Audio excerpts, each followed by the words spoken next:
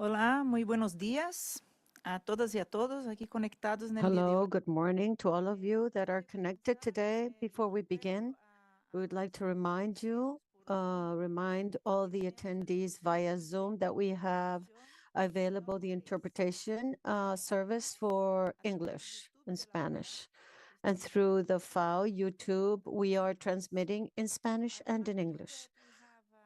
We have an Spanish and English interpretation service available. Also, we are broadcasting through the FAO channel in YouTube in Spanish and in English. Pido también que por favor mantengan sus cámaras y micrófonos apagados en los momentos en que Please keep your microphones and your images off until you would like to participate. We would like you to please provide us with your insight through Twitter at hashtag InfoAmericas and also FAO Americas. Welcome to all of you to this consultation with the scientific and academic sector in the framework of the 38th FAO Regional Conference for Latin America and the Caribbean. My name is Duclere Stednet. I'm an officer of alliances for the regional office at FAO, and I will be moderating today's session. Tenemos programados 3 consultas a actores no gubernamentales antes de nuestra conferencia regional. Una fue la del sector privado, que ocurrió la semana pasada. One of them is the private sector, and the other one of the civil society, which is going to take place next week, and with the scientific and academic environment. This consultation is a dialogue with the intention of listening to the comments, suggestions, and opinions on our agenda, allowing also the scientific and academic arena will be better involved and with a more precise involvement in this conference. To begin today, I would like to open the floor with Mario, our subdirector, regional subdirector, and regional representative for FAO in Latin America and the Caribbean, Mario Lubetkin. He was not able to be with us today. He has other commitments of urgent kind, but he was able to set forth a short video providing some opening remarks. Estimadas y estimados representantes del mundo científico y académico, reciban una cordial bienvenida a esta sesión de consulta que se realiza en el marco de la 38 periodo de sesiones de la Conferencia Regional de la FAO para América Latina y el Caribe. Es un honor recibirlas en las oficinas regionales de la FAO en este evento de carácter híbrido. A los participantes presentes y quienes no están presentes pero lo están siguiendo a través de nuestras plataformas virtuales. Me hubiera gustado mucho participar de manera presencial, pero he debido trasladarme a Bruselas para atender precisamente hoy un importante diálogo convocado por los gobiernos sobre la cooperación de la Unión Europea, América Latina y el Caribe para avanzar en una agenda común que contribuya a los esfuerzos de la región para reducir desigualdades, la pobreza y el hambre a través de las transformaciones de los sistemas agroalimentarios. Hemos puesto a su disposición este espacio de revisión, reflexión para analizar juntos y junto a ustedes los avances que hemos alcanzado desde la Conferencia Regional de la FAO celebrada en Quito en 2022 y las propuestas para la próxima conferencia a realizarse en marzo en la ciudad de Georgetown, en Guyana. América Latina y el Caribe es una de las regiones del mundo que registró progresos en la disminución de las cifras de hambre en el periodo 2021-2022, donde la prevalencia de la subalimentación disminuyó de 7 puntos a 6.5, lo que equivale en alrededor de 2.4 millones de personas que padecían hambre. Sin embargo, aún estamos lejos de cumplir los objetivos de erradicación del hambre y la malnutrición para el 2030. Continuamos evidenciando un deterioro de la situación con diferencias marcadas entre subregiones respecto a las cifras de hambre y pobreza, mientras enfrentamos la degradación de los recursos naturales y los efectos del cambio climático que amenazan nuestra capacidad de producir alimentos de manera sostenible. Frente a este escenario debemos hacer más y mejor para cambiar esta situación, y el mundo científico y la academia cumplen y deben cumplir un rol fundamental en la investigación, la formación y el intercambio de conocimiento para avanzar en la transición de los sistemas agroalimentarios, para que sean más eficientes, inclusivos, resilientes y sostenibles. Dentro de los principales socios estratégicos de la FAO se encuentran las universidades, los centros de investigación, las redes académicas. Actualmente en América Latina y el Caribe contamos con 15 convenios formales de colaboración con estas instituciones y más de 6 se encuentran en proceso de formalización. En la región, FAO trabaja con 2 redes académicas como lo son el Observatorio del Derecho a la Alimentación en América Latina y el Caribe y el Grupo Especial de Seguridad Alimentaria y Nutricional, Innovación en Políticas Públicas. Con ellos y se deben generar evidencias y estamos trabajando para fortalecer el derecho a la alimentación adecuada y la seguridad alimentaria y nutricional. También estamos haciendo esfuerzos para ampliar los convenios de pasantías a nivel regional, reforzando nuestros compromisos de ofrecer unas oportunidades de aprendizaje a talentos jóvenes sobre todo, y con ideas innovadoras, reitero, innovadoras en los ámbitos de competencia de la FAO. El año pasado, durante el Foro Mundial de la Alimentación, presentamos FAO Campus, un nuevo programa para el desarrollo y la capacidad y la innovación para la transformación de los sistemas agroalimentarios en América Latina y el Caribe.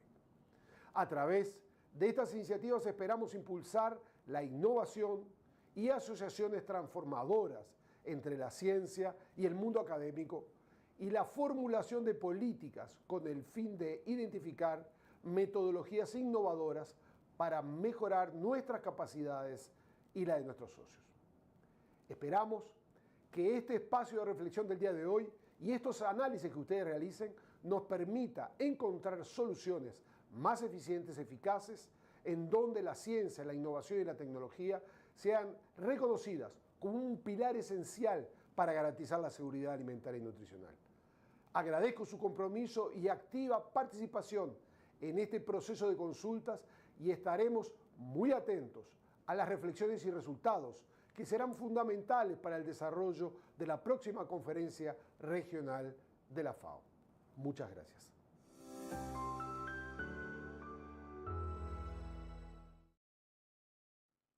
Agradecemos a We Mario. thank Mario here for this video and for the message, his opening remarks message.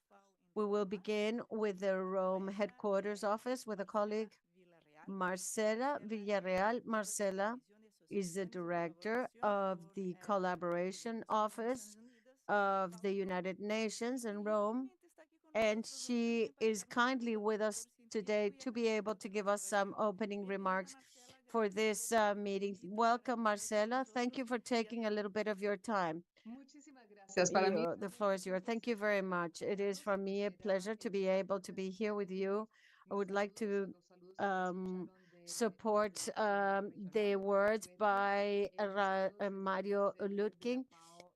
We are at the office in headquarters in Rome. These consultations that are done of all the regional conferences like this one for Latin America and the Caribbean, these are fundamentally important for us just to understand the dialogue, to open this conversation that are fundamental, crucial to promote and the regional conference, and so that the regional conference can listen and represent voices of the different parties involved, and to ensure the identification of the priorities of the region. These are dialogues that are of extreme importance, and I would like to thank all of you for being here today. Particularly, it is important for us that the dialogue that we are linked to research, academics, and universities is even more essential, of course, because FAO, as an agency that is specialized in the United Nations, it is based on knowledge, but knowledge is not the knowledge of FAO. It is the knowledge that we generate jointly with all the different players, and particularly with those in the academic and scientific worlds. At this moment in time, one of our main objectives is to transform the agro-food systems so that they may become more efficient, more inclusive, resilient, and sustainable. Without this transformation, we are convinced we're not going to be able to achieve all the goals that we have set forth for ourselves in the 2030 agenda. The food agrosystems touches upon all 17 objectives of sustainable development. If we're able to develop that focus, which is a focus based on the system, we will have an important progress and advancement in the entire 2030 agenda. However, it is not so simple because we know we're quite delayed on some of the objectives set forth for 2030, but we are convinced that if we're able to achieve this transformation of agri-food systems with all the different impact that is going to take place throughout the agenda, we will be able to take a leap forward, which will be of importance. This cannot be done without a very solid baseline of knowledge, and knowledge that is produced within the academic system and in the research centers are essential. Not only knowledge is important, but also methodologies. The methodologies, for example, of a system focused process. This is not easy. Data, evidence. In our support to the different nations from FAO's standpoint, we want to support the formulation of policies, but policies must be based on evidence. And this evidence has to be of robust. And we're not going to have the evidence unless we are associated to the scientific and academic centers. Another aspect that is of great relevance, the agro-food were formed, as we said. They have to be resilient, sustainable, and each one of these areas is an agenda in itself as far as research is concerned. But what is the most important is to reduce a better nutrition, production, environment, better life, without leaving anyone behind.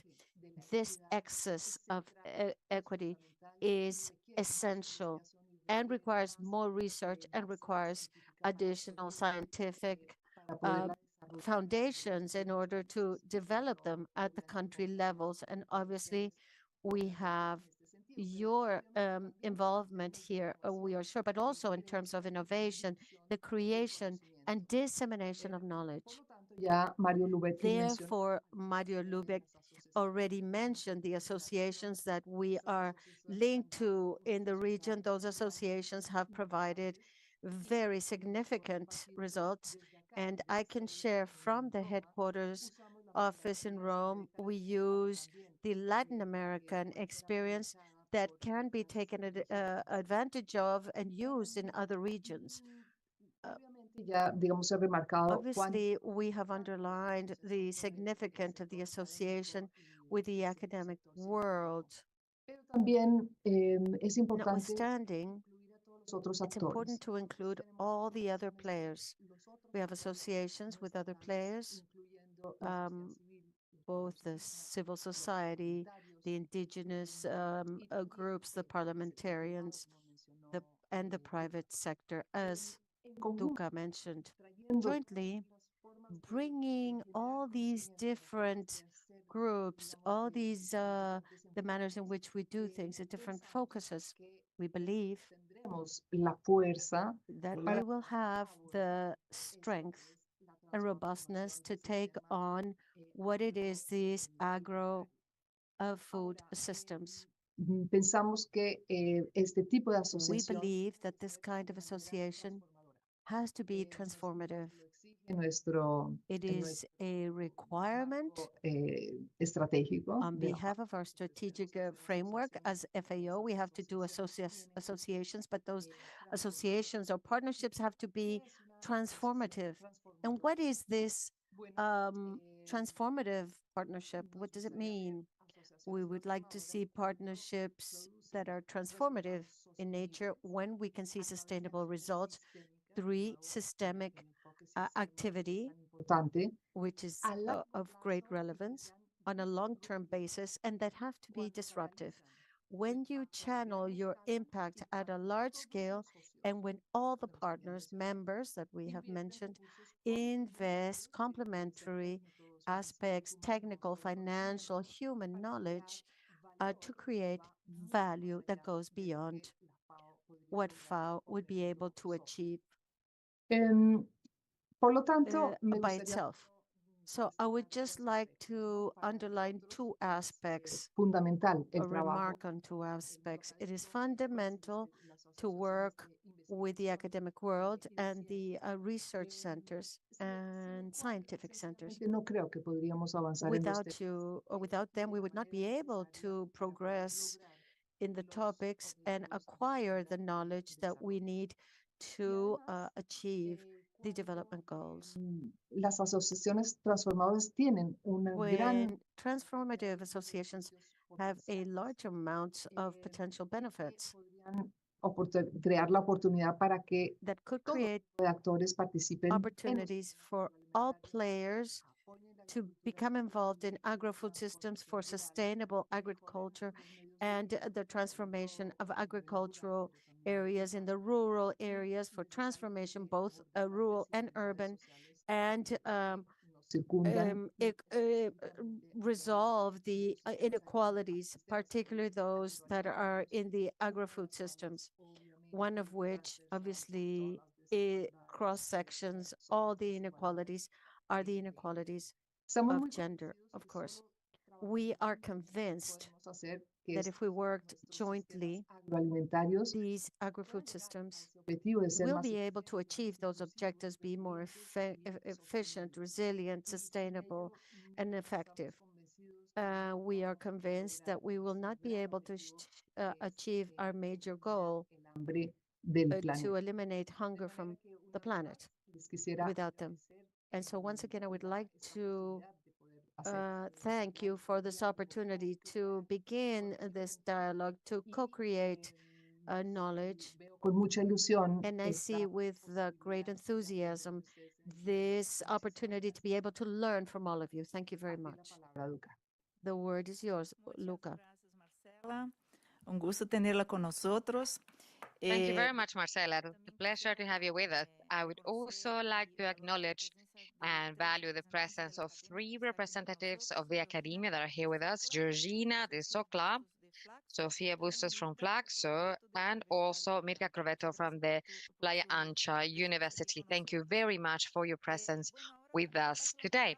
Now, I would like to give the floor to my colleague Maya Takagi. Maya is a regional leader of programs of FAO for Latin America and the Caribbean, who's going to give us a brief introduction to our strategic framework of FAO in the region, and also making a link with the regional conference. Please, Maya, go ahead. Thank you very much, Luca. Welcome, everyone who is online here today. Thank you for being with us today. Also, welcome to all of the colleagues who are here as well, and the FAO colleagues. I'm going to try to be brief, but I'm going to be sharing my screen now. Please. I just wanted to highlight and stress what Lucas said. What is the role of the regional conference, which is what we are doing here? The regional conference, the main ruling body for the region, for FAO in the region, but is also added to the 5 regional conferences that we have about in that period, January, February, March, and in all of the 5 regions. Sí, sí, perdón, déjame sacar acá. I'm sorry. Y basically, this is a space, as it says here, is a consultation space. It's like a forum for matters related to FAO. It is also for FAO and the making of common positions. So it's to address specific problems of each country and also guiding the work of the organization in a way that we review what we were achieving in the last 2 years in the biennium, and also its performance proposing topics for the next biennium. So in that sense, it has an interesting role of anticipating the global conference that takes place also every 2 years in Rome. And this role we want to reinforce with this process for preparation to the conference, if we can change it. So this year, we're going to have 2 separate formats for the sessions. We're going to have a hybrid session, of course, in person, that is from 18th to 21st of March, with the participation of ministers and, of course, our non-government elected officers, elected by yourselves. And we have a previous session of the superior officers from the 11th until the 16th of March, where we discuss the drafting of the report that is going to be approved by the conference. So that is important because these documents that we formulated, that we will have access to, are supplies for the discussion, basically. And what's important is the report that is coming with the recommendations. Just to get an idea, what we did with the previous conference was exactly mapping out all of the recommendations together with the organizer, and we organize it for improvements with our strategic framework, and each recommendation associated to one more result of our work plan of the previous biennium, because our work plan is biennial, and also do a monitoring of your achievements. We still have a period there to finalize this analysis. We have more than 80% of follow-up to the previous recommendations. And just to reinforce that the recommendations for FAO are an important guidance for our work plan in the biennium.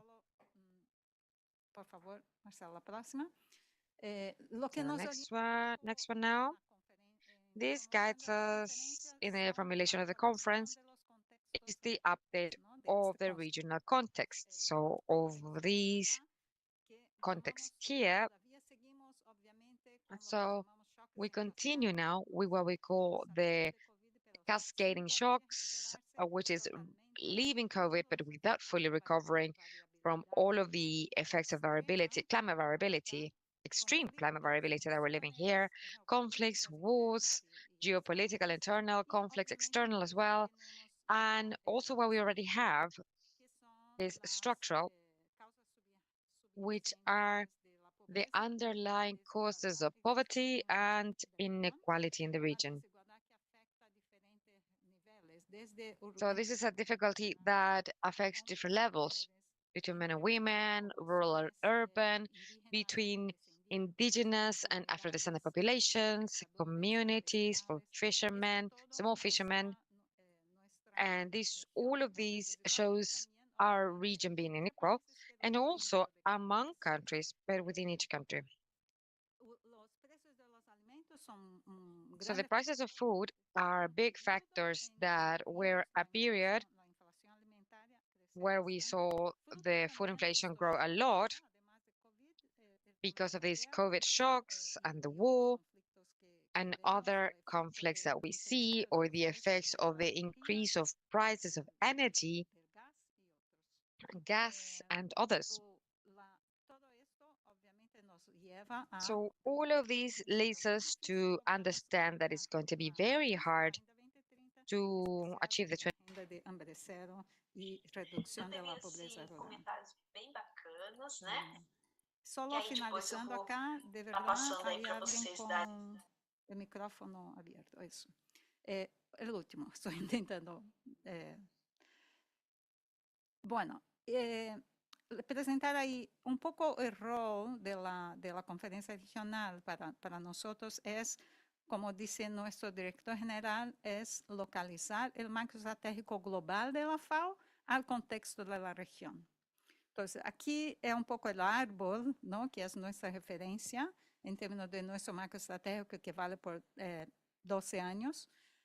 Basicamente, há chapéu general, que é o que decimos, ¿no? De apoyar la transformación para que tengamos sistemas agroalimentares más eficientes, inclusivos, resilientes, sostenibles, a través de la mejor producción, mejor nutrición, mejor ambiente y mejor vida, dejando a nadie atrás. Abajo tenemos nuestros temas transversales que son exactamente, tienen que estar presentes en todo nuestro plan de trabajo, que es género, igualdad de género, ¿no? Juventud, o sea, inclusión de los jóvenes y inclusión en el sentido más amplio de los más pobres, de los más vulnerables, de las poblaciones indígenas, de los afrodescendientes. Tenemos los aceleradores que nos ayudan a incrementar ahí también nuestro programa para lograr, por intermedio de, obviamente, las áreas de trabajo que están bajo cada mejora, principalmente los ODS, pero mirando ahí de manera central el ODS 1, ODS 2, ODS 10 de reducción de la desigualdad. Esto muy rápidamente, ¿no? Nuestro marco estratégico, dentro de cada una de las mejoras, ustedes pueden ver las áreas programáticas prioritarias y los ODS asociados a ellos, los aceleradores asociados a innovación, tecnología, datos y complementos. We have the data and the complements, governance, institutions, human capital that we call complements, and each one of the areas is going to be presenting what are our priorities for these programmatic areas that we consider that none of that is achieved by its own. We can't obtain better production with our environment. We can't obtain better life without having better nutrition. So these areas are associated and they feed with each other. And this is a very important message also from our strategic framework. And with this, I wrap up. Thank you very much. And now let's go to the detail.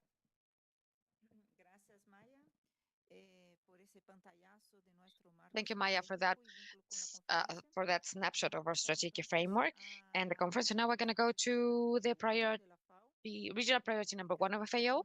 That is going to be explained in greater detail for us. Ana Posa, and she's the leader of that regional priority that is about inclusive, sustainable, and efficient production. Thank you very much, everyone, and thank you for the opportunity of the improvement for better production. So we put in this context here, what is the basis of the work proposal for better production is what was mentioned before, is this relationship, that is interrelationship of the system between that ecosystem, that productive landscape that provides ecosystemic services for agriculture, that finish with the interaction to that market, the consumers, and the situation of the scenario of climate variability, and also what are and how many are available, and what is the support system that is more oriented to the generation of capacities, the innovation and research and the generation of data, and also regulatory frameworks that will have an incidence somehow in the transformation and the transition in the governance within the different stakeholders that make up those agro-food systems. Also, besides that, there's also a great influence in our proposal, the condition of productive natural resources, the state of degradation of land, deforestation, also the situation of pollutants related to agriculture in the case of plastics, but also what calls the attention is how efficient are we in our ways of producing. In that sense, we see, for instance, the impact that pests and the diseases have in the losses of production, how many minerals and macronutrients are lost because there's failures in the applications of fertilizers and other alternatives, but also the amount of food that is wasted throughout the chain. Beyond that, we also have other situations that have an influence in the proposal, such as, for instance, the consumption of fish, the survey of land, and the availability of information linked to that, to the governance of land, the demand from certain markets that also condition the way in which we produce, and as I was saying, the availability of information and support services and knowledge. Now, if we go to what is better production, we have 5 areas. First one is, it has to do with the innovation for sustainable agriculture. And this has to do with technologies, with efficiency, the generation of data, and also with that framework of generation and enabling of conditions. So in the practice, some examples are to continue to work with a focus on the agroecological practices, regenerative agriculture, conservation agriculture, and also an important focus on what the sustainable management of soil and the efficient use of water, linking water, forest, and land, always also the issue of pesticides, with the strengthening of the registry systems and strengthening for a better responsible use, seeds linked to agrobiodiversity, also biosupplies and other alternatives that is related to the crisis, as Maya was mentioning, with the restoration of the productive and forestry landscapes that are linked to agro-food systems, and also the competitiveness and the competence of the farming sector linked to climate change. We have other areas, and one is the blue transformation. And in this sense, we're working in aquaculture biosecurity linked to the detection of diseases and the prevention of diseases, how to promote small-scale aquaculture, sustainable management, and also the protection of water biodiversity, both in the coastline and the sea, and also the management of continental fisheries with a focus on a chain. We also have another part of the improvement, and it is the issue of One Health. And in the framework of these, we are trying to consolidate the governance, the interdisciplinary governance, and intersector governance that requires the attention to these health emergencies, both for the plants as well, but also for this intersector work that is required by the work linked to the food security. In the framework of that, we're working with sanitary emergencies with these profiles of accumulation of pollutants linked with pesticides, heavy metals, and also they resist the microbial anti-resistance and their impact in the food security.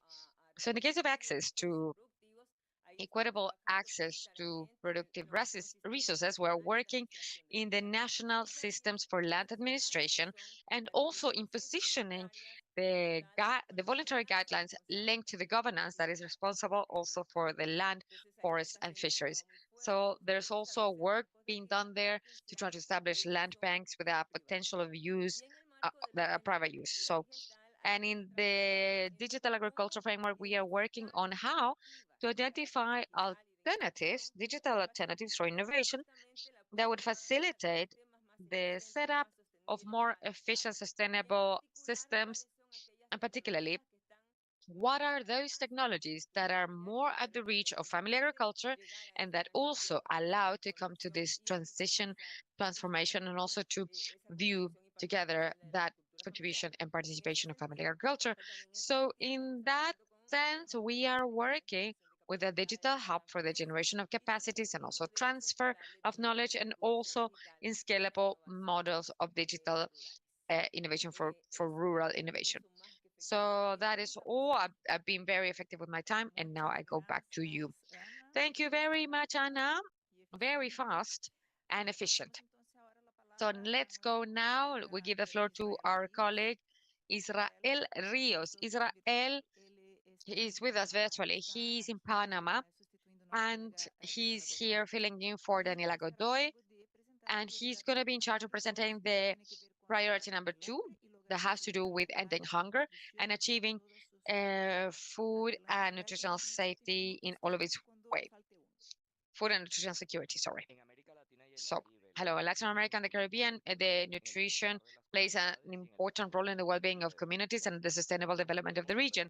But how can we overcome the challenges related to food security and achieve better nutrition? Today, I'm going to be presenting on the program Better Nutrition that from FAO that we are promoting for the region of Latin America and the Caribbean. And as it was mentioned already in the strategic framework of FAO 2022-2031, we want to cater for the challenges of nutrition in the region. The program of Better Nutrition of FAO is focused on the 5 priority areas: access to healthy diets, nutrition for the most vulnerable ones, food secure safety, and the reduction of food waste and losses, and the work with transparent chains and trade partners. So I want to do acceleration, technology, and using also statistics. That's what we use for this. Latin America and the Caribbean are facing meaningful challenges in nutritional matters, including starvation, food insecurity, overweight, and obesity.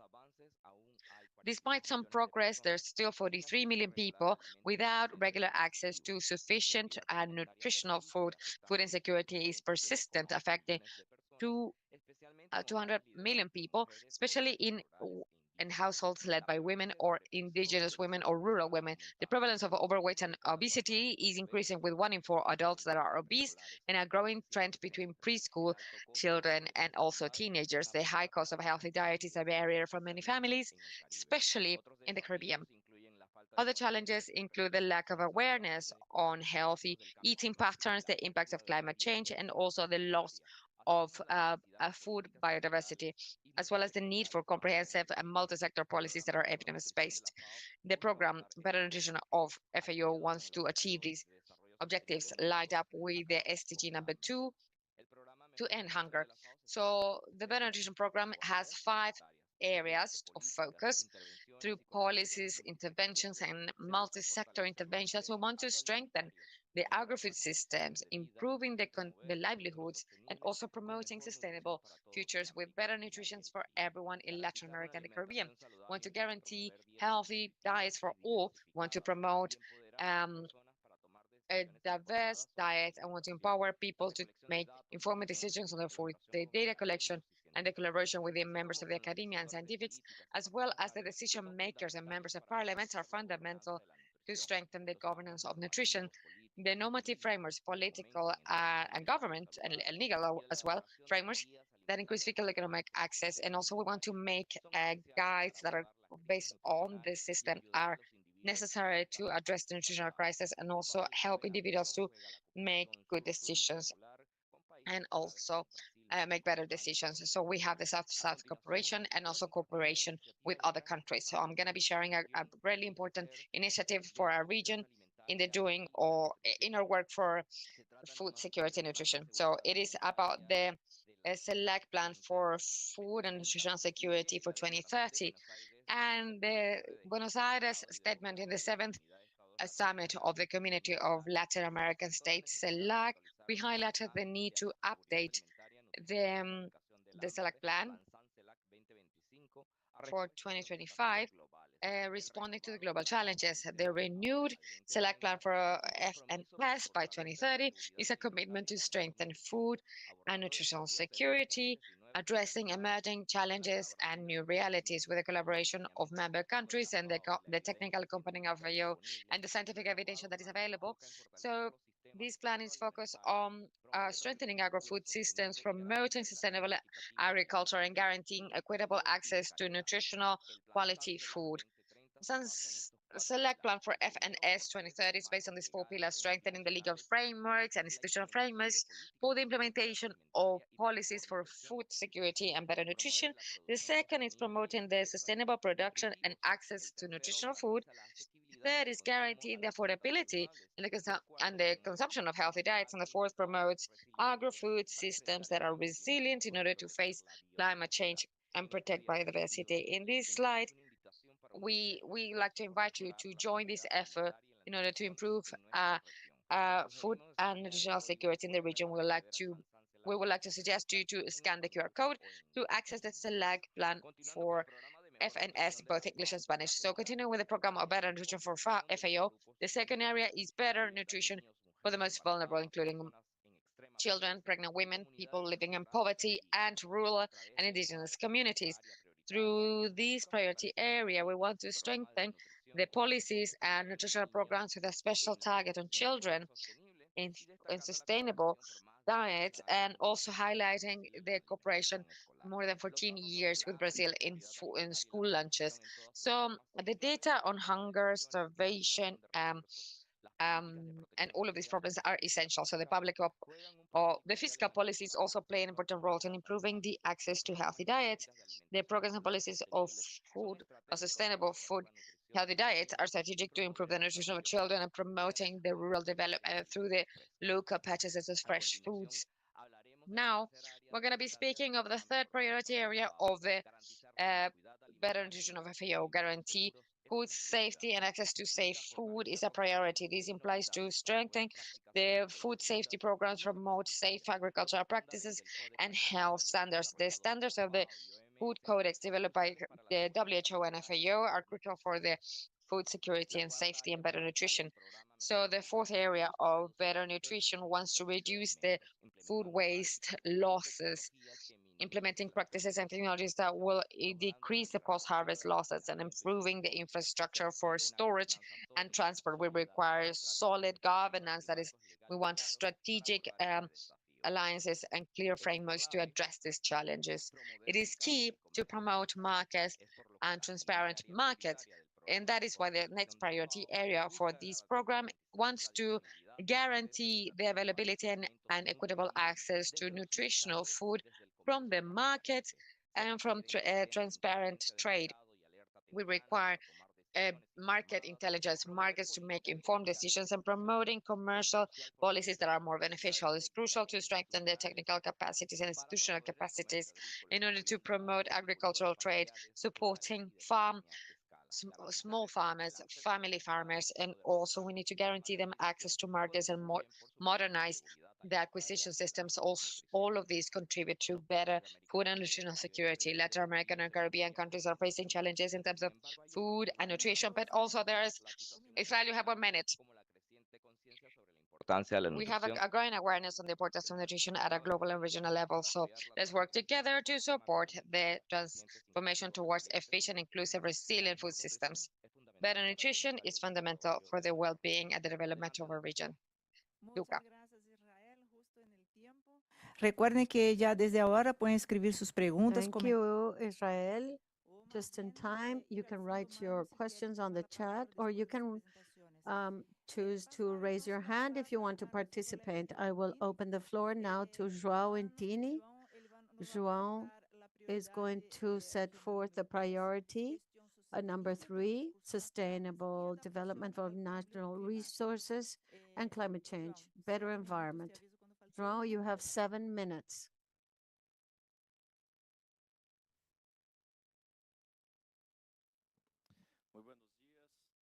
Good morning to all of you.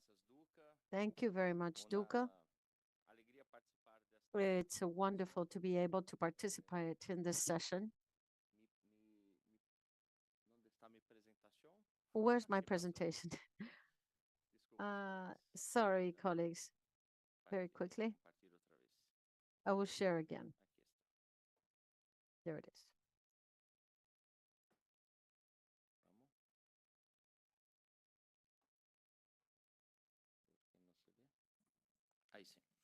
No, okay. Good morning to all of you.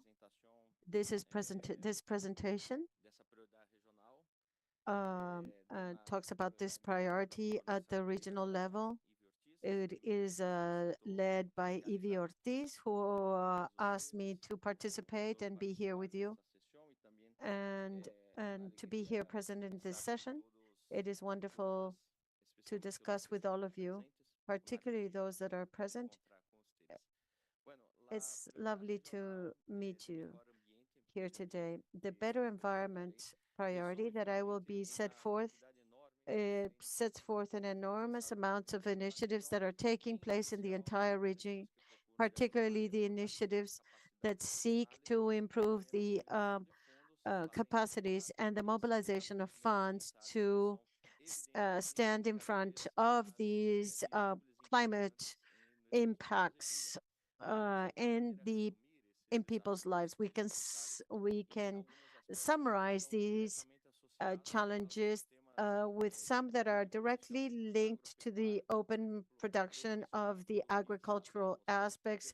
I can mention everything that we know and we perceive, which are the results of the climate disasters that are um, set forth an enormous amount of agricultural production losses, which represent $29 billion in loss. And we also identify in a more intense manner how in a over exploitation of natural resources in everything that refers to water, soils, and which is modifying the characteristics of soils, and everything that we see as a result of climate change um, from the results themselves of the human relation in the manner in which we use natural resources, agriculture, forestry, and other land use change sectors. These are producers of these phenomena, but they have also been impacted by the climate phenomena, that we cannot continue implementing the practices that we have been set forth, because we will end up being victimized by severe climate change instances. I would like to mention the initiatives that were set forth by FAO at the end of this biennium that we are concluding soon. This is standing from the action, climate action, implementation of these initiatives that have had all sorts of resources from different countries, supporting the civil society, the countries and different areas that finally contribute to a better manner in which natural resources are managed in a more sustainable manner, and the generation of new data and everything that we are able to, everything we need to know to improve the conditions of the ecosystemic processes in their linked for the productive aspects of each country. Some programmatic proposals linked to the environment. We have 4 areas of focus: climate change, mitigating and adapting agri-food systems; bioeconomy, which is linked to the of the population, biodiversity, and ecosystem services for food and agriculture; and achieving sustainable urban food systems. On the first area, it is very well summarized that we seek to strengthen countries with their achievement of international commitments. We want to promote technical collaboration amongst countries, build technical capacities to integrate climate change adaptation, and strengthen countries in capacities to access environmental climate amongst the members. Another focus is bioeconomy, supporting bioproductivity and that which is associated to production chains, but also understanding the regional agreements that were underlined during the Belém Declaration, which was carried out in August of last year. On the third aspect, biodiversity and ecosystem services for food and agriculture, we have here aspects that are solid and central to the management of natural resources. We can see water, soil management, land management, and everything related to reintegration of ecosystems in the coastal zones, the mainstream biodiversity productive systems, and another focus, which is the sustainable restoration, conservation, and finally to contribute to protect wildlife and the pollinator populations to ensure that everything is followed from a principle of production in terms of the environment as a center. And then the fourth one is to achieve sustainable urban food systems, everything that has to do with improving public policies on marketing and food supply, and strengthening the capacity of intermediate and small cities and local agri-system stakeholders, discussing with the governments the local players, the municipalities, and all the players that are part of this urban-rural connection on a daily basis. It is working with the entire local market. I am available to your doubts and comments. Time is over. I was about to tell you. All these presentations are based on the documents that have been uploaded in the regional conference webpage, and we have just uploaded it on the chat. It has a great deal more details if you'd like to read it. Luis Beduski. Luis is the public policy. He will be presenting us with analyzing the reduction of poverty and the promotion of resilience. Luis, 7 minutes. Thank you, Duca. Good morning to all of you. It is a pleasure to have the opportunity to participate and become involved in this. I'm the last one that will hamper your hearing to this portuñol, a mixture of Portuguese and Spanish, but I will be very brief. It is a very important meeting that after these presentations, we're able to listen to you, to discuss, to have an open discussion. It is a very important situation for the work that's being carried out in our region. As Duca was stating, I am talking about that which relates to how what we do from what you heard my colleagues set forth to have a better life without leaving anyone behind. This is what I am involved in, that which is in red, gender equality and empowerment of rural women, inclusive transformation, some cross-section areas, gender, youth, inclusion, without forgetting everything that we call strategic accelerators, which has to do with innovation, with the use of data, with institutions, improving governance, and also with technological progress. Basically, I would like to begin with this. The idea that how to achieve what you have heard up to now, at this moment in time, in this moment in the Caribbean, Latin America and the Caribbean, there are 5 things or 6 things that are there. It is still the most unequal region in the world. The word unequal, you will hear it many times in these 6 minutes I have left. The persistence of rural poverty levels and extreme rural poverty continue to hinder what we are setting forth to discuss, what we want to talk about. It continues to be a region with high levels of informality and low levels of productivity in rural employment. This is something that we have to believe in when we talk about a transformation of agro-food systems between rural and urban sector. There are enormous inequalities within the agriculture in those that are indigenous, no indigenous, Afro-descendants, between women and men.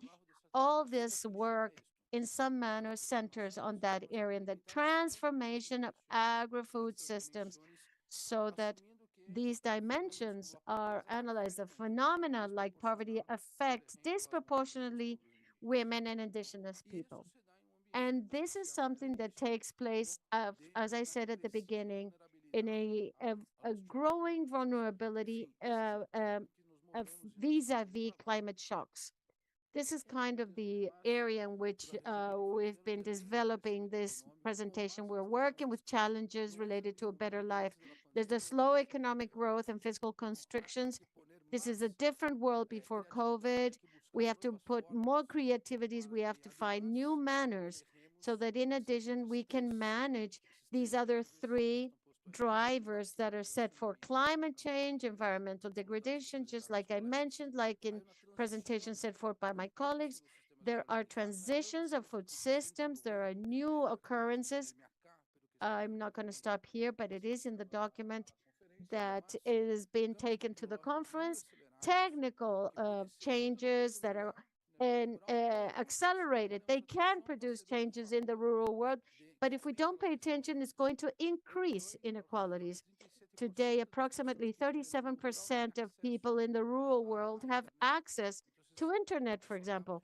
I mean, this ends up generating other sorts of discussions that we need to pay attention to.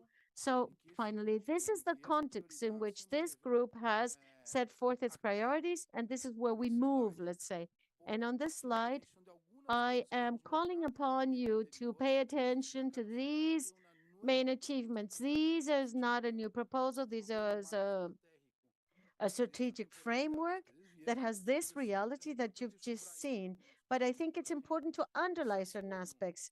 The support of one of these initiatives that are emblematic, which is hand in hand for FAO, set forth all these scenarios that we have seen uh, in order to face these challenges. Everything related to the agenda of family agriculture is very important in the region. It led this agenda we're in the middle of the decennium, and there are many spaces for collaboration in the academic environment and with universities. We launched recently this report on the status of agro food systems, which sets forth some of the hypotheses which merit a more dedicated research in that area, everything related to policies, particularly in the Caribbean, and also to pay more attention to certain areas, as I mentioned, with indigenous people. We met in this office, 11 countries, with authorities, government, rural localities, with Afro descendants, and we generated a roadmap to understand and set forth a path. And you have all the support of FAO for the proposals with Amazonian areas, which will set forth attention on a key policy. It cannot be all loaded on the more vulnerable people. And that's why these are translated into 6 areas of focus. Gender equality and rural women's empowerment, inclusive rural transformation, agriculture and food emergencies, resilient agri-food systems, hand in hand, as I mentioned before, increase in scaling up investment for food and agricultural systems, a hand-in-hand process. These are the work areas that we have been I would like to underline, for example, economic policies must have a focus on transformative gender approach. This is part of what we do, supporting governments to set forth a focus more intersectorial for youth, indigenous people, women. We are focusing more on that area because the object of these policies at the end of the day are affecting these groups themselves. All the discussion that we've just mentioned about the processes that are inclusive for transformation and to generate better mechanisms for the development of rural life in these processes makes a great deal of emphasis on the strengthening of this coverage and adaptation of social environments in rural systems. This entire field that is related to early warning systems, providing data, evidence to support countries to build back better. In Chile, for example, once again, we had a major affection because of wildfires. How do we rebuild? How do we build back better so that you don't have as a result of the tragedy, to create an opportunity to have a better opportunity to better organize the land use.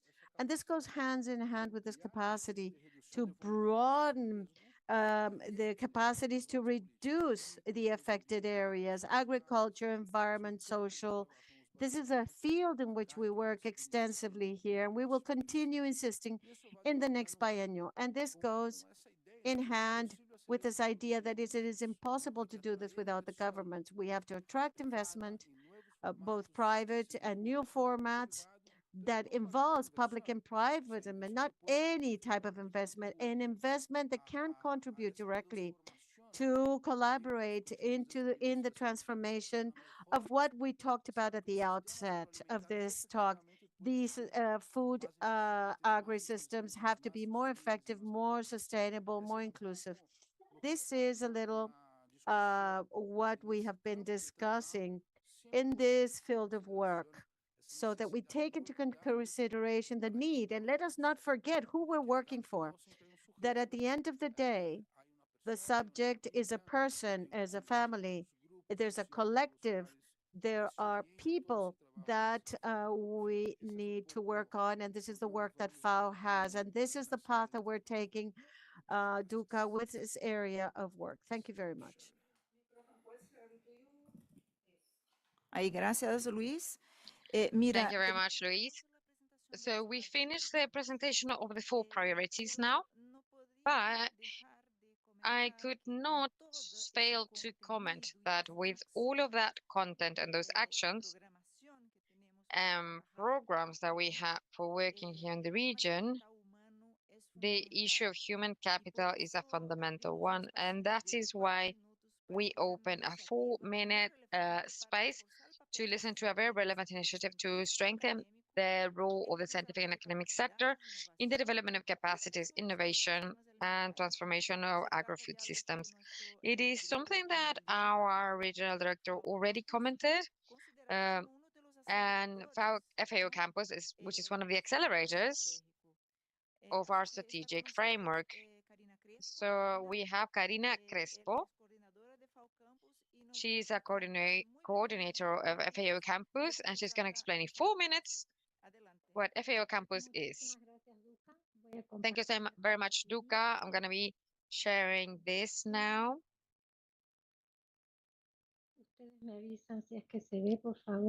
sí, se Let me ve. know if you can see it, please. Bien, quería comentarles brevemente. I FAO wanted to Campus comment briefly.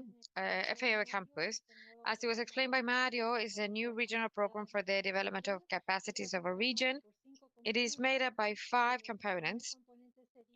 The first component would be the work that we have with the academia, with the development of a regional work policy with universities, to have different types of activities: diploma, programs, masters, research, events, publications, and others.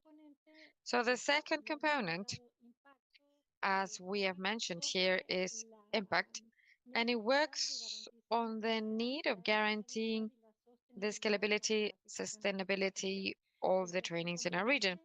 That component is the management of knowledge through the systematization and spreading of good practices. Then we have the multimedia component that works on mass campaigns and pedagogic materials to articulate with the different ministries and organizations in the region. And finally, we have the last component that is for training, which is where we have a career of 15 years approximately. So regarding what progress we had from the launching of FAO Campus last year, we can mention that during 2023, we implemented 90 courses and training sessions. We had approximately 67,892 beneficiaries of 35 countries in the region and 107 countries of the world. So the registries grew a lot, 40%, and also we doubled or it grew in 50% the amount of courses and training activities. So regarding the construction of the policy, the regional policy for work with the academia, we can mention that we already have done some progress in work with 4 networks, with the network that has more than 200 universities in the region, Montevideo, 41 universities, and the Observatory of the right to food in Latin America and the Caribbean with 100 associated institutions. And also REDULAC, the University Network of the Americas and Caribbean for the reduction of the risk of disasters. This is present in 15 countries in the region. And also in parallel, we have activities, bilateral activities with 14 universities in the region. So this has been hard work that will continue to grow in this year. And we're going to be installing the dynamic of having one event and one annual meeting for work with all of the universities that we are interacting with. So I'll leave you this here, and then we're going to be sending you the link over chat and the access to our platform with all of the free mass courses available for the whole region and also globally in Spanish, French, Portuguese, and English. Thank you very much. Thank you very much, Karina. Very briefly.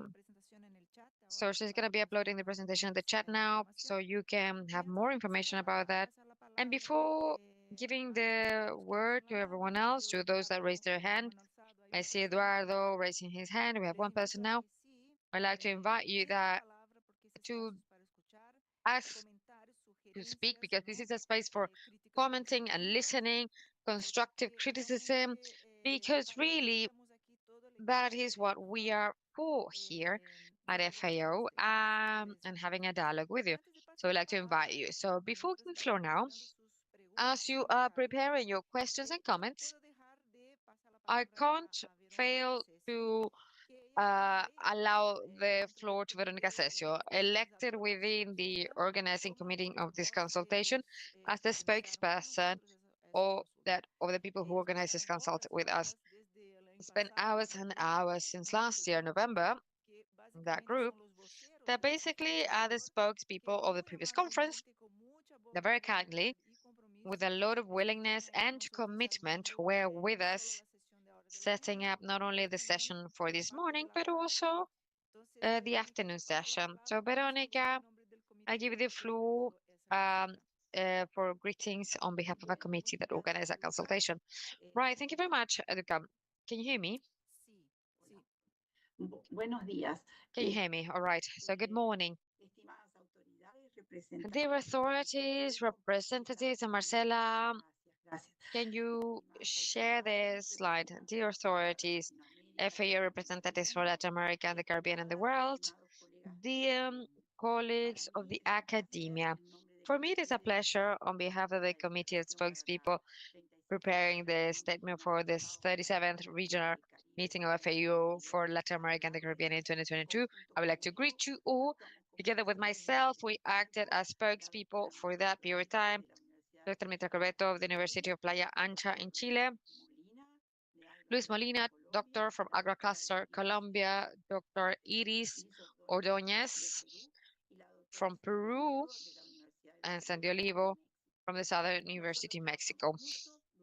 We worked a lot during that time, and I had the honor of being the only participant that was during the pandemic there, thanks to my partners, to be in person in the region, and this has been an honor and learning. So now, we act with piloting this consultation, and we want to welcome you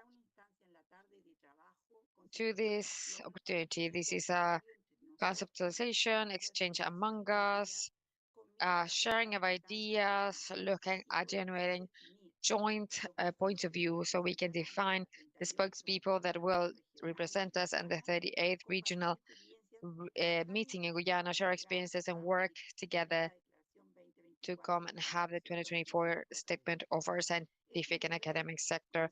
It is our duty as scientists to eradicate hunger in the world, finding agro-food systems that are sustainable and equal, and promote the transformation of agro-food systems in the favor of the health of people.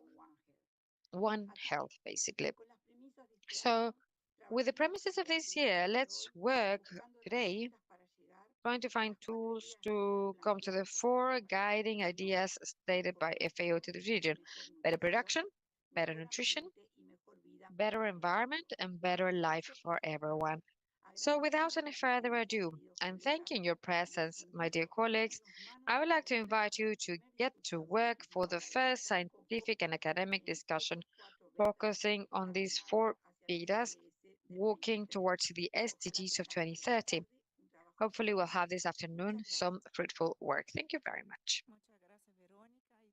Thank you very much, Veronica, and all of the members of the committee. So let's go now to a session of listening. And at the end, we'll have a reaction, if possible, with our FAO team. And we have until 12, so it's 45, 50 minutes for that space. So please go ahead. I'm going to be giving the floor now to the first person that is raising their hand, Eduardo Lima. Please go ahead. ¿Escuchas? Can you hear me? Bom, Yeah, we can hear you. eu vou poner el vídeo para saber I'm com going to quem play my video now. Bom, I'm going to put my video on so you can see my face and you know who you're talking to. So, well, eu organizei aqui em menos de I 3 minutos. organized here less than 3 minutes, Estou usando muito tempo. Em so I quatro don't take up so much time, and I want to put 4 points. First point is presenting myself as a member. I'm a professor in the University of São Paulo in Brazil. Grupo especial Claxo I'm FAO. part of the specialized group of FAO, Innovation and Public Policy for the Food and Nutritional Security. So from this group that I was invited to, and I love participating in this and listening and knowing that all of the work that we've done and complements everyone, Duka, Mr. Bedushki, and very important people from their point of view, both from the internal bureaucracy as well as knowledge. And from this, I think that from so much work that FAO is doing, nothing was forgotten. But I think it's precise to reinforce something. I really heard about governance, but we don't talk about right governance of what and how. And I think that from the academic point of view, we are lacking this. There's a great need of knowing a bit more of what it is about. What are we talking about when we talk about governance? Because we talk about everything, then we're not talking about anything. So it is important to explain better what governance is when we mention it, and how, from the point of view of governance, can we go from the national planes, very nice ones, some of them, to the effective implementation of the plans. So the effective implementation of the instruments of public policy. So I think that these works, we can do them better. And for instance, I heard a lot about investments, but inversions are important. We need to know what knowledge do we precise from the political standpoint, not only from the technical standpoint. So this is taking me to my third point, which is what we mentioned: inequality, food security, climate change, the mitigation of inequalities, and we have what English refer to as the program, the perverse problems or wicked problems. So how we prepare to deal with it, how we prepare to deal with wicked problems within democracy. So these type of provocations are important for us. Therefore, it is important, and I finalize with this proposal. So it's important to put this after point 2. It is everything that was mentioned about governance, etc. Point 3, it is our wicked problems.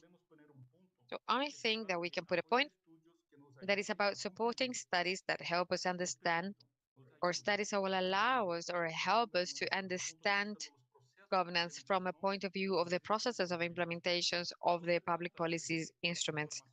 It is not about technical information only. It is about knowing how, from the political point of view, we have the networks and the people online and in the territory that should be capable of doing this.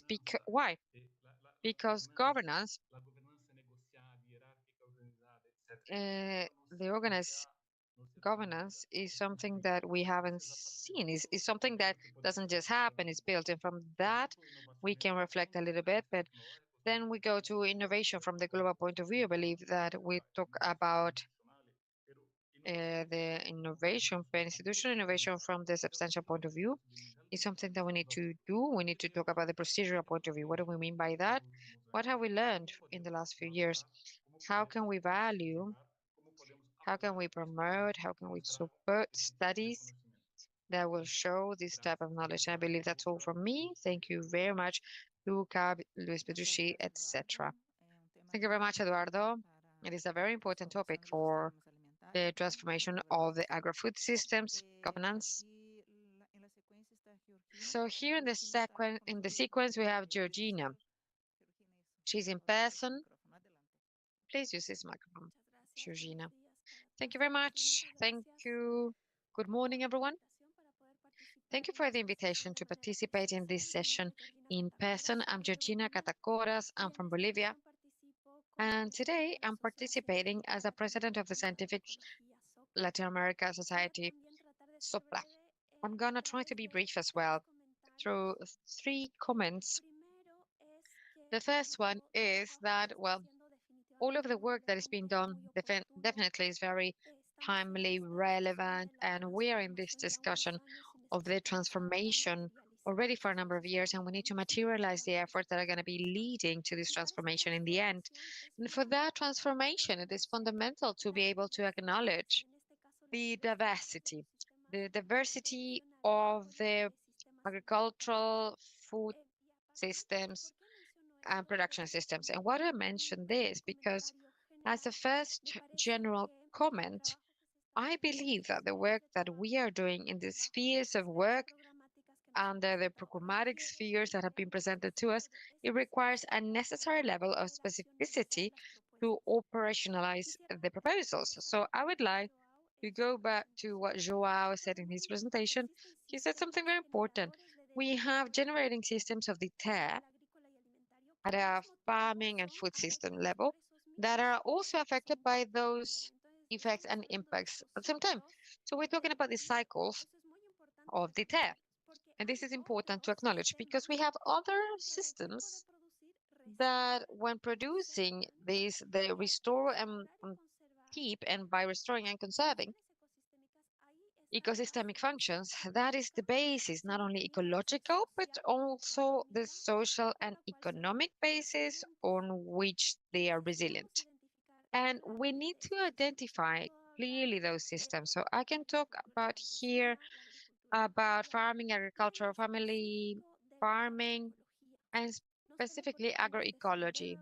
Not only because I have this hat, but also because we have a lot of information. Agroecology has the capacity of contributing in these 4 improvements that we are talking about. And once again, stress that we need to identify and differentiate clearly this, because the positive contributions, such as the negative effects, are not equal in all the different ways of agriculture. And if we're not going to be differentiating them, we are not going to be able to go along the path and strategies we should. So that is the first comment. The second comment is that the need is of making very explicit agroecology in the work spheres.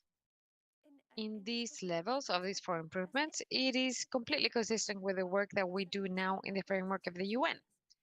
So one of them is the work of FAO in 2019, and made a resolution number 7, that talks about greater integration of sustainable focuses, including agroecology, in the planning of FAO. So it is very important for me to mention that we should go back to that as well.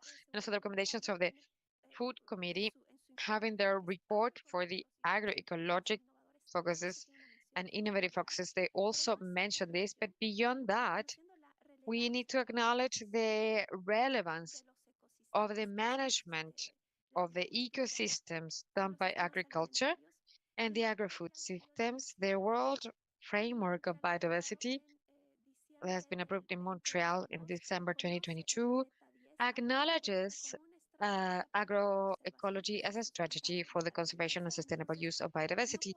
So we can't be staying away from those perspectives. So that is the second comment, that we have a very important basis on which it is important to make explicit agroecology in all of these dimensions, not only a technical dimension or ecological dimension, but also a social, economic, and political. We talk about principles of agroecology and agroecological management. And my last comment is that based on the previous thing and on the analysis that we've done in this presentation of the four improvements, and I thank the people who have made these summaries. So we have very important analysis for very important points presented by Anna. Luisa have spoken about the agroecology, heavy metals, pesticides, and the differences between the vulnerabilities, and also within the states of how marginal people are. Many important elements that are not reflected in the text of the programmatic sphere. So the proposal here is to be able to include explicitly these elements that have been mentioned verbally. We need to include agroecology here, and for that, this afternoon, we're a group of 9 people, and we're very committed with this process, and we're going to be contributing throughout this session with very specific proposals. Thank you very much. Thank you, Georgina. Let's go now to the comment of Manuel Perez, who has also raised his hand. Manuel, brief presentation here and your comment or question. Thank you very much, Manuel Perez from the Javeriana University of Colombia. I'm the director of the Department of Rural Development, Regional Development in this university. So greetings, everyone. I wanted to make a reflection about what was exposed in the presentation, trying to go deeper in everything that happened initially on the urban and rural links. So it is important to acknowledge that we have for FAO a very clear orientation regarding plans and programs to fighting the reproduction of those inequalities in the rural territories, which is about strengthening technologies, programmatic guidance for the improvement of food and the quality of foods as well. So this is where we produce the food. Very in this, especially family farming, which confirms that the strong institutional management is clearly oriented to a problem of the food supply, having requirements of social policies in those rural places that are there, which calls the attention. And this is the idea of the debate, and also trying to think of the need of giving a territorial turn to these policies, so they will have an incidence in the creation of urban creators. And food comes without any sort of awareness in the urban areas, where we could constitute short circuits for supply with a focus and awareness or agroecological awareness, precisely for the access to fresh, nutritious food, trying to have some incidence in public policies in the peripheral urban areas. Clearly, the UN is permanently giving the resulting global data on the increase of urbanization into all of the planet. And we have these urban peripheral areas where we mix spaces that still include orchards, small farms, and FAO is conducted a study in 2014 on the greenest cities in Latin America. And that, of course, acknowledges that there's other forms of peripheral farming that also require to go into contact with the spaces that have high vulnerability, that are the marginal human settlements, but that also prevents them access to food to those populations that do live in urban areas that are centralized, where there's a stabilization of the income. So I would say that strengthening the consumer networks in the awareness for these type of products that come from these peripheral areas is something that is very appealing to have some incidence in that, in this combination of the agroecological factors, because we're already seeing some transit of that agricultural farming into grayscale agricultural practices. In the case of Bogota, we're finding evidence of horticulture networks that depend on consumers that tell them, okay, I need lettuces with this particular characteristics, and then the producer gets that done for that market, and not for the big market of the open consumption of the low quality. So that's all. Thank you very much. Gracias, Manuel, por tu colaboración aquí también. Thank Reflexiones. you, Manuel, for your collaboration. We will have Ella Silibranda, ex-colleague from FAO. Hello, hello, everyone. Thank you very much for this opportunity of participating in this dialogue. As Duca stated, I am retired from FAO just recently. I used to work in agroecology, and at this moment in time, I'm participating as a member of SOCLA. I am a professor of agroecology at the International University of Andalusia. And in this condition, I would like to also collaborate with this discussion that's taking place now. I would like to underline what Georgina set forth, that documents could be improved by the discussion of an agroecological discussion. Because we have conditions to do that, we have work that has been pre-done by FAO. I would like to say that all the work that has been done and that is underway currently with the legal framework for Para Latino, which is a demand of Para Latino by the parliamentarians, which was extremely participative, extensively participative, to write an agroecology document. This has not been set forth in the document, which was something that was done last year in January. I also wanted to comment about two courses that was organized by the training group of Latin America and the Caribbean, one on the introduction of agroecology, with last time I saw more than 7,000 people were registered, and the course, particularly in Spanish, about the tape tool, which was created participated by FAO with a great deal of universities, which with an objective of measuring, setting forth measurements on these areas, agroecology. These are two courses that were carried out by FAO Latin America that have not been set forth in the important aspects that were achieved last year. Now, considering this tool, we have to talk about tape because it is a tool that measures agroecology performance, which is a demand. Which the Mario referred to, Marcela Villarreal also talked to at the outset of this meeting. It is the path of this consultation that's been set forth today. Gather scientific data that has been legitimized by the academic environment that illustrate that these focus, that these references and practices work, and tape is one of them. It's a tool that was developed that was reviewed by 6 Latin American countries with excellent results. Therefore, it should not only be set forth in this document that talks about what took place in the region, but it should also be in the future proposals, because it is a manner of illustrating that agroecology can contribute to the 4 improvements for the SDGs. It is a valid instrument that has been validated by the scientific community.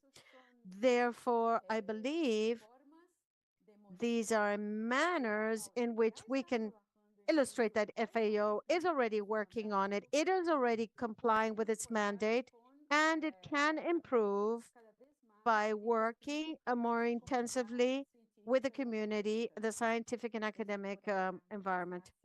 This is my intervention. Thank you very much. Thank you, Emma. We will go directly to the next person that has raised their hands, Mariana Segagni. Segagnini. I'm not sure if I pronounced it correctly.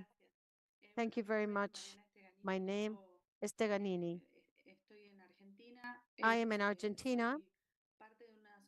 I am part of a civil society association that has presence in the entire country, representing rural women. And I also work in the South with science and research in agriculture at a national level for countries in the Southern Cone. I would like to thank and celebrate equal opportunity and that women are underlined here in this program for 24-25. We understand from Rural Women's Organization that this is a very important opportunity, particularly very attentive that the cross-cutting aspects when talking about gender in general is suboptimum when putting into practice the concrete transformation of territories and with the diversity of women that work and live and inhabit the rural section. From that standpoint, I think it's an important opportunity to set forth this outlook and this component to better analyze what Eduardo said from Lima when he talked about government. Well, we have to talk about what and how. From that standpoint, we must understand that there is a need to strengthen the intervention strategies, increase capacities, so that the intervention in rural areas must go beyond theories and the good analysis that are so important. There should also be, considering what takes place in the territories with women, strategies that have intervention and that really integrate women in projects until the last point of a monitoring, analysis, evaluation, assessment. We need to improve this transversal need to transform realities in a concrete manner. And it's not just in a picture with women.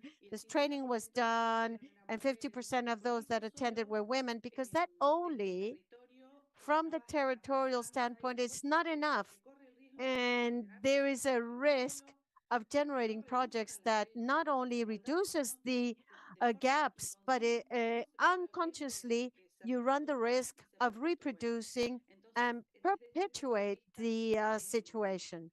So we seek to transmit this idea that it must be an opportunity to reinforce these capacities of the institutions of nations to understand how transversal involvement takes place in a concrete manner. It is a challenge to work with technicians and public policy managers that don't know how to set forth that transversal cross-cutting involvement.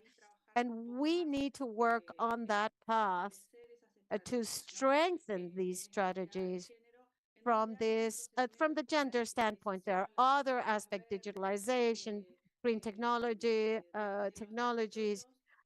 from the territories and with women to transform realities in a very dynamic manner. Concretely, territories need to be more inclusive. From what I've heard, I would like to set forth this capacity building in local networks and on the field. For FAO, it could be a good strategy to improve these capacities of intervention on gender aspects, and that it only, or majorly, it's on the picture and we call women and women showed up.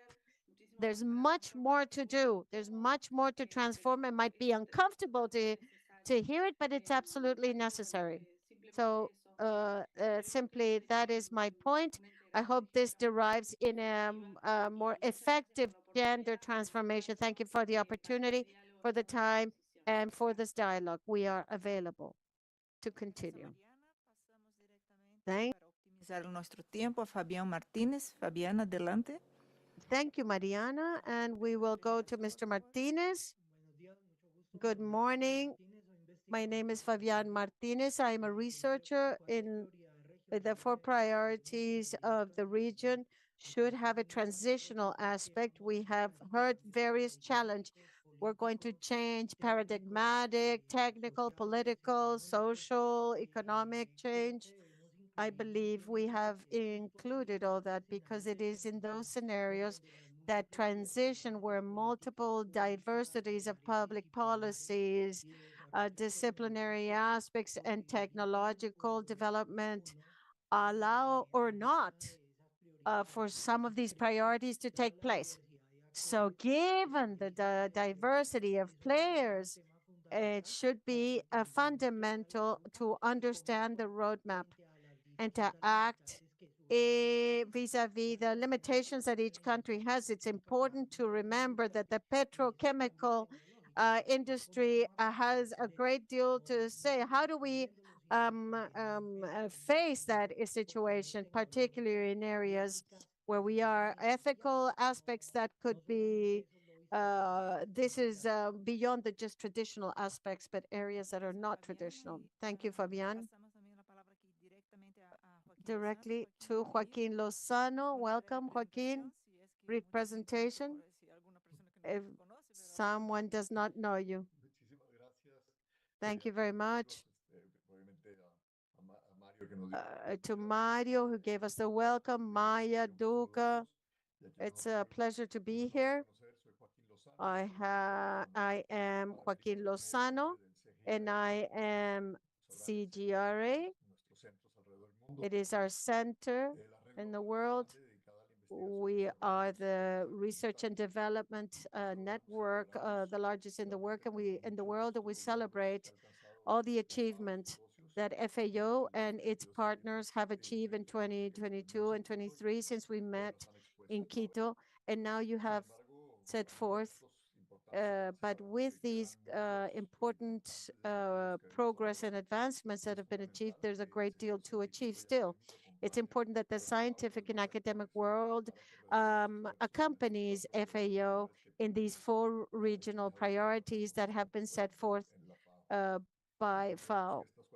I consider these four priorities are very consistent with the regional requirements of LAC and the Agenda 2030 with the SDGs. We believe that it's important to emphasize the significance of crossing research and adopting intelligent technology applied in IT policies that will contribute for challenges in climate resilience for the farmers, understand the volatility of their income, how to deal with aspects of malnutrition, loss of biodiversity and climate change, and how we can counteract on those aspects, and how our assets in the region will allow us to position the climate change, the Amazonian, the climate change, and all the other aspects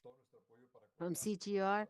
We are here to collaborate and to always implement and support all the aspects of FAO, the partnerships, the consultations, and so on. So, and all the other people that are participating, and we are available with more than 30 initiatives that we have at CGR. Thank you all. Thank you, Lucia. Two more people, I understand, would be interested in expressing some reflections. We'll go with Mirta first, and then with Sofia, and then we'll go back with you. And someone else could raise your hand in discussing or commenting on the chat. Thank you, Duca. Welcome, It is a great experience to be here, to be able to share. In this instance, I would like to share a reflection that refers to better nutrition. It's many years now that we have been trying to achieve better nutrition for our population, for everyone. And this is expressed in a diet. It starts with a diet that has to be accessible, sustainable, and that has a systemic envisionment, so it will improve the supply and the consumption of those products that are made, that make up a healthy diet. But in the daily habits, there are millions of people that face every day a table where they reflect, what do we do so that that healthy diet that we all aspire to improve nutrition, to improve insecurity, food insecurity, access to healthy uh, food. Are we doing it? Would it be important for us to have a pilot plan to see what products we need to subsidize effectively amongst the agri-food systems, fruits and vegetables, because it is not reaching the minimum requirement. Some such like legumes that have been replaced by technologies that have invaded and broken the social cultural food diets. How can we effectively create an accessible, healthy diet, and which are the gaps that we need to study of this diet, because the diet has once again set forth as an axis that needs to be analyzed and studied. Now, once again, I use the word effective, because we need studies to evaluate these gaps, these losses of food that are presented in local systems do not go to trash. And we see the loss and waste of fruits and vegetables, not only as a supportive aspect, not only from the academic standpoint in research and contribution to generating and proposing policies to the political world with technical support, but a daily reality on how do we have an effective study that understands these diets, the how we have left aside its identity at the territorial level of the different nations, with a clear proposal that can have a scientific support that in these varieties or in this nutrition, food security, access to diets that are healthy is needed. Thank you. Gracias, Mirta. Pasamos a Sofía directamente, que también está aquí con nosotros presencial. We go to Sofia, who's also in person here today. Thank you very much. I'm very happy for the invitation and also for seeing so many friends here today. I am here in my role, invited by Flaxo as a representative, but I also work in other environments associated to the generation of evidence from civil society, as well as the academia. And my comment is related to all of the topics we've said, and it's more related to a provocation, that it is the speed at which, from the generation of evidence standpoint, we respond to the necessary needs of agri-food systems. And that is very important to be discussed, because we want to work on evidence-based matters. Evidence is not always with the same speed that we want for achieving the objectives we have set.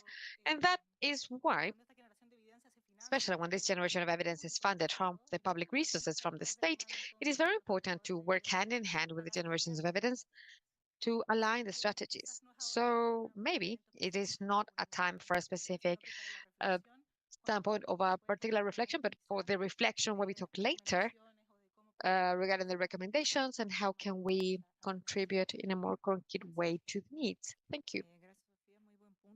Thank you, Sofia. Very good point here. I would like to go to Lucia Pareja. Buenos días, Hello. buenas tardes. Good morning, good Mi afternoon. nombre es Lucia Pareja. Soy I am Lucia Pareja. I'm from Uruguay. I work in the University of the Republic, to the northwest of the country, in a region that is very farming-based. Intensive farming is what is surrounding us. And I agree with everything that was said.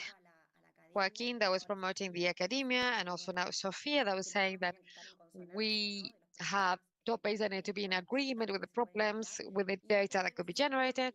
And along those lines, I wanted to comment to you that we are immersed in this place, in this region, where intensive farming has developed a lot in the last few years. And from the academia, we are working in collaboration with producers and helping producers in trying to find better farming practices to achieve sustainable production in series and to assess its safety as well.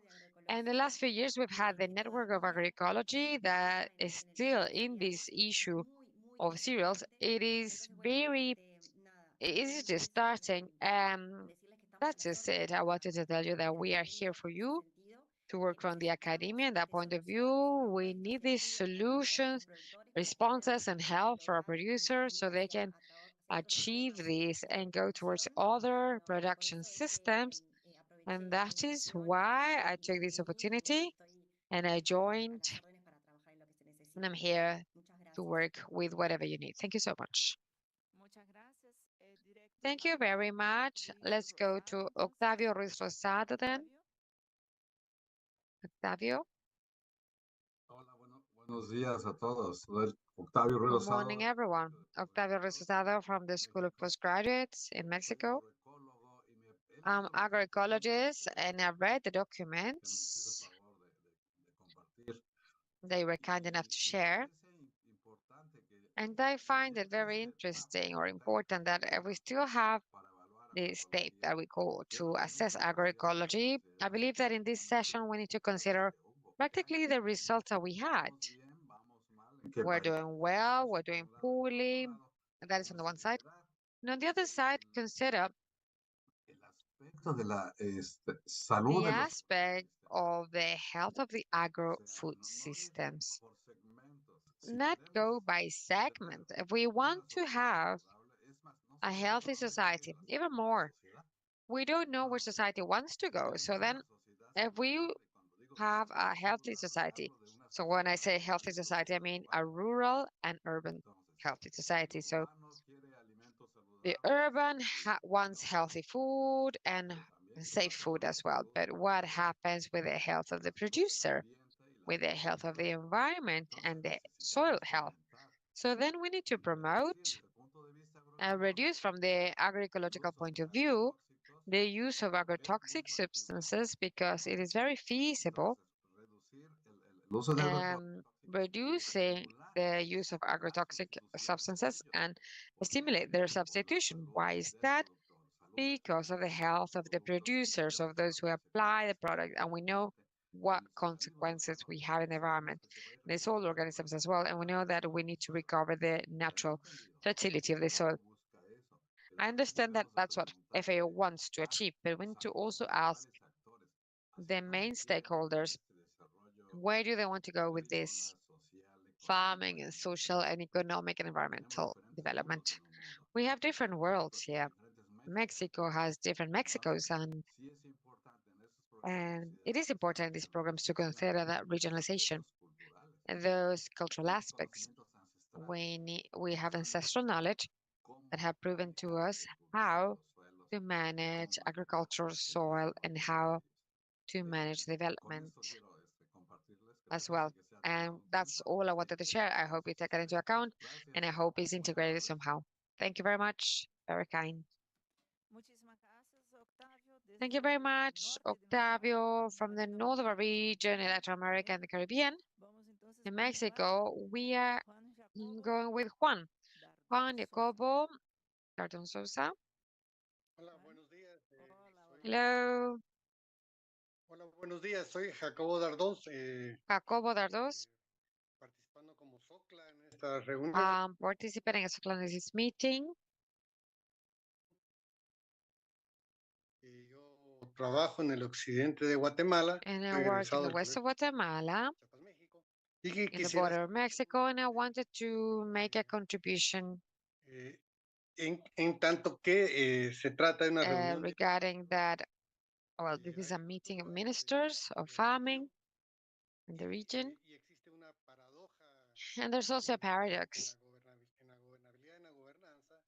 in the governance, and we continue to make sector public policies that are organizing our ministries in a sectorial way, and all of our proposals from agroecology upwards are complex, they're systemic, and we find ourselves in the fields with government actions that are different, and putting them together to all of them in one place and one place, most likely they will have a better impact. That's all. Thank you. Thank you very much, Juan.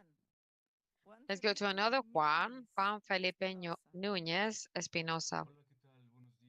Hello, good morning, colleagues. Felipe Núñez, I'm a participant of SOCLA, researcher of the postgraduate and agricultural sciences school in Mexico. Seeing these events that are destructuring our societies, such as COVID, one of the main challenges we face, it is not to prove how effective agroecology is. We have a lot of data on that, but how to scale the agroecological processes. While the scientific and academic sector has been a key element for accompanying and acknowledging the whole agroecological process and all of its potential in terms of food, also, we have been stakeholders that generated very particular demands. I find that we have been condensing the agroecological narrative here, or the diversity of this narrative, or farming, or like small farming as well. And we've been doing like a scientific method at a level of a region, but not at a level of plot. We have been channeling this towards this area of the scientific method. So I believe that one of the main challenges here is how to adopt or integrate all of that diversity of narratives at a farm level, at a parcel level, at a plot level, to all of these processes of agri-food systems, agroecological production. It is a reality. It's not an academia level reality. And with this, I don't want to make illegitimate all of the work of the colleagues during the years on the agroecological topics, but I believe that it is something that a topic that we could be thinking of in this table. So thank you very much, and let's stay in touch. Thank you very much, Felipe. Let's go direct to Dalia Soraya.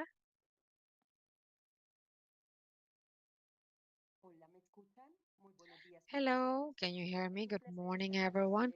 It is a pleasure to be with you this morning, and I would like to really celebrate this meeting. I consider that the presentations have been very interesting. However, I noticed based on the participative work that has been done here, I introduce myself. I'm a SOCLA member, and I'm linked to the Pedagogical and Technological University of in Colombia.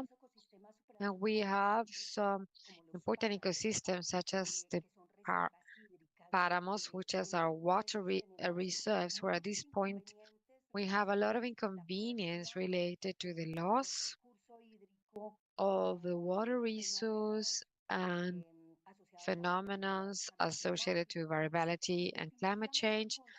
And definitely we consider that it is fundamental to include agroecology in the documents in such a way that we find, as it was mentioned in chat, we find resilient agroecosystems. The participative work with the communities for the construction of these ecosystems should take place from the beginning, and we consider that agroecology is the science that is taking us there, that will allow us to work with the communities and will allow us to analyze the environmental problems that we are facing all over the world and in the region, and particularly analyzing within these ecosystems that are so important and vulnerable, but that are used by our farmers. So I would like to that from this we can this afternoon maybe make some propositions that are key So agroecology is included from the start. Thank you very much. Thank you, Dalia. Let's go to the person who has raised their hand. If anyone has an intention of speaking in the session, please raise your hand. Otherwise, we will be closing this part, and then we go to the FAO colleagues to make some quick reactions. Silvia. Hello, good afternoon. I'm Silvia Luna. I'm in Argentina. I work in topics related to agrotoxics, the release of nutrients to the environment, and a number of damages paired to the conventional production systems we have. When I actively work in the transition to agroecology, and the word transition is a key word here. When we speak about agroecology, we speak about a time in which we need to produce the changes to leave gradually the system that we have towards a more inclusive, resilient system, and all of these wonderful things that we want to do in the new agro-food systems, that they are efficient, inclusive, resilient, and sustainable. Agroecology gives answers to all of these. And if we look at all 17 SDGs, we also find answers in agroecology for all of that. That is why the importance that we highlight here, that is done a clear clarification of what agroecology is and how we consider it. And academically speaking, also to say that one of the ways we have to generate knowledge is the research and the participative action, where practically all of us are peers, the agronomist, the engineer, etc., and we work as a network. Here in Argentina, we have developed the territory agroecological nodes, where the institutions participate from INTA, SENASA, from the government, the small producers, the agronomist engineers. So we have a validation and a whole system of participative certification that backs up this, and we don't need other third-party institutions that we need to pay this, that we make that the way of producing is safe and also more economic. So by finding these short communication channels, we achieve that the small producers will have access to fairer prices, and they don't end up selling at the back of the truck, as it continues to happen in conventional production models. So agroecology is based on the scientific aspects, but also this part of public policies. When we think about investments and going to this type of investments, in Argentina, we created the direction of agroecology that was very expansive, if you want to call it that. And we created rural change groups, where we have a technician that aids the producers.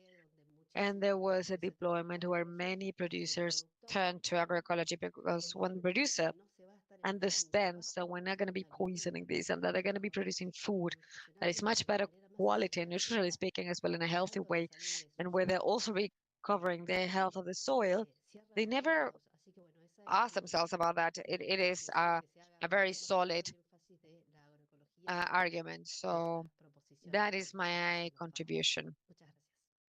Thank you very much. Thank you very much, Sylvia. There we go. Thank you very much, Sylvia. We have a person that asked to speak. Jorge Pinel. He didn't raise his hand, but he has an observation in the chat. Jorge. Bueno, de Nicaragua, soy parte de la UNAM Managua, de un recinto que tiene en el norte del país. I am from Managua, in the north of the country. Somos parte de la red UNAGRO ambiental. We are part of UNALGO. Thanks to them, we are here in this very interesting meeting from Nicaragua. We consider the important to support agroecology from the research and academic standpoint. We consider that in the dry tropical area, we have to implement, we have a dry tropical area, which is very pronounced in our area, and we need to strengthen it. As I said, from the academic standpoint, could be with agreement where we can work some sort of courses We have some experiences that FAO has had from the standpoint of family agriculture in the strengthening of academic and research in agroecology could help us to strengthen all the common goals we have in Latin America. Thank you very much. Thank you very much, Jorge. If there are no further hands up here or there, here we are. Sandra. Sandra Viviana, please. Good morning. It is a pleasure to participate in this meeting, and I'm very thankful to the organizers. Given that Sylvia mentioned the new territories of Argentina, and as a creator last year of the group that recognizes the Argentinian territorial nodes, there are 12 underway and functioning, and with a network of municipalities that supports agroecology, it generates a network structure amongst all players. We have tourism, gastronomical involvement, rural and urban communities. As Silvia was saying, we also have the National Agroecology Association, which unfortunately has been dissolved under the new government that we have since December of last year. Simply, it is a state-led decision, but this has strengthened the municipalities. There are more than 100 municipalities that support the node organization and will continue to progress and are all involved, and they are priority for all of us. And this is my input. We will continue working this afternoon. Thank you very much. Thank you.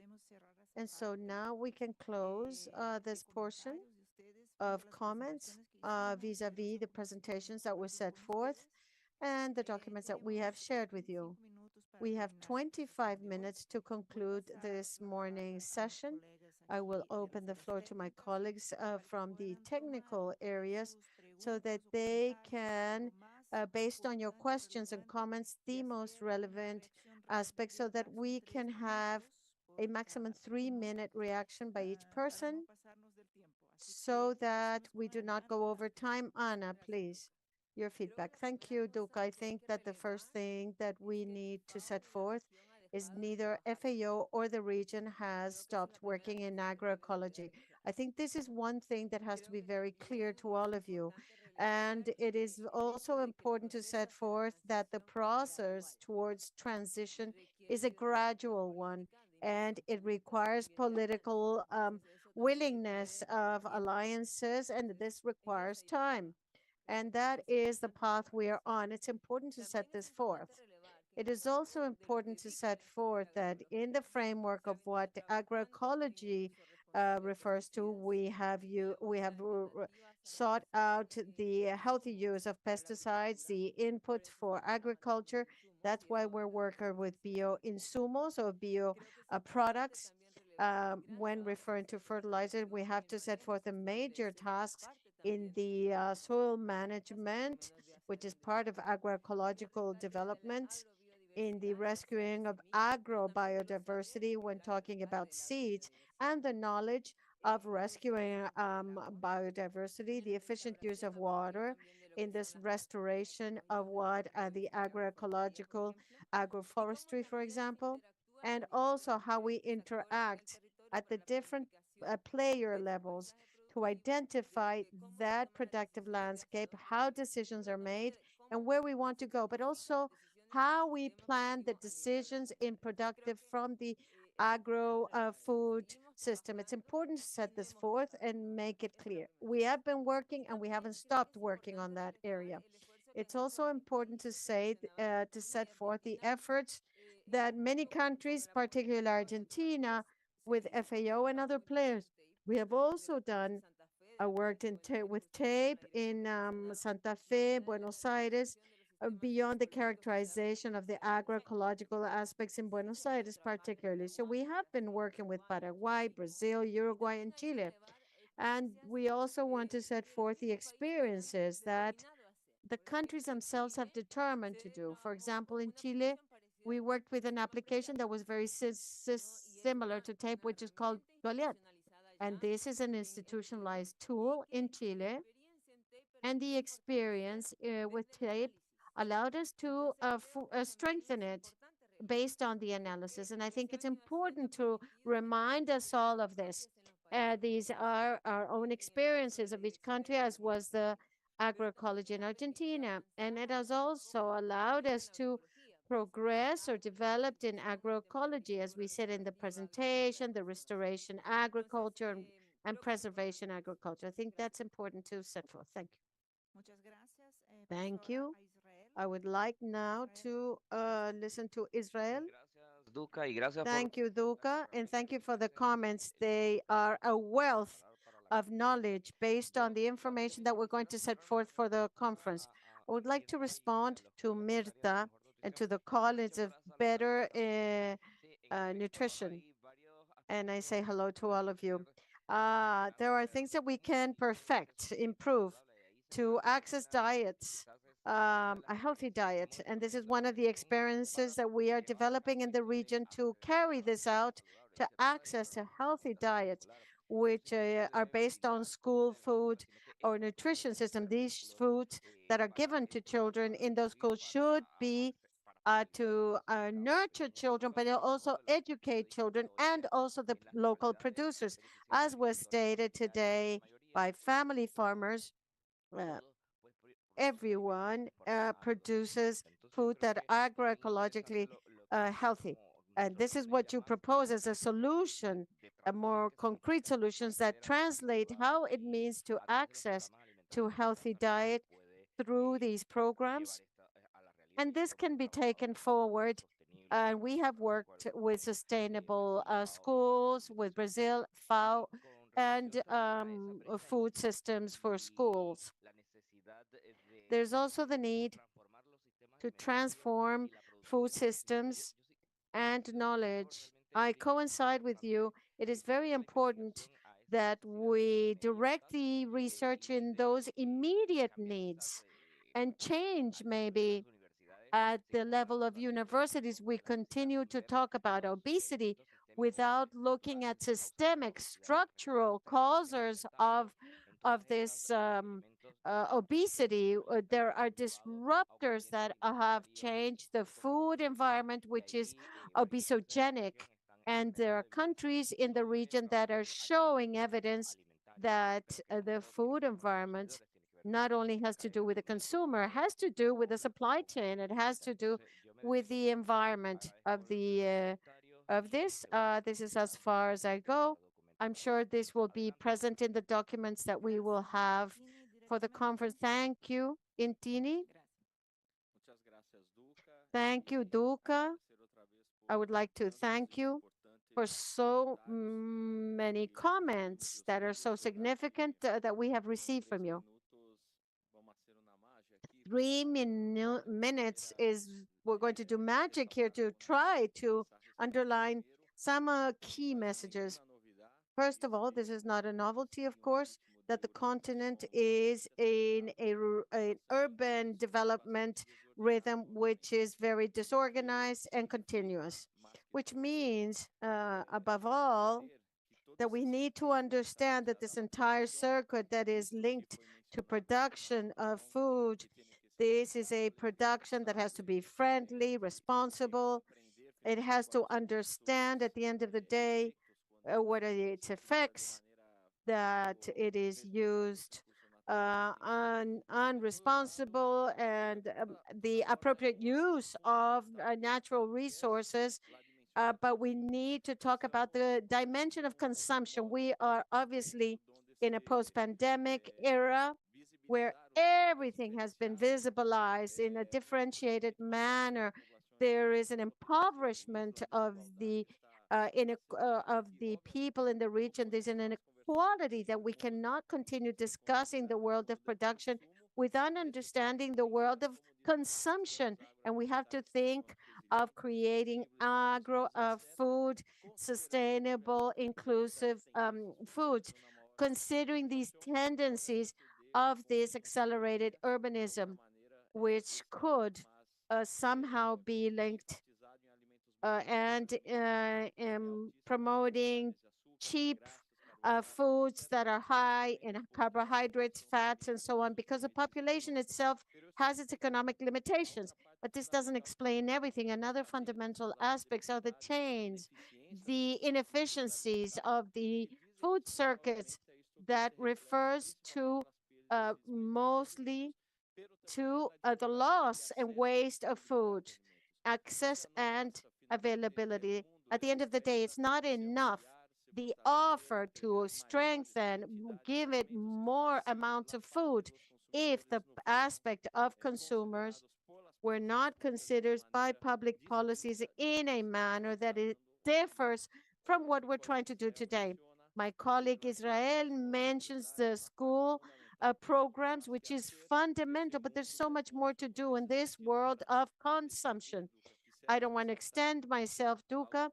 I want to underline something we have done from an urban agenda for diets, but seeks to balance or redesign the food systems so that they are less asymmetric and more efficient, as was mentioned by Eduardo in that which relates governance. That is a way to change how the current systems stand today for more balanced, inclusive systems that considers the different players of this agro systems. These are chains that are highly dominated by the food industry and a retail that has a high offer of processed foods. We need to transform we have to give more voices to the family farming.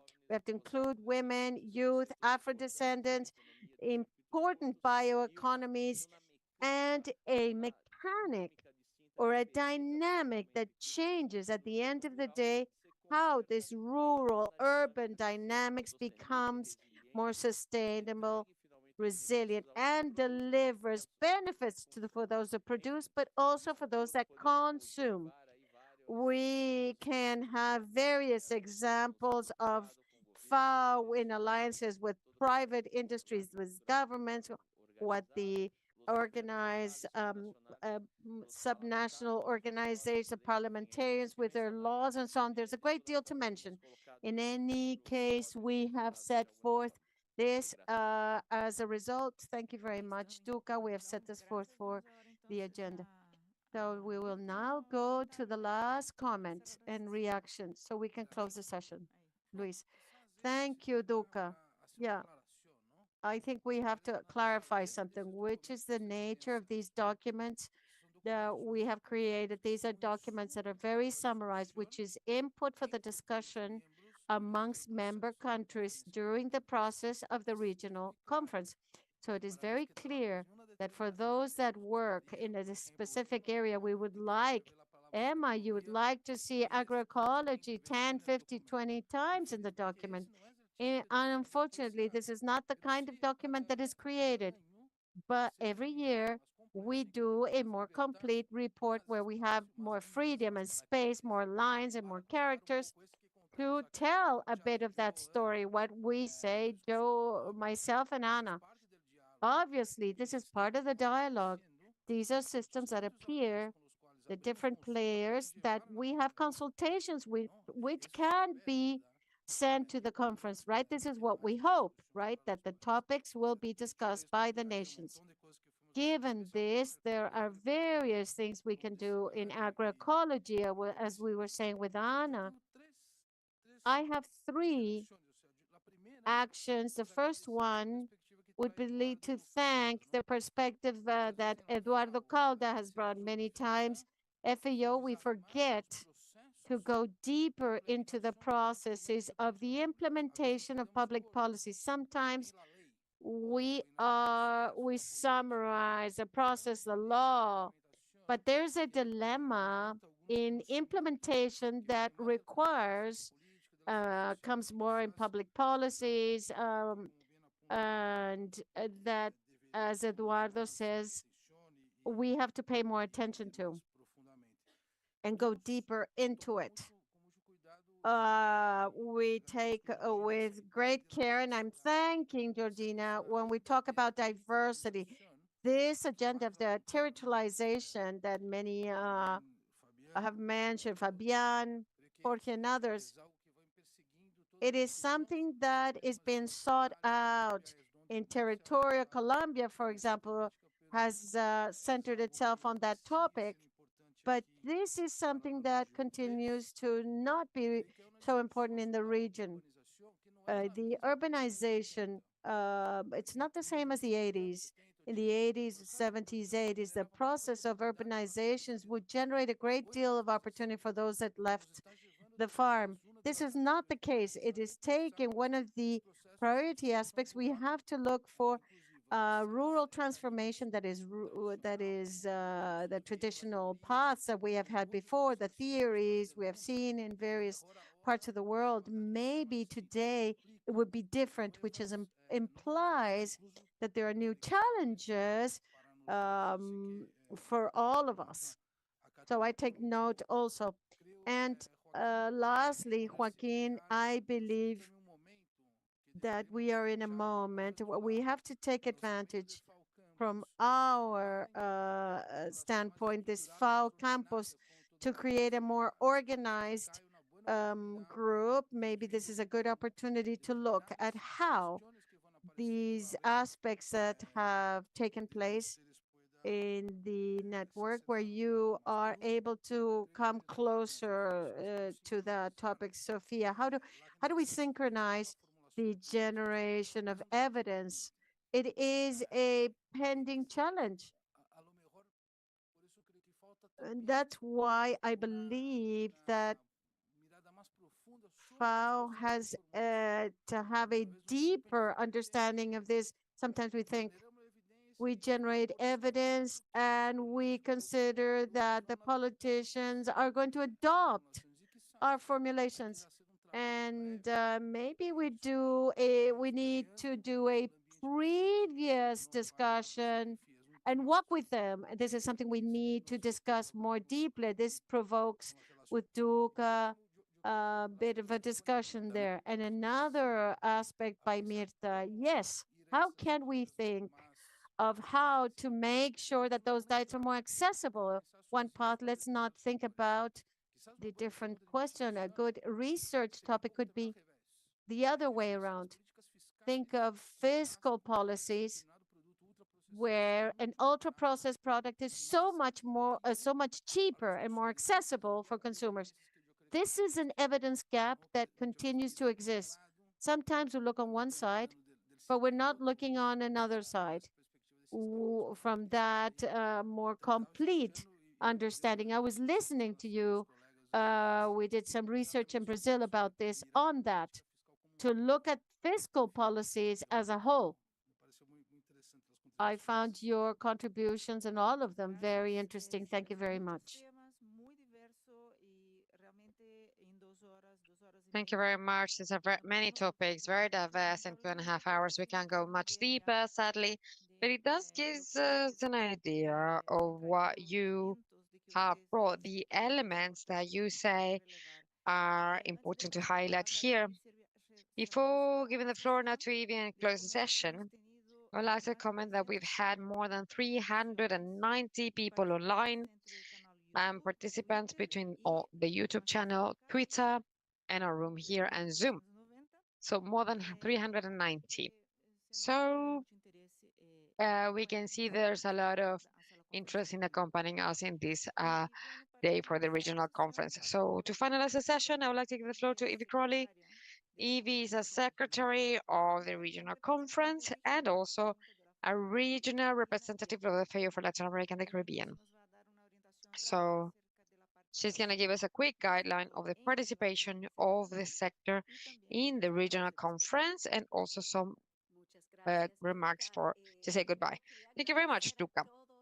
First of all, I wanted to thank everyone, all of the participants today, and all of the members of the Scientific Commission and Academic Committee that accompany us, especially the members of the committee that together with FAO organized this consultation that was very rich in terms of all of the contributions to the documents.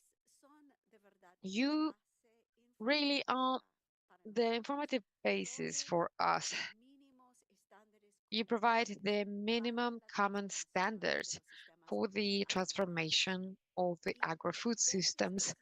And to see that you are willing to work with us makes us very satisfied. Also, I wanted to say that I've heard with a lot of attention to all of your comments, and I've loved to react to some of your comments, just taking on some of the points that I heard. Firstly, reflecting on Luis Carlos' point, these documents are to stimulate dialogue. Our intention is never to make adjustments to documents, but having these as a basis of what is in a radar, and as results that we think could be of a greater interest for member countries in the planning of our future work. So the idea is to know which one of these things you value the most, which ones of the results that we've had are the most useful for you, and what are the things that you wanted to prioritize for FAO in this next period until 2031. So let's see in the next biennium.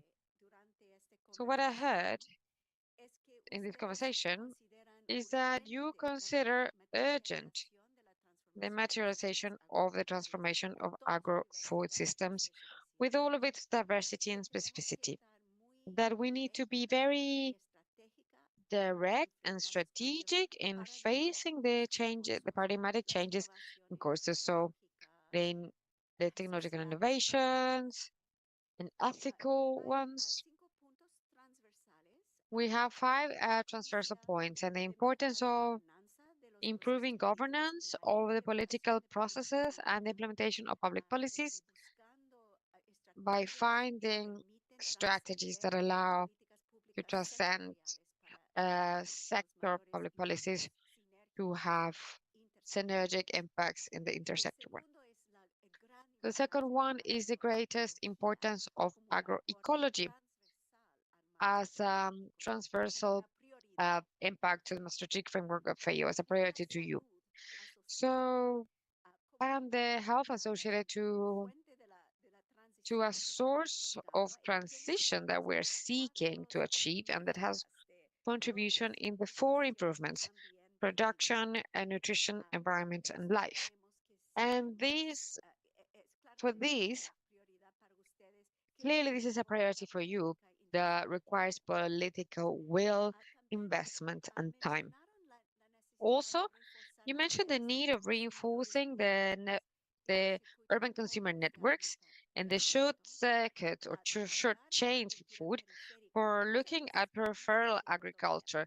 Many times we're in this dichotomy, but maybe we're problematizing this dichotomy and thus creating a closer link between these two spaces. Probably policies that are oriented to the space, the observatories that allow for an exchange of good practices, the contribution to the academic and scientific and agroecologic networks for the municipalities, etc.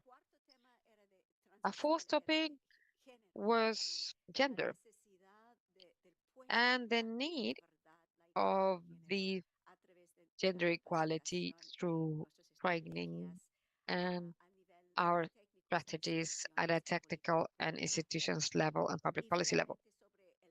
And finally, regarding the FAO campus that brings together, or sorry, it should better connect with the CGII network. You mentioned some tools of particular value that maybe we should ensure are present in the results we mentioned. Better production, you spoke about that tool for the assessment of the agroecological performance tape, for the app as well. Better nutrition. You put the problematic here of focusing a bit more on the impact of subsidies and the fiscal policies on obesogenic environments or healthy environments, positive and negative. Here it has a systemic and structural impact. And maybe until now, we have not paid a lot of attention on this. So, and on the better environment topic, all of the importance of the climate crisis that it has in all of the 4 improvements, but also that is very complicated with intensification of urbanization and the inefficiencies in the current food system. So this was my very rough summary. Maybe there's other points, but I would like to close up now. Basically, you are invited to participate in this conference. We have a virtual participation that we want to have a delegation of your sector for the meeting of the superior officers that will be from the 11th to the 13th of March. Completely virtual, and later, one that is hybrid or in person at a ministry level between the 18th and the 21st of March in Georgetown, Guyana.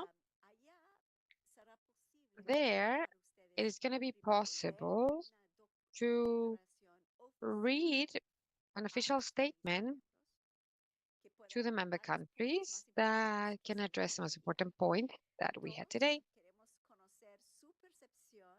We want to know your perception on the technical requirements and the priority focuses for the results of FAO, and also reflect the feeling of your sector regarding the work of FAO in a broader sense.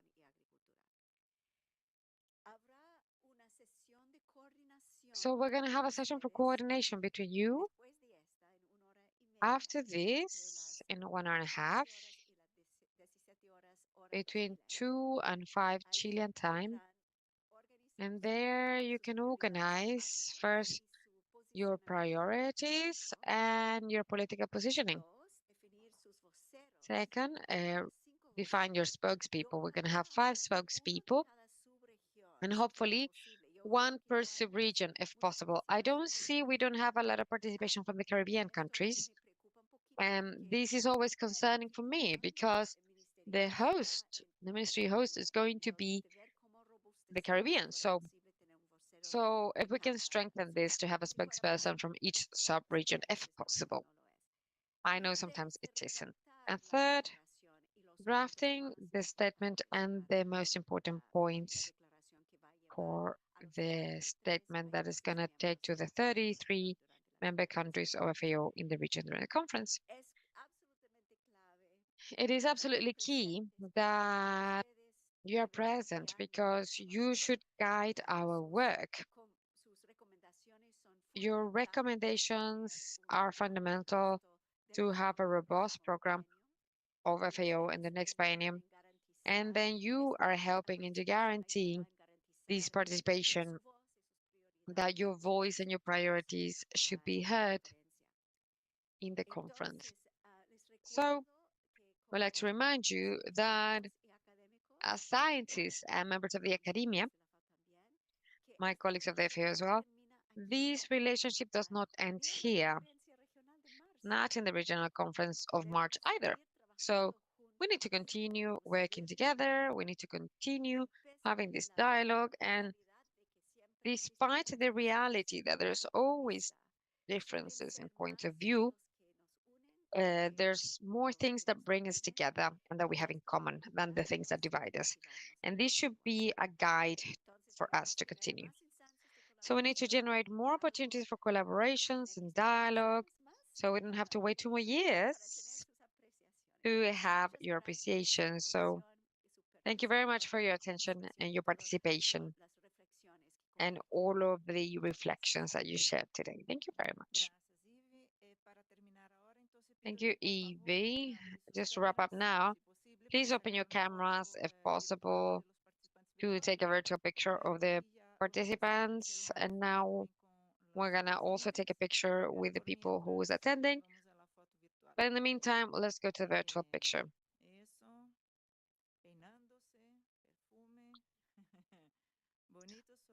Just look nice, smile, and now we take the picture. So Marcela, let me know when you finish. So from now, we're gonna have a break, an hour and a half break. We'll be back here at 2 p.m. Chile time, same room here in person and in the same Zoom link that you had this morning. So for those who are on YouTube and want to come into the Zoom environment for greater participation, you're going to receive on the chat a link for your registry, and then you'll receive the connection on your email. I believe we're good. Thank you so much for the participation. The colleagues of FAO are now dispensed because the afternoon session is the scientific and academic sector to organize ourselves. And also I would like to thank the IT of FAO, communications, and also the interpreters who have joined us today. Let's see each other again in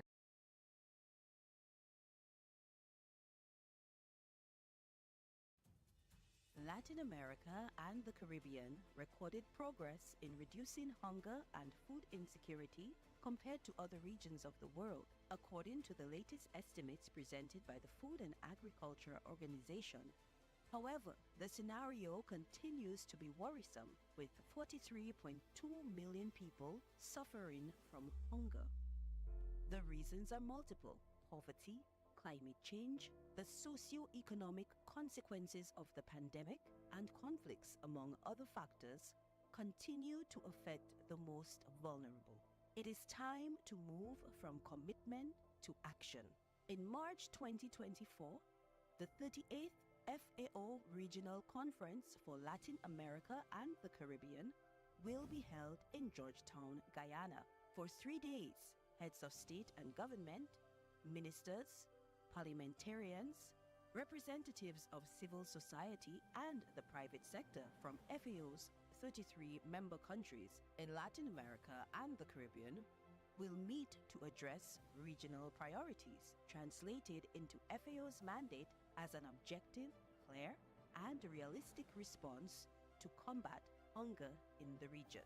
Multiple actors from across the region have forged synergies to contribute to national efforts towards more efficient, inclusive, resilient, and sustainable agri-food systems, and support the 2030 agenda promoting better production, better nutrition, a better environment, and a better life. We can create a new reality and build a Latin America and the Caribbean free of poverty, hunger, and inequality, leaving no one behind.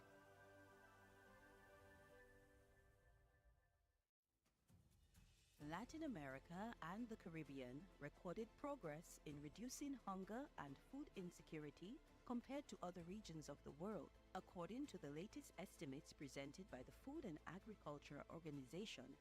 However, the scenario continues to be worrisome, with 43.2 million people suffering from hunger. The reasons are multiple: poverty, climate change, the socio-economic consequences of the pandemic, and conflicts, among other factors, continue to affect the most vulnerable. It is time to move from commitment to action. In March 2024, the 38th FAO Regional Conference for Latin America and the Caribbean will be held in Georgetown, Guyana. For 3 days, heads of state and government, ministers, parliamentarians, representatives of civil society and the private sector from FAO's 33 member countries in Latin America and the Caribbean will meet to address regional priorities, translated into FAO's mandate as an objective, clear, and realistic response to combat hunger in the region. Multiple actors from across the region have forged synergies to contribute to national efforts towards more efficient, inclusive, resilient, and sustainable agri-food systems and support the 2030 agenda promoting better production, better nutrition, a better environment, and a better life. We can create a new reality and build a Latin America and the Caribbean free of poverty, hunger, and inequality, leaving no one behind.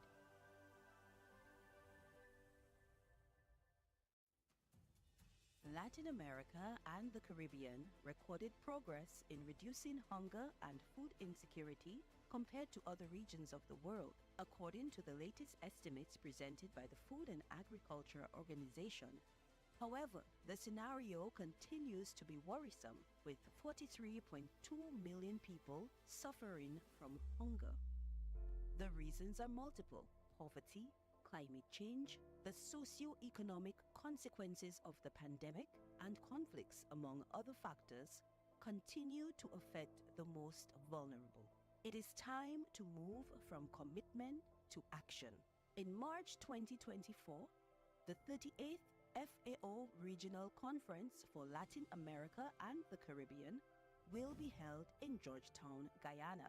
For 3 days, heads of state and government, ministers, parliamentarians, representatives of civil society and the private sector from FAO's 33 member countries in Latin America and the Caribbean will meet to address regional priorities, translated into FAO's mandate as an objective, clear, and realistic response to combat hunger in the region. Multiple actors from across the region have forged synergies to contribute to national efforts towards more efficient, inclusive, resilient, and sustainable agri-food systems and support the 2030 agenda promoting better production, better nutrition, a better environment, and a better life. We can create a new reality and build a Latin America and the Caribbean free of poverty, hunger, and inequality, leaving no one behind.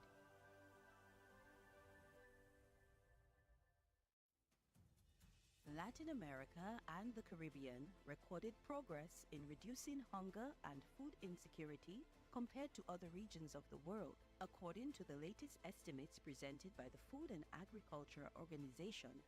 However, the scenario continues to be worrisome, with 43.2 million people suffering from hunger.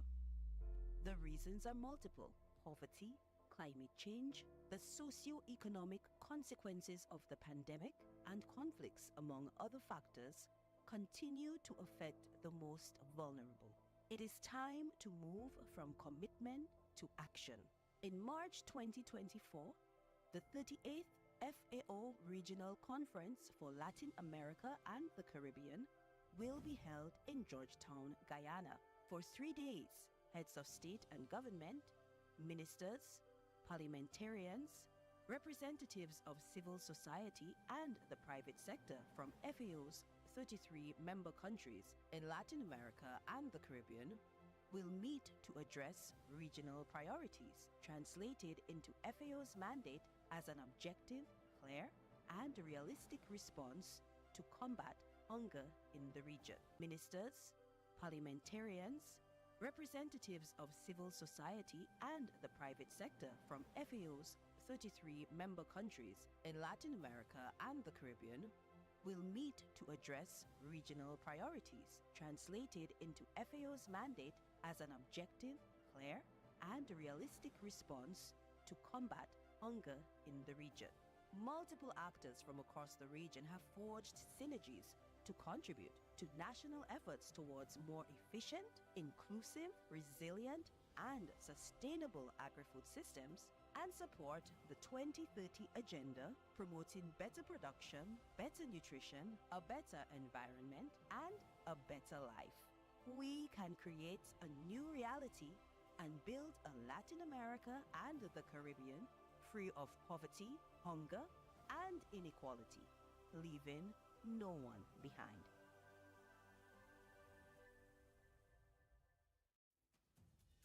Latin America and the Caribbean recorded progress in reducing hunger and food insecurity compared to other regions of the world, according to the latest estimates presented by the Food and Agriculture Organization.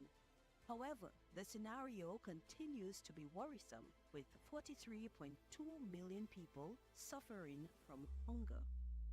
The reasons are multiple: poverty, climate change, the socio-economic consequences of the pandemic, and conflicts, among other factors, continue to affect the most vulnerable. It is time to move from commitment to action. In March 2024, the 38th FAO Regional Conference for Latin America and the Caribbean will be held in Georgetown, Guyana. For 3 days, heads of state and government, ministers, parliamentarians, representatives of civil society and the private sector from FAO's 33 member countries in Latin America and the Caribbean will meet to address regional priorities, translated into FAO's mandate as an objective, clear, and realistic response to combat hunger in the region. Multiple actors from across the region have forged synergies to contribute to national efforts towards more efficient, inclusive, resilient, and sustainable agri-food systems, and support the 2030 agenda promoting better production, better nutrition, a better environment, and a better life. We can create a new reality and build a Latin America and the Caribbean free of poverty, hunger, and inequality, leaving no one behind.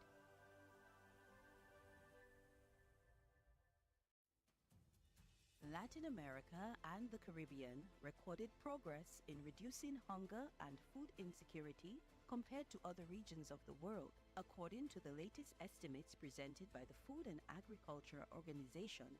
However, the scenario continues to be worrisome, with 43.2 million people suffering from hunger. The reasons are multiple: poverty, climate change, the socio-economic consequences of the pandemic, and conflicts, among other factors, continue to affect the most vulnerable. It is time to move from commitment to action.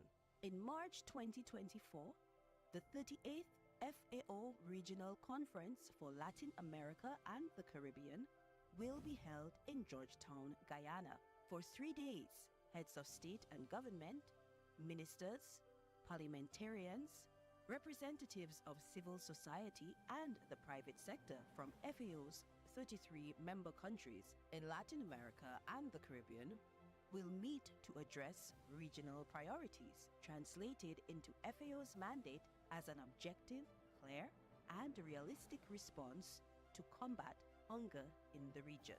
Multiple actors from across the region have forged synergies to contribute to national efforts towards more efficient, inclusive, resilient, and sustainable agri-food systems, and support the 2030 agenda promoting better production, better nutrition, a better environment, and a better life.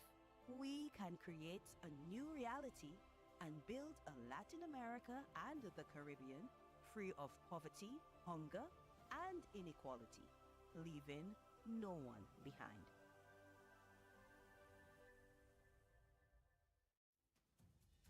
Latin America and the Caribbean recorded progress in reducing hunger and food insecurity compared to other regions of the world, according to the latest estimates presented by the Food and Agriculture Organization. However, the scenario continues to be worrisome, with 43.2 million people suffering from hunger. The reasons are multiple: poverty, climate change, the socio-economic consequences of the pandemic, and conflicts, among other factors, continue to affect the most vulnerable. It is time to move from commitment to action. In March 2024, the 38th FAO Regional Conference for Latin America and the Caribbean will be held in Georgetown, Guyana. For 3 days, heads of state and government, ministers, parliamentarians, representatives of civil society and the private sector from FAO's 33 member countries in Latin America and the Caribbean will meet to address regional priorities, translated into FAO's mandate as an objective, clear, and realistic response to combat hunger in the region.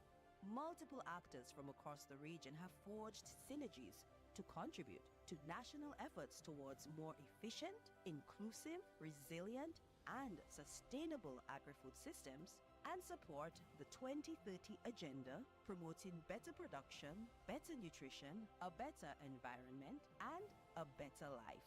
We can create a new reality and build a Latin America and the Caribbean free of poverty, hunger, and inequality, leaving no one behind.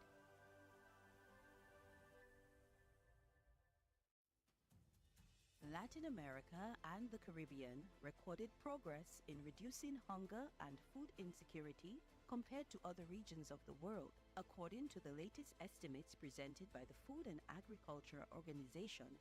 However, the scenario continues to be worrisome, with 43.2 million people suffering from hunger. The reasons are multiple: poverty, climate change, the socio-economic consequences of the pandemic, and conflicts, among other factors, continue to affect the most vulnerable. It is time to move from commitment to action.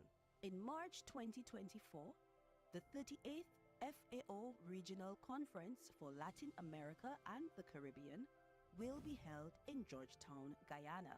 For 3 days, heads of state and government, ministers, parliamentarians, representatives of civil society and the private sector from FAO's 33 member countries in Latin America and the Caribbean will meet to address regional priorities, translated into FAO's mandate as an objective, clear, and realistic response to combat hunger in the region.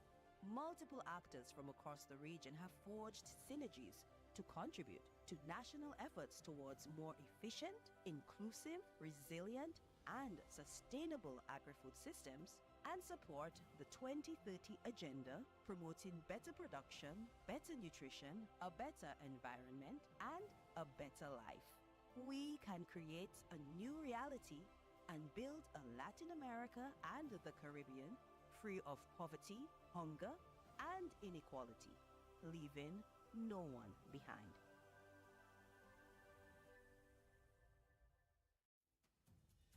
Latin America and the Caribbean recorded progress in reducing hunger and food insecurity compared to other regions of the world, according to the latest estimates presented by the Food and Agriculture Organization. However, the scenario continues to be worrisome, with 43.2 million people suffering from hunger. The reasons are multiple: poverty, climate change, the socio-economic consequences of the pandemic, and conflicts, among other factors, continue to affect the most vulnerable. It is time to move from commitment to action. In March 2024, the 38th FAO Regional Conference for Latin America and the Caribbean will be held in Georgetown, Guyana. For 3 days, heads of state and government, ministers, parliamentarians, representatives of civil society and the private sector from FAO's 33 member countries in Latin America and the Caribbean will meet to address regional priorities, translated into FAO's mandate as an objective, clear, and realistic response to combat hunger in the region. Multiple actors from across the region have forged synergies to contribute to national efforts towards more efficient, inclusive, resilient, and sustainable agri-food systems, and support the 2030 agenda promoting better production, better nutrition, a better environment, and a better life. We can create a new reality and build a Latin America and the Caribbean free of poverty, hunger, and inequality, leaving no one behind.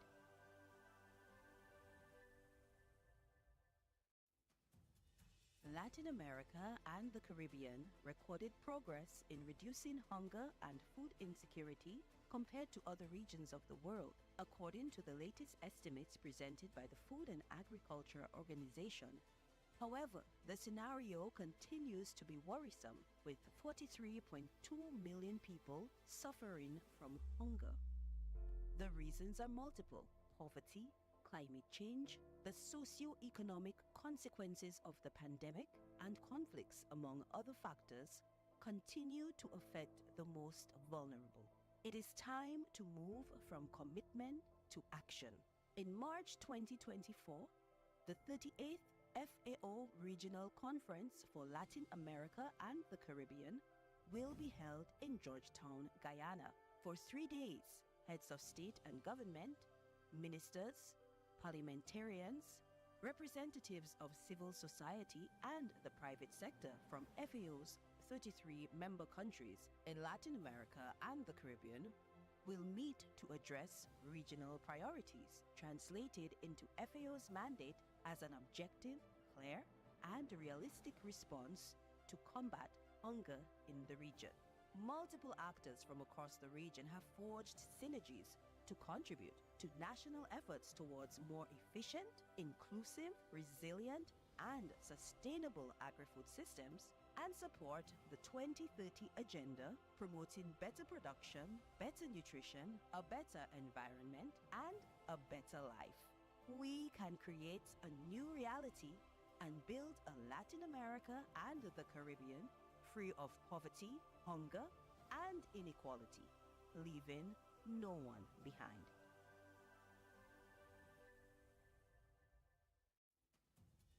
Latin America and the Caribbean recorded progress in reducing hunger and food insecurity compared to other regions of the world, according to the latest estimates presented by the Food and Agriculture Organization.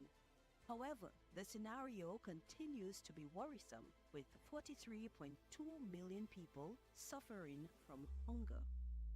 The reasons are multiple: poverty, climate change, the socio-economic consequences of the pandemic, and conflicts, among other factors, continue to affect the most vulnerable. It is time to move from commitment to action. In March 2024, the 38th FAO Regional Conference for Latin America and the Caribbean will be held in Georgetown, Guyana. For 3 days, heads of state and government, ministers, parliamentarians, representatives of civil society and the private sector from FAO's 33 member countries in Latin America and the Caribbean will meet to address regional priorities, translated into FAO's mandate as an objective, clear, and realistic response to combat hunger in the region. Multiple actors from across the region have forged synergies to contribute to national efforts towards more efficient, inclusive, resilient, and sustainable agri-food systems, and support the 2030 agenda promoting better production, better nutrition, a better environment, and a better life. We can create a new reality and build a Latin America and the Caribbean free of poverty, hunger, and inequality, leaving no one behind.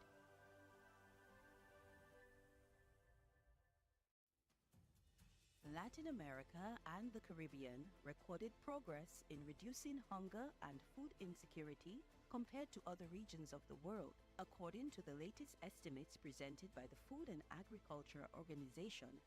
However, the scenario continues to be worrisome, with 43.2 million people suffering from hunger. The reasons are multiple: poverty, climate change, the socio-economic consequences of the pandemic, and conflicts, among other factors, continue to affect the most vulnerable. It is time to move from commitment to action. In March 2024, the 38th FAO Regional Conference for Latin America and the Caribbean will be held in Georgetown, Guyana.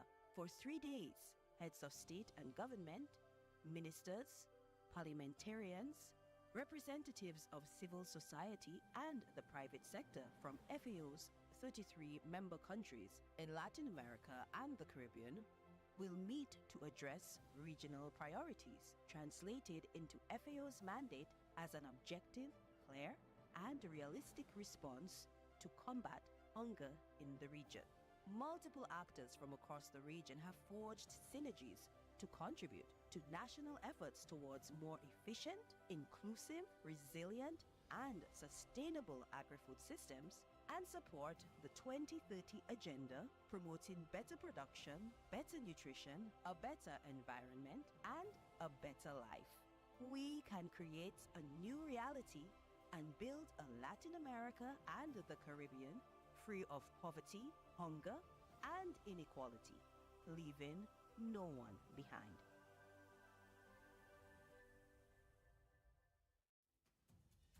Latin America and the Caribbean recorded progress in reducing hunger and food insecurity compared to other regions of the world, according to the latest estimates presented by the Food and Agriculture Organization. However, the scenario continues to be worrisome, with 43.2 million people suffering from hunger. The reasons are multiple: poverty, climate change, the socio-economic consequences of the pandemic, and conflicts, among other factors, continue to affect the most vulnerable. It is time to move from commitment to action. In March 2024, the 38th FAO Regional Conference for Latin America and the Caribbean will be held in Georgetown, Guyana. For 3 days, heads of state and government, ministers, parliamentarians, representatives of civil society and the private sector from FAO's 33 member countries in Latin America and the Caribbean will meet to address regional priorities, translated into FAO's mandate as an objective, clear, and realistic response to combat hunger in the region. Multiple actors from across the region have forged synergies to contribute to national efforts towards more efficient, inclusive, resilient, and sustainable agri-food systems, and support the 2030 agenda promoting better production, better nutrition, a better environment, and a better life. We can create a new reality and build a Latin America and the Caribbean free of poverty, hunger, and inequality, leaving no one behind.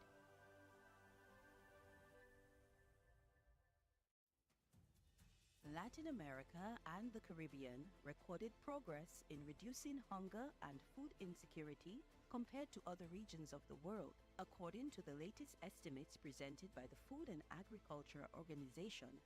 However, the scenario continues to be worrisome, with 43.2 million people suffering from hunger. The reasons are multiple: poverty, climate change, the socio-economic consequences of the pandemic, and conflicts, among other factors, continue to affect the most vulnerable. It is time to move from commitment to action. In March 2024, the 38th FAO Regional Conference for Latin America and the Caribbean will be held in Georgetown, Guyana. For 3 days, heads of state and government, ministers, parliamentarians, representatives of civil society and the private sector from FAO's 33 member countries in Latin America and the Caribbean will meet to address regional priorities, translated into FAO's mandate as an objective, clear, and realistic response to combat hunger in the region. Multiple actors from across the region have forged synergies to contribute to national efforts towards more efficient, inclusive, resilient, and sustainable agri-food systems, and support the 2030 agenda promoting better production, better nutrition, a better environment, and a better life. We can create a new reality and build a Latin America and the Caribbean free of poverty, hunger, and inequality, leaving no one behind.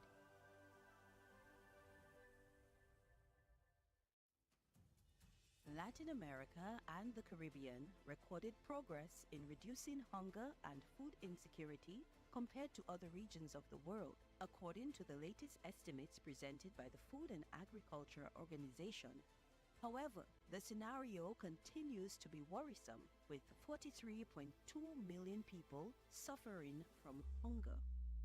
The reasons are multiple: poverty, climate change, the socio-economic consequences of the pandemic, and conflicts, among other factors, continue to affect the most vulnerable. It is time to move from commitment to action. In March 2024, the 38th FAO Regional Conference for Latin America and the Caribbean will be held in Georgetown, Guyana. For 3 days, heads of state and government, ministers, parliamentarians, representatives of civil society and the private sector from FAO's 33 member countries in Latin America and the Caribbean will meet to address regional priorities, translated into FAO's mandate as an objective, clear, and realistic response to combat hunger in the region.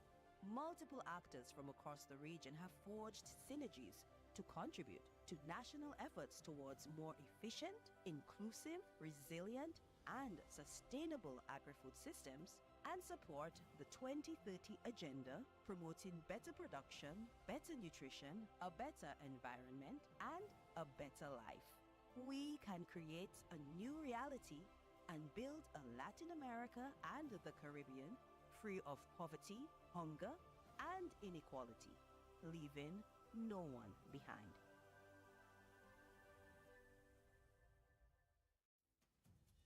Latin America and the Caribbean recorded progress in reducing hunger and food insecurity compared to other regions of the world, according to the latest estimates presented by the Food and Agriculture Organization. However, the scenario continues to be worrisome, with 43.2 million people suffering from hunger. The reasons are multiple: poverty, climate change, the socio-economic consequences of the pandemic, and conflicts, among other factors, continue to affect the most vulnerable. It is time to move from commitment to action. In March 2024, the 38th FAO Regional Conference for Latin America and the Caribbean will be held in Georgetown, Guyana. For 3 days, heads of state and government, ministers, parliamentarians, representatives of civil society and the private sector from FAO's 33 member countries in Latin America and the Caribbean will meet to address regional priorities, translated into FAO's mandate as an objective, clear, and realistic response to combat hunger in the region.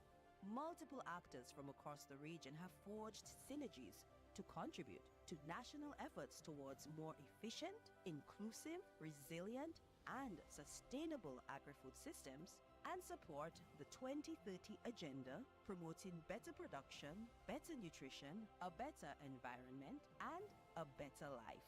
We can create a new reality and build a Latin America and the Caribbean free of poverty, hunger, and inequality, leaving no one behind.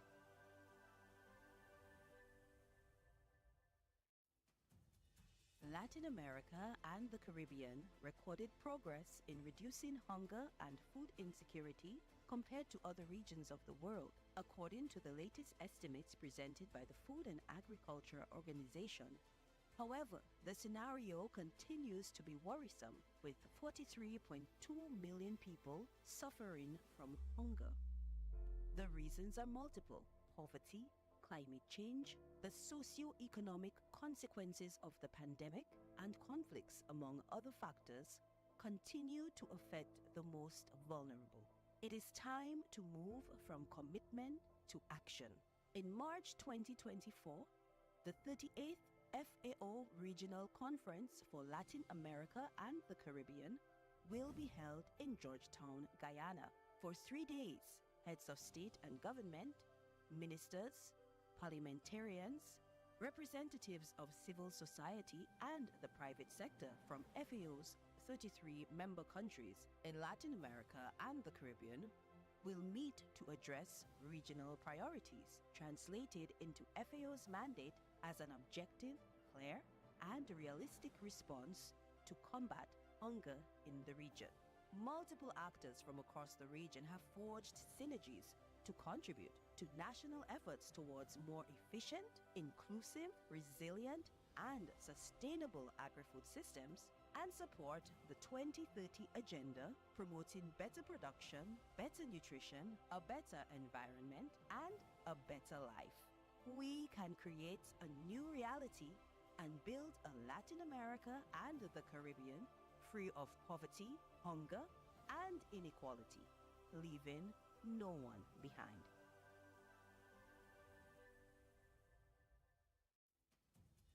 Latin America and the Caribbean recorded progress in reducing hunger and food insecurity compared to other regions of the world, according to the latest estimates presented by the Food and Agriculture Organization. However, the scenario continues to be worrisome, with 43.2 million people suffering from hunger. The reasons are multiple: poverty, climate change, the socio-economic consequences of the pandemic, and conflicts, among other factors, continue to affect the most vulnerable. It is time to move from commitment to action. In March 2024, the 38th FAO Regional Conference for Latin America and the Caribbean will be held in Georgetown, Guyana. For 3 days, heads of state and government, ministers, parliamentarians, representatives of civil society and the private sector from FAO's 33 member countries in Latin America and the Caribbean will meet to address regional priorities, translated into FAO's mandate as an objective, clear, and realistic response to combat hunger in the region. Multiple actors from across the region have forged synergies to contribute to national efforts towards more efficient, inclusive, resilient, and sustainable agri-food systems, and support the 2030 agenda promoting better production, better nutrition, a better environment, and a better life. We can create a new reality and build a Latin America and the Caribbean free of poverty, hunger, and inequality, leaving no one behind.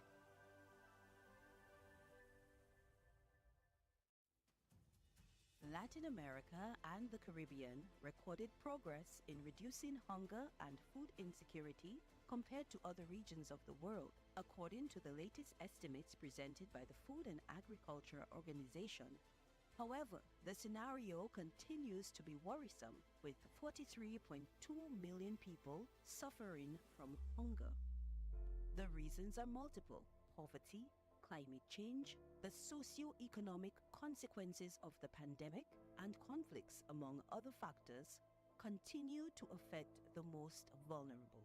It is time to move from commitment to action. In March 2024, the 38th FAO Regional Conference for Latin America and the Caribbean will be held in Georgetown, Guyana. For 3 days, heads of state and government, ministers, parliamentarians, representatives of civil society and the private sector from FAO's 33 member countries in Latin America and the Caribbean will meet to address regional priorities, translated into FAO's mandate as an objective, clear, and realistic response to combat hunger in the region. Multiple actors from across the region have forged synergies to contribute to national efforts towards more efficient, inclusive, resilient, and sustainable agri-food systems, and support the 2030 agenda promoting better production, better nutrition, a better environment, and a better life. We can create a new reality and build a Latin America and the Caribbean free of poverty, hunger, and inequality, leaving no one behind.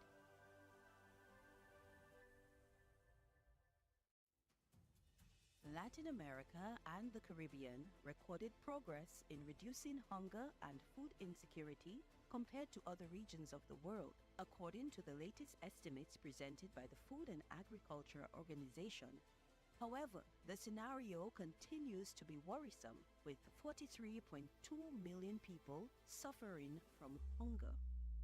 The reasons are multiple: poverty, climate change, the socio-economic consequences of the pandemic, and conflicts, among other factors, continue to affect the most vulnerable. It is time to move from commitment to action.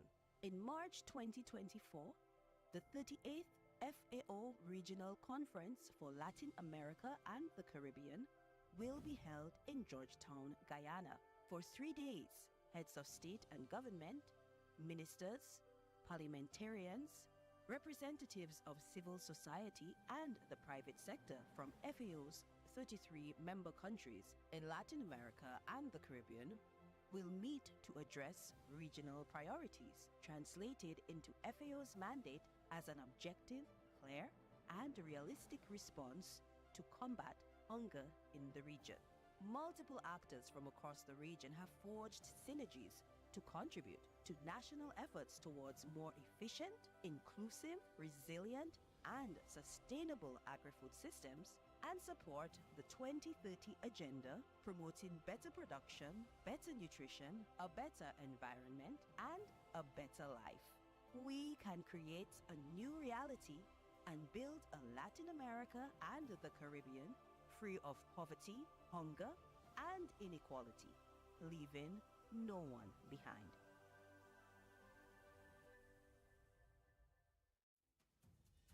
Latin America and the Caribbean recorded progress in reducing hunger and food insecurity compared to other regions of the world, according to the latest estimates presented by the Food and Agriculture Organization. However, the scenario continues to be worrisome, with 43.2 million people suffering from hunger. The reasons are multiple: poverty, climate change, the socio-economic consequences of the pandemic, and conflicts, among other factors, continue to affect the most vulnerable. It is time to move from commitment to action. In March 2024, the 38th FAO Regional Conference for Latin America and the Caribbean will be held in Georgetown, Guyana.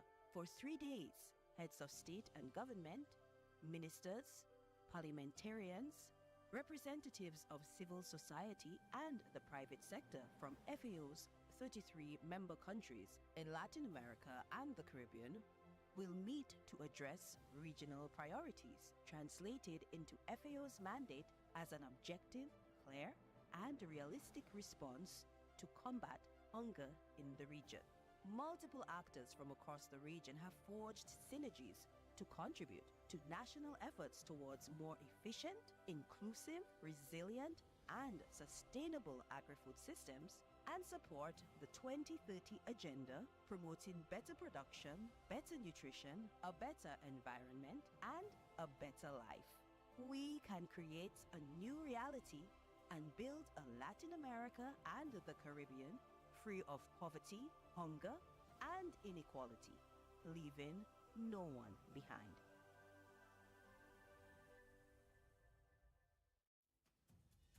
Latin America and the Caribbean recorded progress in reducing hunger and food insecurity compared to other regions of the world, according to the latest estimates presented by the Food and Agriculture Organization. However, the scenario continues to be worrisome, with 43.2 million people suffering from hunger. The reasons are multiple: poverty, climate change, the socio-economic consequences of the pandemic, and conflicts, among other factors, continue to affect the most vulnerable. It is time to move from commitment to action. In March 2024, the 38th FAO Regional Conference for Latin America and the Caribbean will be held in Georgetown, Guyana. For 3 days, heads of state and government, ministers, parliamentarians, Representatives of civil society and the private sector from FAO's 33 member countries in Latin America and the Caribbean will meet to address regional priorities, translated into FAO's mandate as an objective, clear, and realistic response to combat hunger in the region. Multiple actors from across the region have forged synergies to contribute to national efforts towards more efficient, inclusive, resilient, and sustainable agri-food systems, and support the 2030 agenda promoting better production, better nutrition, a better environment, and a better life. We can create a new reality and build a Latin America and the Caribbean free of poverty, hunger, and inequality, leaving no one behind.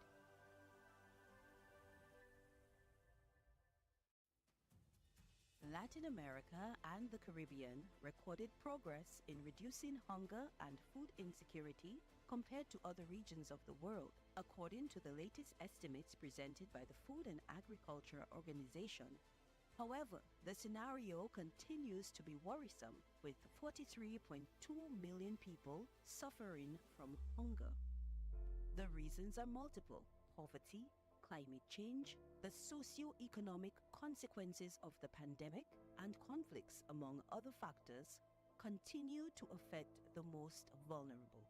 It is time to move from commitment to action. In March 2024, the 38th FAO Regional Conference for Latin America and the Caribbean will be held in Georgetown, Guyana. For 3 days, heads of state and government, ministers, parliamentarians, representatives of civil society and the private sector from FAO's 33 member countries in Latin America and the Caribbean will meet to address regional priorities, translated into FAO's mandate as an objective, clear, and realistic response to combat hunger in the region. Multiple actors from across the region have forged synergies to contribute to national efforts towards more efficient, inclusive, resilient, and sustainable agri-food systems, and support the 2030 agenda promoting better production, better nutrition, a better environment, and a better life. We can create a new reality and build a Latin America and the Caribbean free of poverty, hunger, and inequality, leaving no one behind.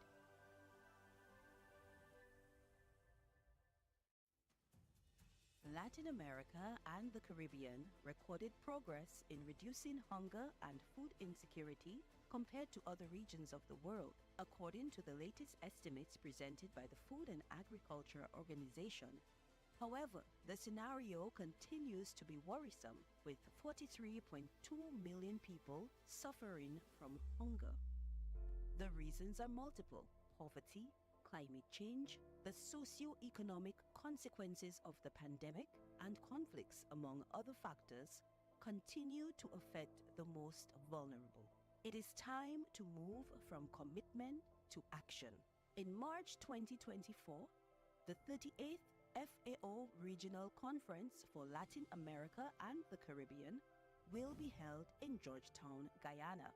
For 3 days, heads of state and government, ministers, parliamentarians, representatives of civil society and the private sector from FAO's 33 member countries in Latin America and the Caribbean will meet to address regional priorities, translated into FAO's mandate as an objective, clear, and realistic response to combat hunger in the region.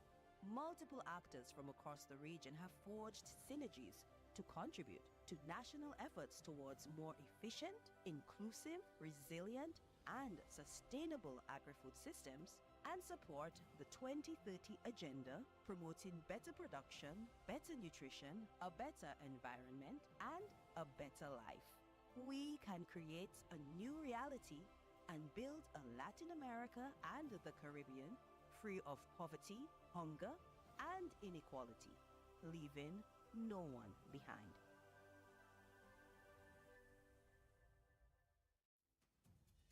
Latin America and the Caribbean recorded progress in reducing hunger and food insecurity compared to other regions of the world, according to the latest estimates presented by the Food and Agriculture Organization. However, the scenario continues to be worrisome, with 43.2 million people suffering from hunger. The reasons are multiple: poverty, climate change, the socio-economic consequences of the pandemic, and conflicts, among other factors, continue to affect the most vulnerable. It is time to move from commitment to action. In March 2024, the 38th FAO Regional Conference for Latin America and the Caribbean will be held in Georgetown, Guyana.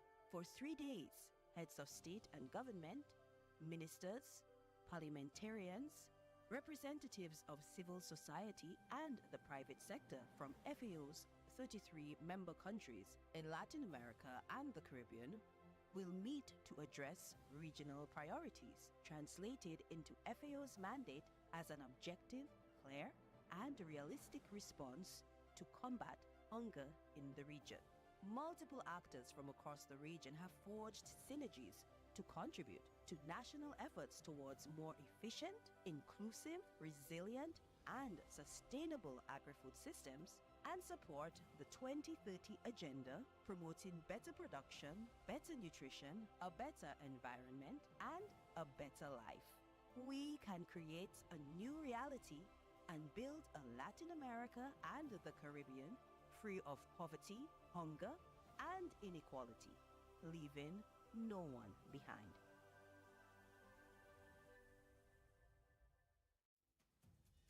Latin America and the Caribbean recorded progress in reducing hunger and food insecurity compared to other regions of the world, according to the latest estimates presented by the Food and Agriculture Organization.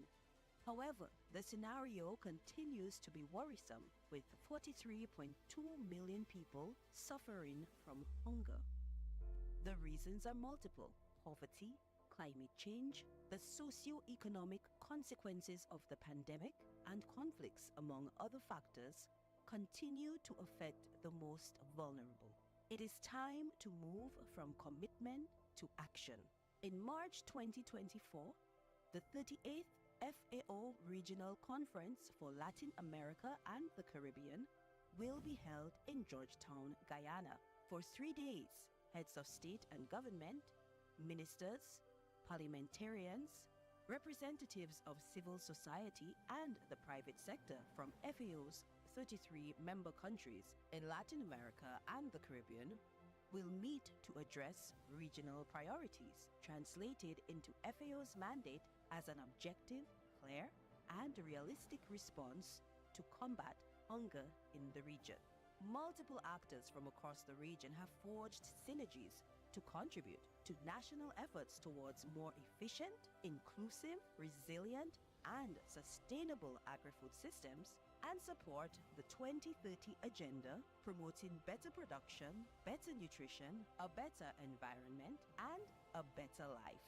We can create a new reality and build a Latin America and the Caribbean free of poverty, hunger, and inequality, leaving no one behind.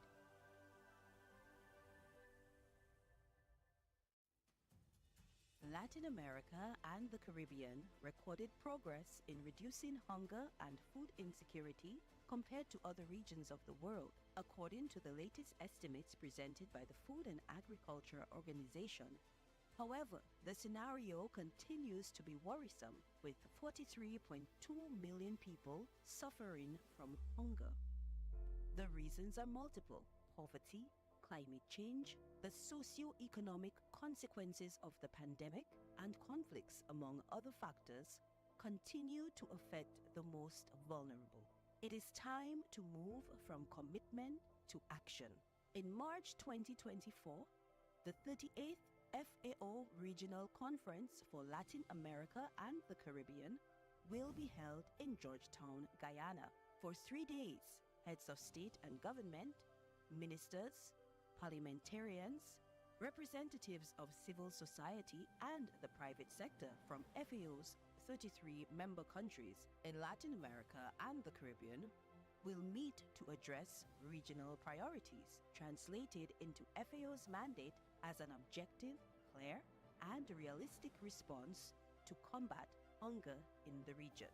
Multiple actors from across the region have forged synergies to contribute to national efforts towards more efficient, inclusive, resilient, and sustainable agri-food systems, and support the 2030 agenda promoting better production, better nutrition, a better environment, and a better life.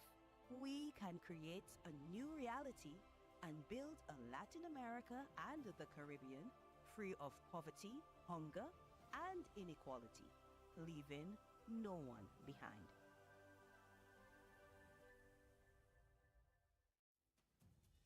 Latin America and the Caribbean recorded progress in reducing hunger and food insecurity compared to other regions of the world, according to the latest estimates presented by the Food and Agriculture Organization. However, the scenario continues to be worrisome, with 43.2 million people suffering from hunger.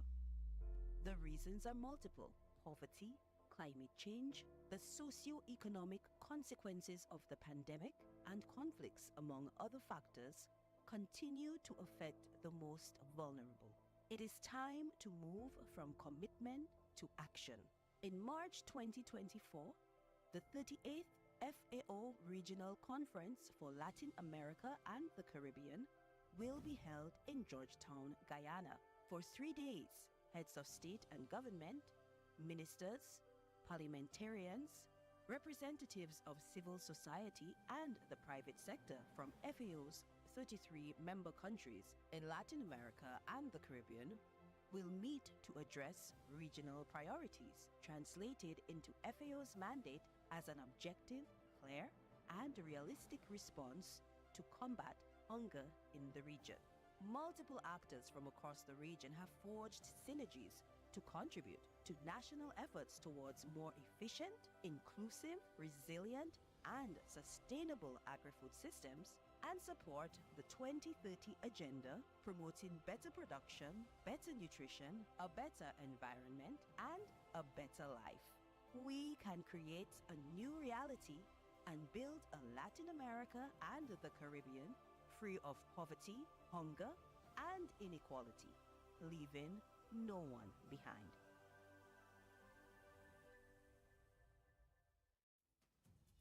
Latin America and the Caribbean recorded progress in reducing hunger and food insecurity compared to other regions of the world, according to the latest estimates presented by the Food and Agriculture Organization. However, the scenario continues to be worrisome, with 43.2 million people suffering from hunger. The reasons are multiple: poverty, climate change, the socio-economic consequences of the pandemic, and conflicts, among other factors, continue to affect the most vulnerable. It is time to move from commitment to action. In March 2024, the 38th FAO Regional Conference for Latin America and the Caribbean will be held in Georgetown, Guyana. For 3 days, heads of state and government, ministers, parliamentarians, representatives of civil society and the private sector from FAO's 33 member countries in Latin America and the Caribbean will meet to address regional priorities, translated into FAO's mandate as an objective, clear, and realistic response to combat hunger in the region.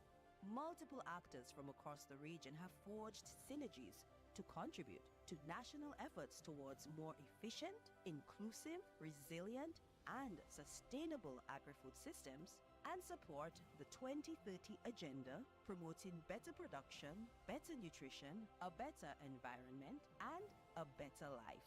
We can create a new reality and build a Latin America and the Caribbean free of poverty, hunger, and inequality, leaving no one behind.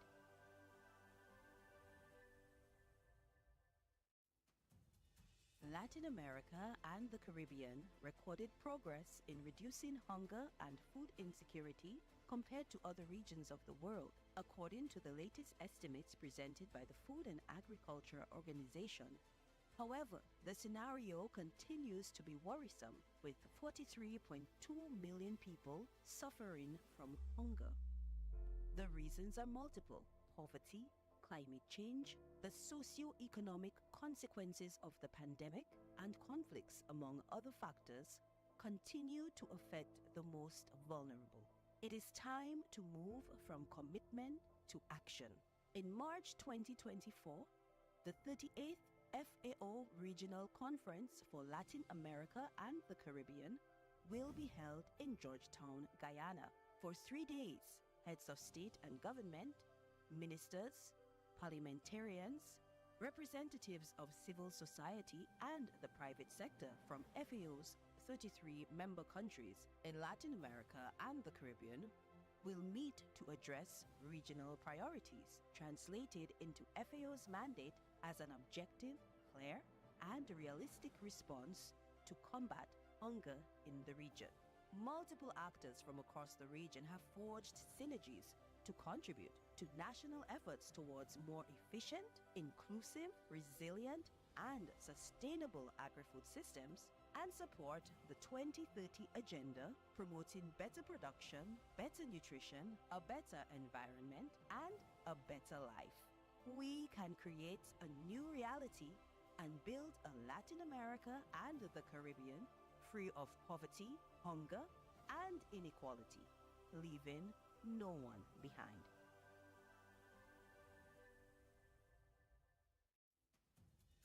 Latin America and the Caribbean recorded progress in reducing hunger and food insecurity compared to other regions of the world, according to the latest estimates presented by the Food and Agriculture Organization. However, the scenario continues to be worrisome, with 43.2 million people suffering from hunger.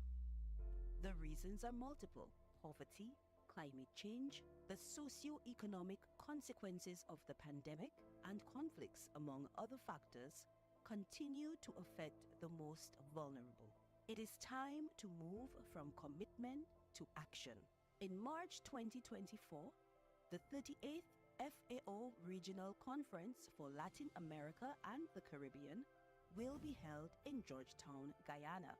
For 3 days, heads of state and government, ministers, parliamentarians, representatives of civil society and the private sector from FAO's 33 member countries in Latin America and the Caribbean will meet to address regional priorities, translated into FAO's mandate as an objective, clear, and realistic response to combat hunger in the region. Multiple actors from across the region have forged synergies to contribute to national efforts towards more efficient, inclusive, resilient, and sustainable agri-food systems, and support the 2030 agenda promoting better production, better nutrition, a better environment, and a better life. We can create a new reality and build a Latin America and the Caribbean free of poverty, hunger, and inequality, leaving no one behind.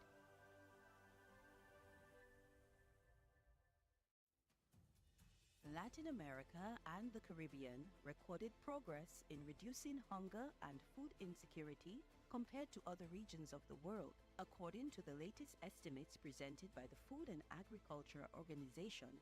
However, the scenario continues to be worrisome, with 43.2 million people suffering from hunger. The reasons are multiple: poverty, climate change, the socio-economic consequences of the pandemic, and conflicts, among other factors, continue to affect the most vulnerable. It is time to move from commitment to action. In March 2024, the 38th FAO Regional Conference for Latin America and the Caribbean will be held in Georgetown, Guyana. For 3 days, heads of state and government, ministers, parliamentarians, Representatives of civil society and the private sector from FAO's 33 member countries in Latin America and the Caribbean will meet to address regional priorities, translated into FAO's mandate as an objective, clear, and realistic response to combat hunger in the region.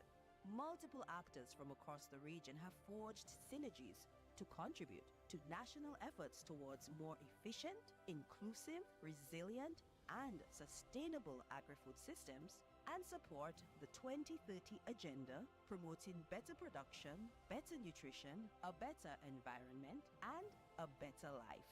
We can create a new reality and build a Latin America and the Caribbean free of poverty, hunger, and inequality, leaving no one behind.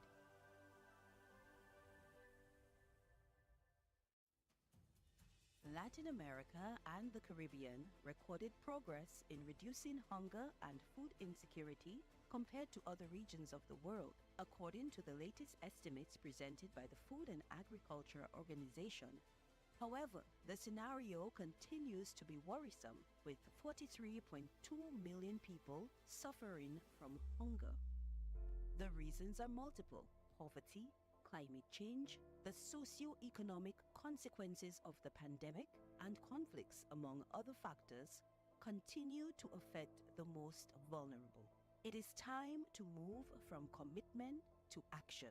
In March 2024, the 38th FAO Regional Conference for Latin America and the Caribbean will be held in Georgetown, Guyana. For 3 days, heads of state and government, ministers, parliamentarians, representatives of civil society and the private sector from FAO's 33 member countries in Latin America and the Caribbean will meet to address regional priorities, translated into FAO's mandate as an objective, clear, and realistic response to combat hunger in the region. Multiple actors from across the region have forged synergies to contribute to national efforts towards more efficient, inclusive, resilient, and sustainable agri-food systems and support the 2030 agenda promoting better production, better nutrition, a better environment, and a better life. We can create a new reality and build a Latin America and the Caribbean free of poverty, hunger, and inequality, leaving no one behind.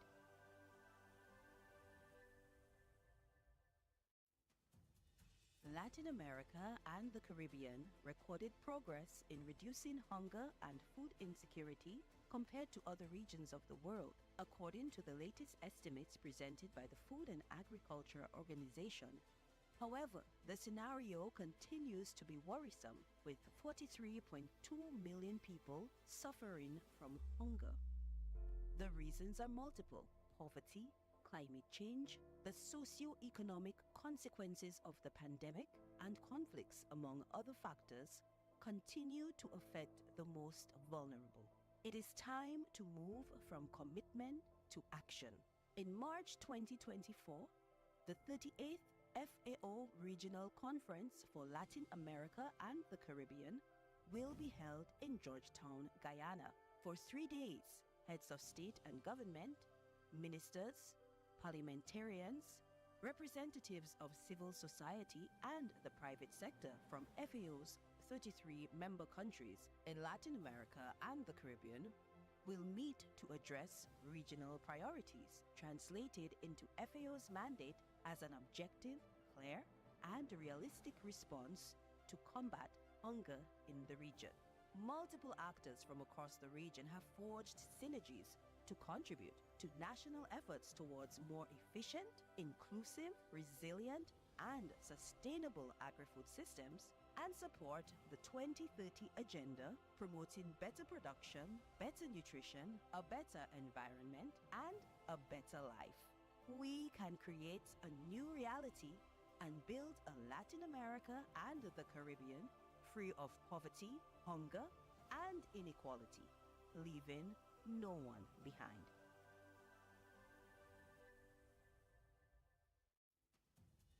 Latin America and the Caribbean recorded progress in reducing hunger and food insecurity compared to other regions of the world, according to the latest estimates presented by the Food and Agriculture Organization. However, the scenario continues to be worrisome, with 43.2 million people suffering from hunger.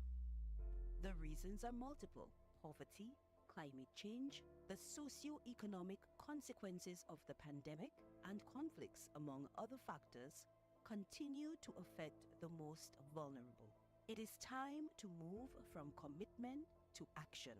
In March 2024, the 38th FAO Regional Conference for Latin America and the Caribbean will be held in Georgetown, Guyana.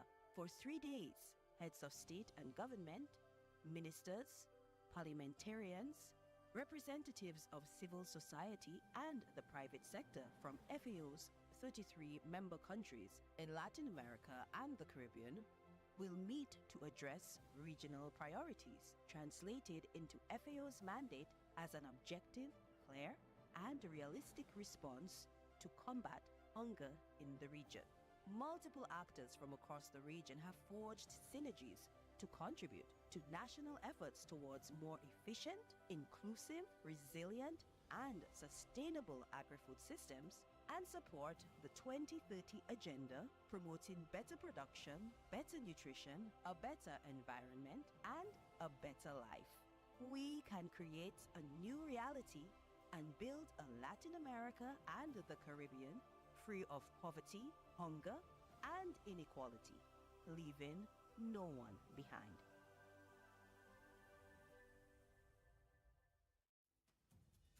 Latin America and the Caribbean recorded progress in reducing hunger and food insecurity compared to other regions of the world, according to the latest estimates presented by the Food and Agriculture Organization.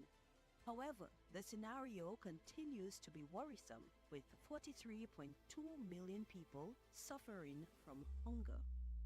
The reasons are multiple: poverty, climate change, the socio-economic consequences of the pandemic, and conflicts, among other factors, continue to affect the most vulnerable. It is time to move from commitment to action. In March 2024, the 38th FAO Regional Conference for Latin America and the Caribbean will be held in Georgetown, Guyana. For 3 days, heads of state and government, ministers, parliamentarians, representatives of civil society and the private sector from FAO's 33 member countries in Latin America and the Caribbean will meet to address regional priorities, translated into FAO's mandate as an objective, clear, and realistic response to combat hunger in the region. Multiple actors from across the region have forged synergies to contribute to national efforts towards more efficient, inclusive, resilient, and sustainable agri-food systems, and support the 2030 agenda promoting better production, better nutrition, a better environment, and a better life. We can create a new reality and build a Latin America and the Caribbean free of poverty, hunger, and inequality, leaving no one behind.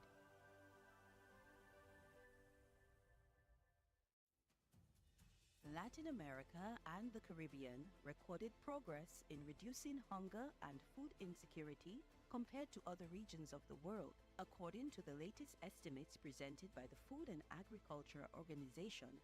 However, the scenario continues to be worrisome, with 43.2 million people suffering from hunger.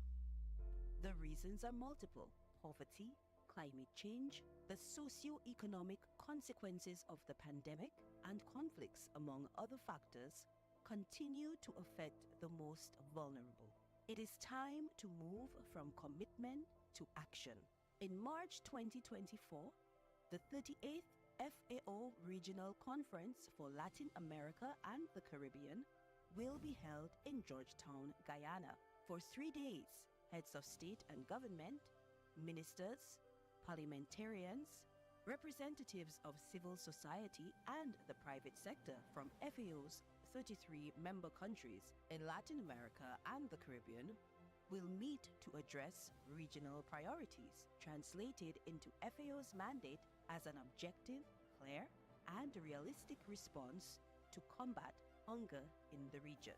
Multiple actors from across the region have forged synergies to contribute to national efforts towards more efficient, inclusive, resilient, and sustainable agri-food systems, and support the 2030 agenda promoting better production, better nutrition, a better environment, and a better life. We can create a new reality and build a Latin America and the Caribbean free of poverty, hunger, and inequality, leaving no one behind.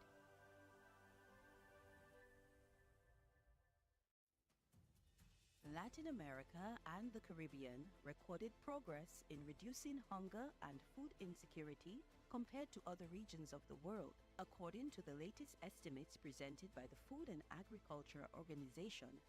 However, the scenario continues to be worrisome, with 43.2 million people suffering from hunger.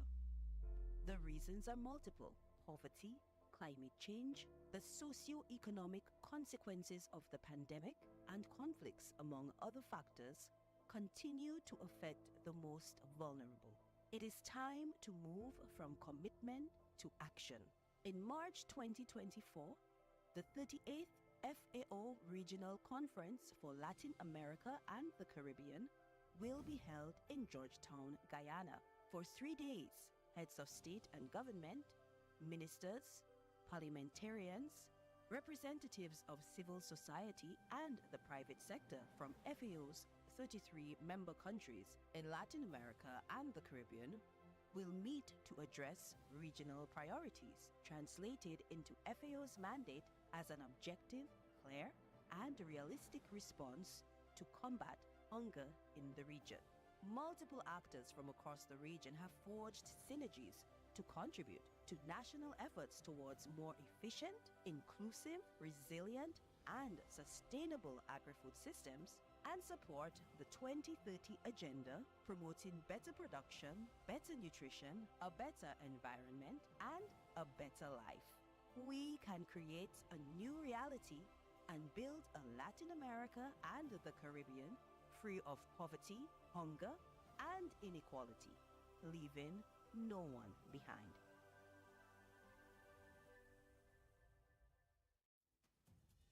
Latin America and the Caribbean recorded progress in reducing hunger and food insecurity compared to other regions of the world, according to the latest estimates presented by the Food and Agriculture Organization. However, the scenario continues to be worrisome, with 43.2 million people suffering from hunger. The reasons are multiple: poverty, climate change, the socio-economic consequences of the pandemic, and conflicts, among other factors, continue to affect the most vulnerable.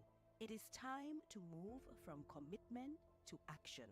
In March 2024, the 38th FAO Regional Conference for Latin America and the Caribbean will be held in Georgetown, Guyana. For 3 days, heads of state and government, ministers, parliamentarians, representatives of civil society and the private sector from FAO's 33 member countries in Latin America and the Caribbean will meet to address regional priorities, translated into FAO's mandate as an objective, clear, and realistic response to combat hunger in the region. Multiple actors from across the region have forged synergies to contribute to national efforts towards more efficient, inclusive, resilient, and sustainable agri-food systems, and support the 2030 agenda promoting better production, better nutrition, a better environment, and a better life. We can create a new reality and build a Latin America and the Caribbean free of poverty, hunger, and inequality, leaving no one behind.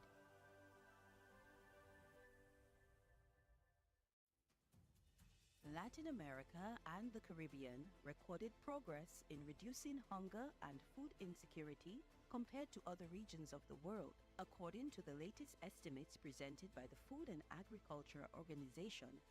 However, the scenario continues to be worrisome, with 43.2 million people suffering from hunger. The reasons are multiple: poverty, climate change, the socio-economic consequences of the pandemic, and conflicts, among other factors, continue to affect the most vulnerable. It is time to move from commitment to action. In March 2024, the 38th FAO Regional Conference for Latin America and the Caribbean will be held in Georgetown, Guyana. For 3 days, heads of state and government, ministers, parliamentarians, representatives of civil society and the private sector from FAO's 33 member countries in Latin America and the Caribbean will meet to address regional priorities, translated into FAO's mandate as an objective, clear, and realistic response to combat hunger in the region. Multiple actors from across the region have forged synergies to contribute to national efforts towards more efficient, inclusive, resilient, and sustainable agri-food systems, and support the 2030 agenda promoting better production, better nutrition, a better environment, and a better life. We can create a new reality and build a Latin America and the Caribbean free of poverty, hunger, and inequality, leaving no one behind.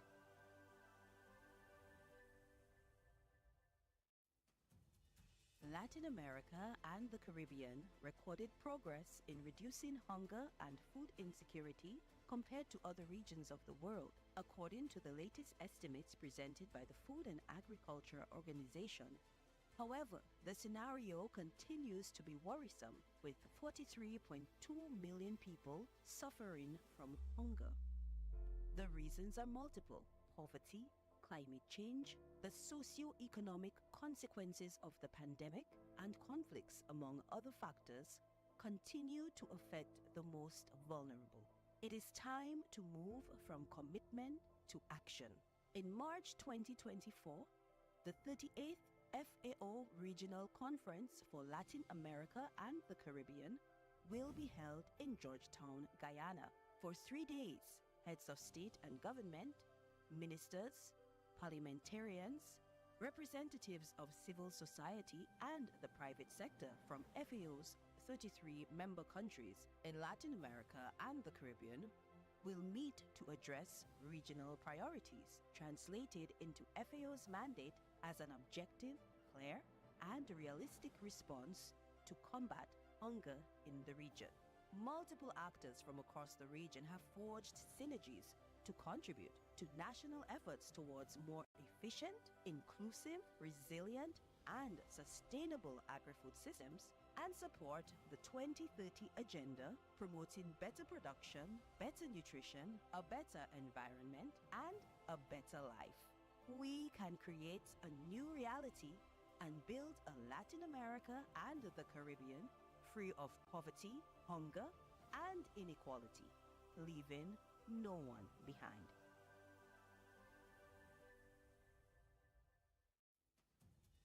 Latin America and the Caribbean recorded progress in reducing hunger and food insecurity compared to other regions of the world, according to the latest estimates presented by the Food and Agriculture Organization. However, the scenario continues to be worrisome, with 43.2 million people suffering from hunger. The reasons are multiple: poverty, climate change, the socio-economic consequences of the pandemic, and conflicts, among other factors, continue to affect the most vulnerable. It is time to move from commitment to action. In March 2024, the 38th FAO Regional Conference for Latin America and the Caribbean will be held in Georgetown, Guyana. For 3 days, heads of state and government, ministers, parliamentarians, representatives of civil society and the private sector from FAO's 33 member countries in Latin America and the Caribbean will meet to address regional priorities, translated into FAO's mandate as an objective, clear, and realistic response to combat hunger in the region. Multiple actors from across the region have forged synergies to contribute to national efforts towards more efficient, inclusive, resilient, and sustainable agri-food systems, and support the 2030 agenda promoting better production, better nutrition, a better environment, and a better life.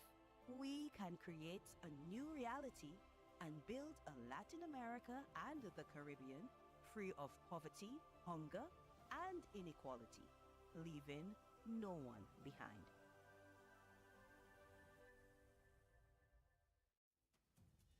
Latin America and the Caribbean recorded progress in reducing hunger and food insecurity compared to other regions of the world, according to the latest estimates presented by the Food and Agriculture Organization. However, the scenario continues to be worrisome, with 43.2 million people suffering from hunger. The reasons are multiple: poverty, climate change, the socio-economic consequences of the pandemic, and conflicts, among other factors, continue to affect the most vulnerable. It is time to move from commitment to action. In March 2024, the 38th FAO Regional Conference for Latin America and the Caribbean will be held in Georgetown, Guyana. For 3 days, heads of state and government, ministers, parliamentarians, representatives of civil society and the private sector from FAO's 33 member countries in Latin America and the Caribbean will meet to address regional priorities, translated into FAO's mandate as an objective, clear, and realistic response to combat hunger in the region. Multiple actors from across the region have forged synergies to contribute to national efforts towards more efficient, inclusive, resilient, and sustainable agri-food systems, and support the 2030 agenda promoting better production, better nutrition, a better environment, and a better life. We can create a new reality and build a Latin America and the Caribbean free of poverty, hunger, and inequality, leaving no one behind.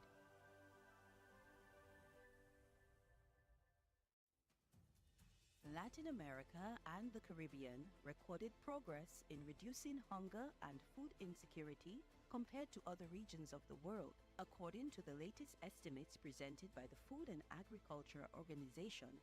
However, the scenario continues to be worrisome, with 43.2 million people suffering from hunger. The reasons are multiple: poverty, climate change, the socio-economic consequences of the pandemic, and conflicts, among other factors, continue to affect the most vulnerable. It is time to move from commitment to action. In March 2024, the 38th FAO Regional Conference for Latin America and the Caribbean will be held in Georgetown, Guyana.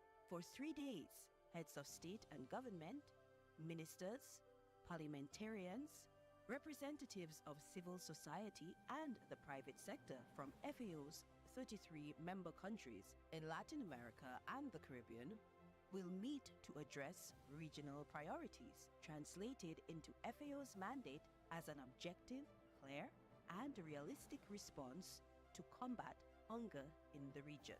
Multiple actors from across the region have forged synergies to contribute to national efforts towards more efficient, inclusive, resilient, and sustainable agri-food systems, and support the 2030 agenda promoting better production, better nutrition, a better environment, and a better life. We can create a new reality and build a Latin America and the Caribbean free of poverty, hunger, and inequality, leaving no one behind.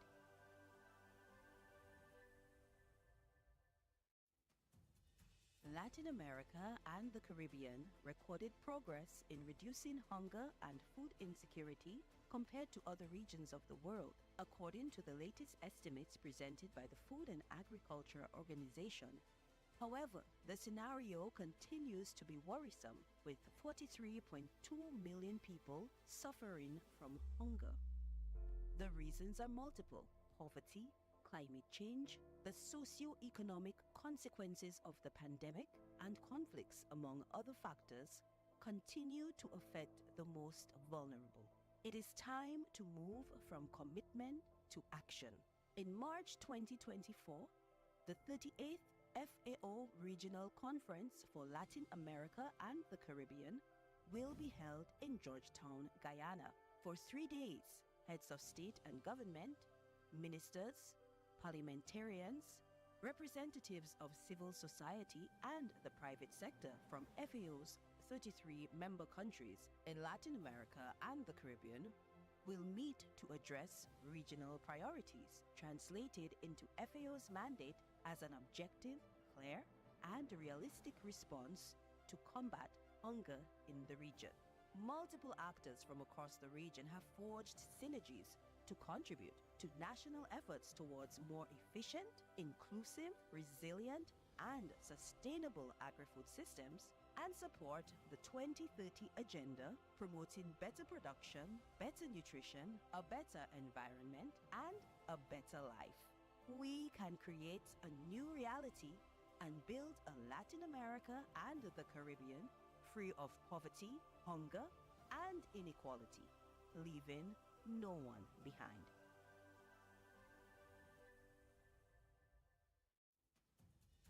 Latin America and the Caribbean recorded progress in reducing hunger and food insecurity compared to other regions of the world, according to the latest estimates presented by the Food and Agriculture Organization.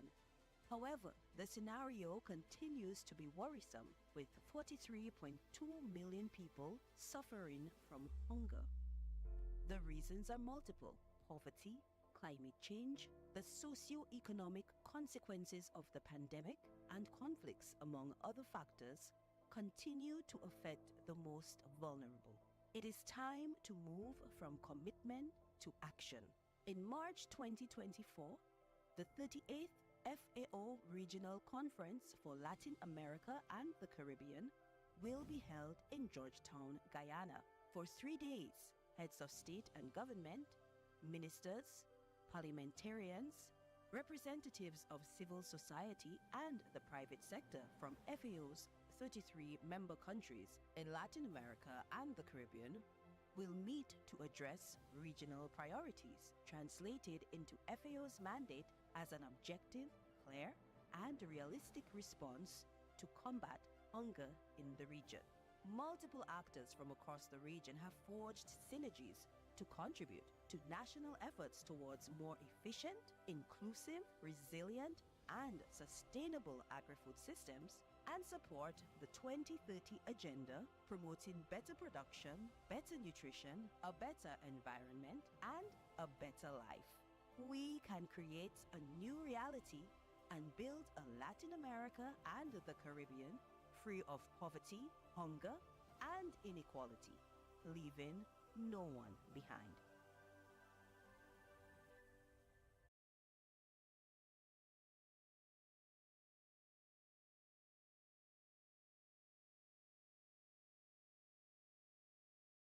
Of the world, according to the latest estimates presented by the Food and Agriculture Organization.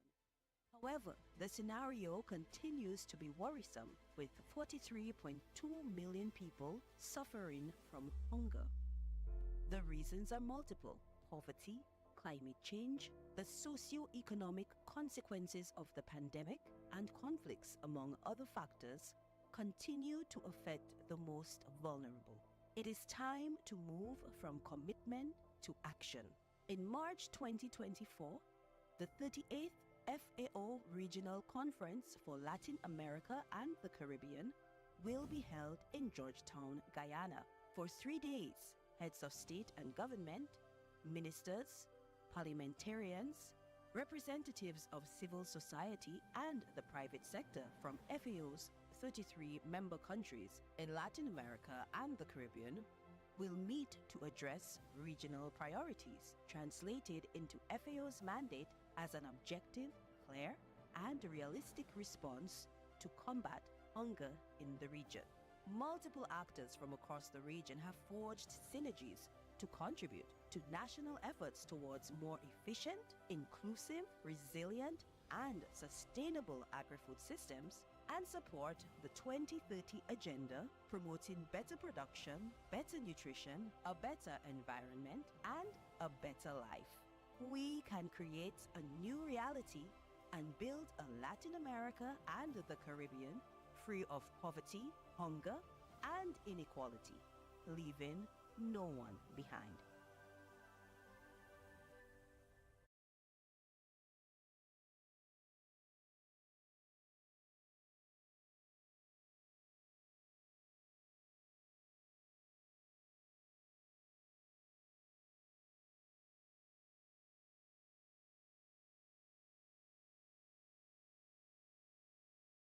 Of you. Are we okay? Good afternoon to everyone. We are back for the second session of this consultation of the scientific and academic group before the 38th FAO LAC 38. This moment now, after lunch, at least in Santiago, we already had lunch. It's an exclusive moment for the coordination amongst participants that are in today's session. And this will allow us to have a more extensive coordination and precision in reference to your participation within the LARC 38. We heard from the main technical leaders of the FAO office the topic we're setting forth to the conference to the 33 countries of the region. And now we're going to have a session in this afternoon for 3 hours in total, which is organized around analyzing the topics, identifying the positioning or focus of the scientific aspects within the conference, and to choose the spokespeople that will be involved in those spaces. Before we begin, and jointly with the committee that organized this session, we believe that it could be interesting to learn firsthand the experience of the spokespeople of the previous conference. For that, we have presentially in person Mita Coroveto. She's a researcher and full professor of management in Playa Ancha University, and she's going to tell us in very summarized manner the experience she has as a spokesperson at the last conference. It was a hybrid conference given COVID. So in person, we had in Ecuador, Quito, only one person, one spokesperson, and everyone else was present virtually. Mirta is going to tell us a little more. Thank you, Luca. Good afternoon to all of you. Certainly, to continue this afternoon's workshop, we have to create the new spokespeople group and what the processes are. And that's why we wanted to share with you what our process was as a pilot, as spokespeople for LARC 37. So from that standpoint, we followed a similar process like the one carried out today. Based on votes of the participants, we were selected to present a scientific and academic presentation during that conference. The work that we carried out was influenced by an enormous enthusiasm on our behalf, which allowed us to have this declaration with a very active participation, a very dynamic, permanent involvement. And the team, because it was interdisciplinary, it had different focuses, which was allowed us to set forth this declaration. The topics we involved were the priorities in a sustainable agro-food system to provide healthy diets for the entire population, more inclusive agriculture and sustainable agriculture, and each academic gave a wealth of information for this standpoint. The different positions or standpoints were very much welcomed by the entire group. And this alliance had as a product our declaration. The reaction of our proposal was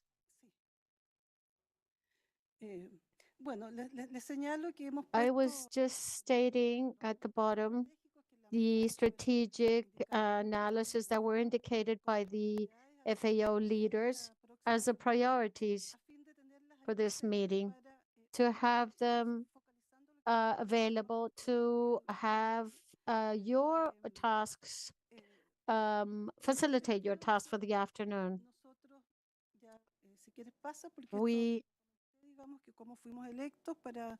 This is how we were elected, so that we could conform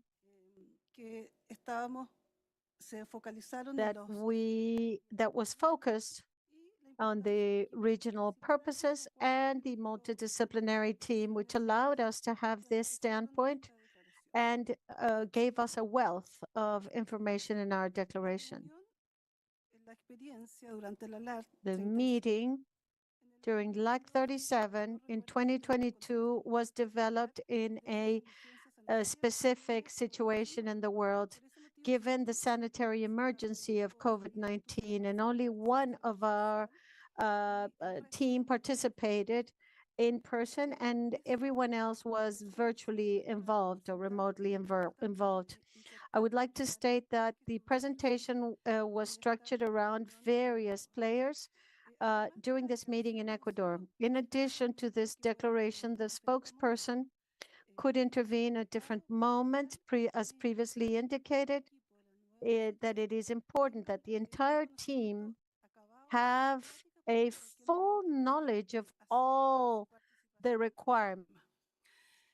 Importante destacar que esto no terminó ahí, ¿no? Que nuestro equipo seguimos trabajando y analizando las distintas So temáticas. we're still working and analyzing the different topic matters, and we ended up with a participation of the preparation of today's workshop.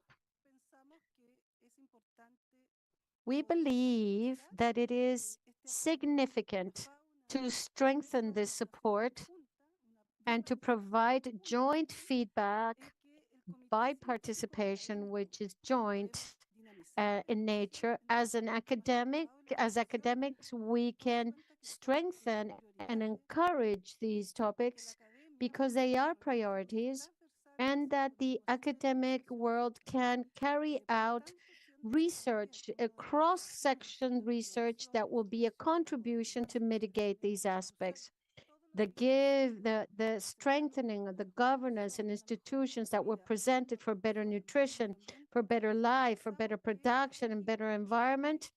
We believe that this team that is going to be made up of today, in addition to those that are exiting this role, that we are able to strengthen the analysis, discussion of the research that is concrete in contributing to the achievement of the SDGs for Agenda 2030. Thank you for allowing us to participate and sharing with us what this process looked like. It was a very interesting joint task team. Thank you. Thank you, Mirta. Very concrete, your summary of what the participation on your behalf was. The FAO participation role is very important in decision-making in this process. So the scientific and academic world is extremely important for our conference. So to facilitate the next session, I would like to very quickly project the agenda for this session. How are we going to work, Marcela?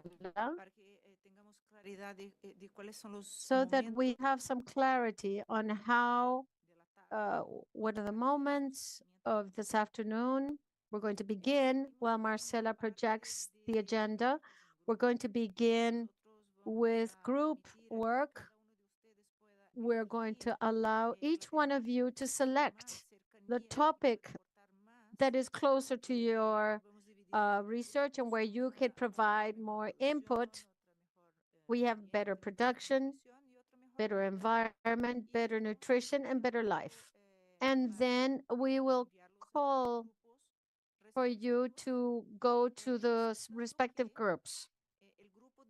And please underline that the plenary session, which is here with interpretation, has been pre-assigned, which is better nutrition. It's right here in this room. So it's the plenary room. So I think it's pretty clear that this is a conference.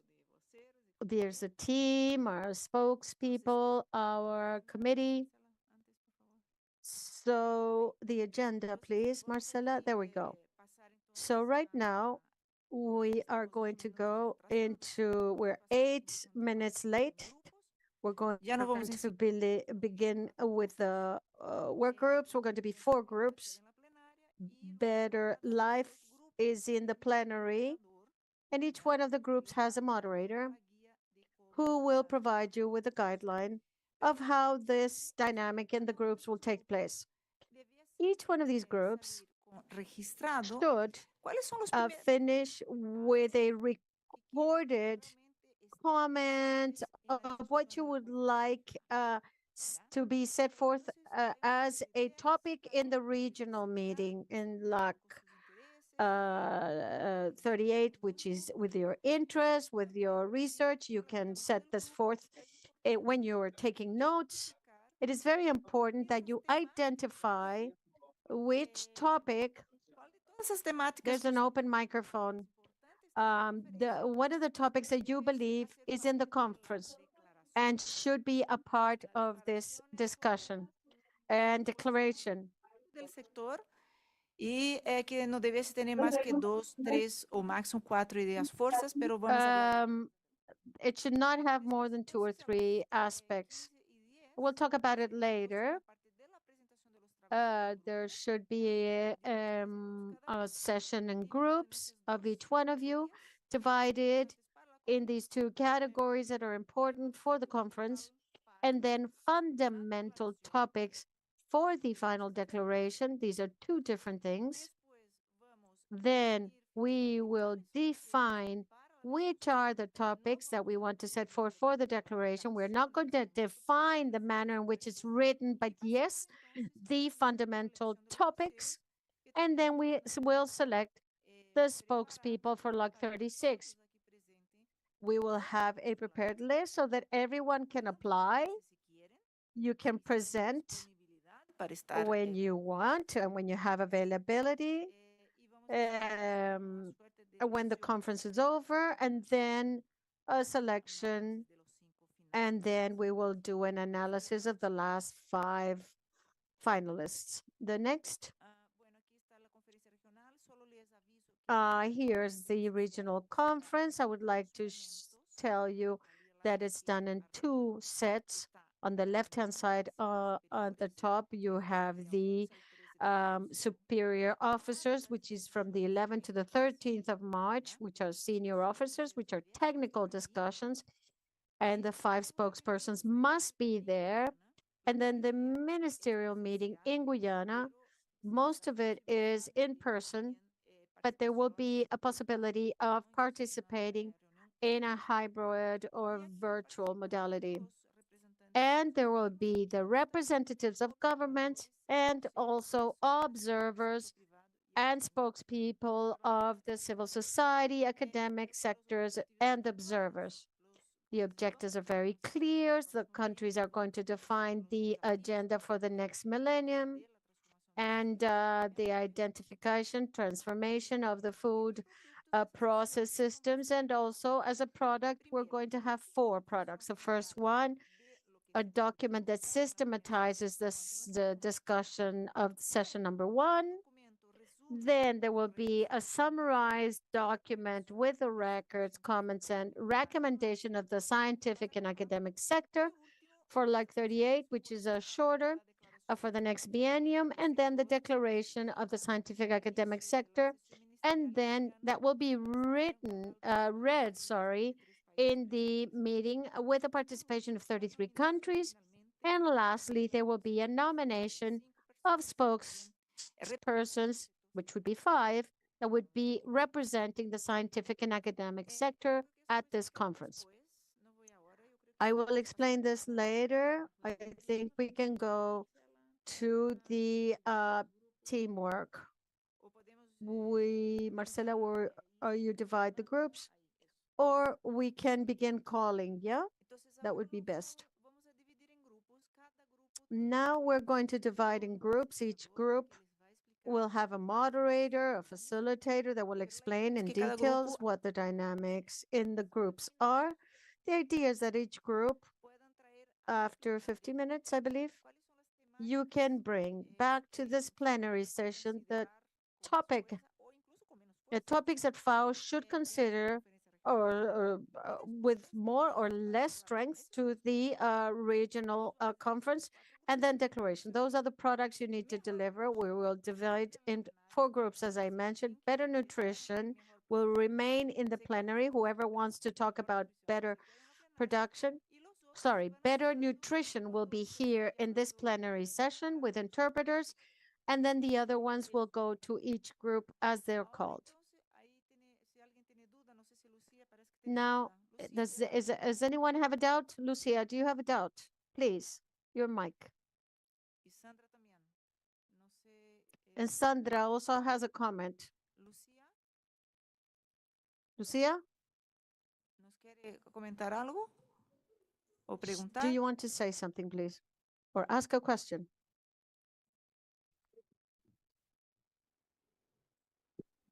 No te escuchamos. We can't hear you. If you like, you can also write on the chat if you'd like. Listo. I'm interested in the production group. Okay, fine. Let's go to the groups now. First one is, Marcela, better production. If you want to go to next production, just raise your hand. Ahí está. Georgina, Joaquín, Lucía Octavio. Georgina, Joaquín, Lucía Octavio. Mejor producción, que alcen la mano. Whoever wants to go to Mejor Producción or Better Production, just raise your hand and we will direct you to that topic room. Acepten el mensaje que les aparece en la... Please accept the invitation you will get on your screen. Just accept and you will be taken there. Octavio and Francisco Torres would also like to go to that better production room. Ready? Can we go to the next? Okay, good. Now we go to the next one. Better environment, please raise your hands. Environment, those that are interested in that topic and have more specialized knowledge and that would like to go into that topic, please raise your hand and we will send you to that room. Medio ambiente. Better environment.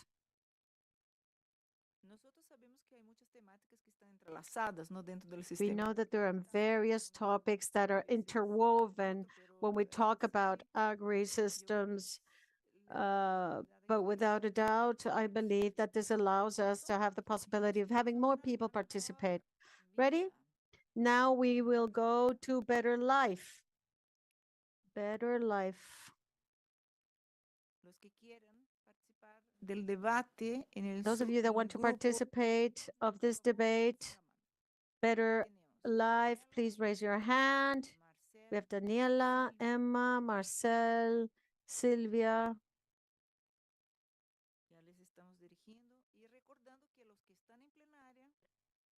And we would like to remind you that those of you that are remaining in the plenary session, we will be talking about better nutrition. Entonces, mejor medio ambiente. ¿Quién quiere? better environment.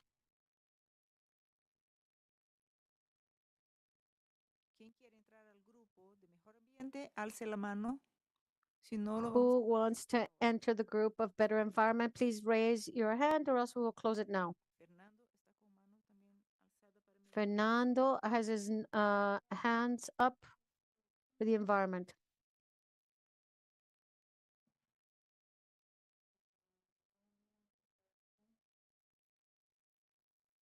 Marcel también. ¿Quieres hacer una vuelta más? Víctor. Víctor, mejor vida. Victor, Vamos a hacer una better última. life. Victor, we're going to go do a last call very quickly, okay? All right. Victor, I have a doubt. What group do you want to go into? Do you want to collaborate with? Better.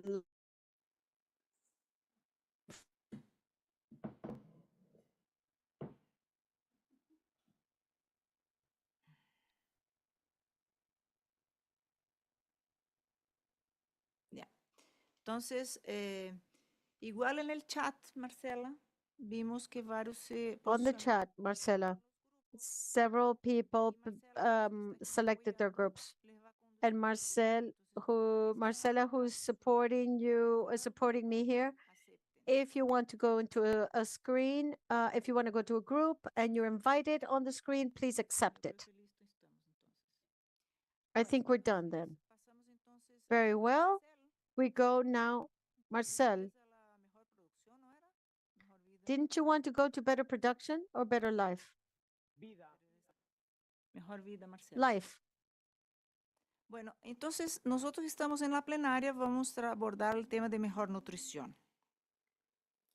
¿Ya? Y si alguien que está en ese grupo aquí se equivocó, se olvidó, se arrepintió, If somebody made a mistake, Forgot, regretted, or prevented, please write on the chat that you want to go to a specific group, and Marcela, who's here with me, will lead you to the group. Who?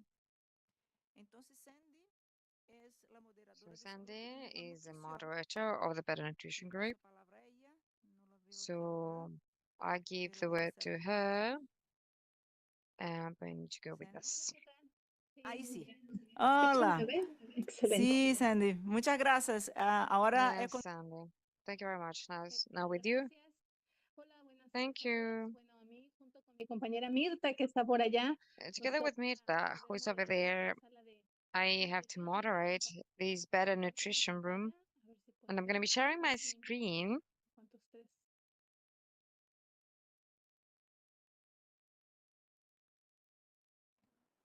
Todavía no. Not yet.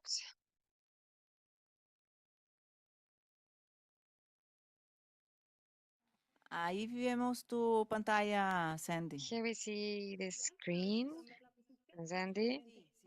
Perfecto.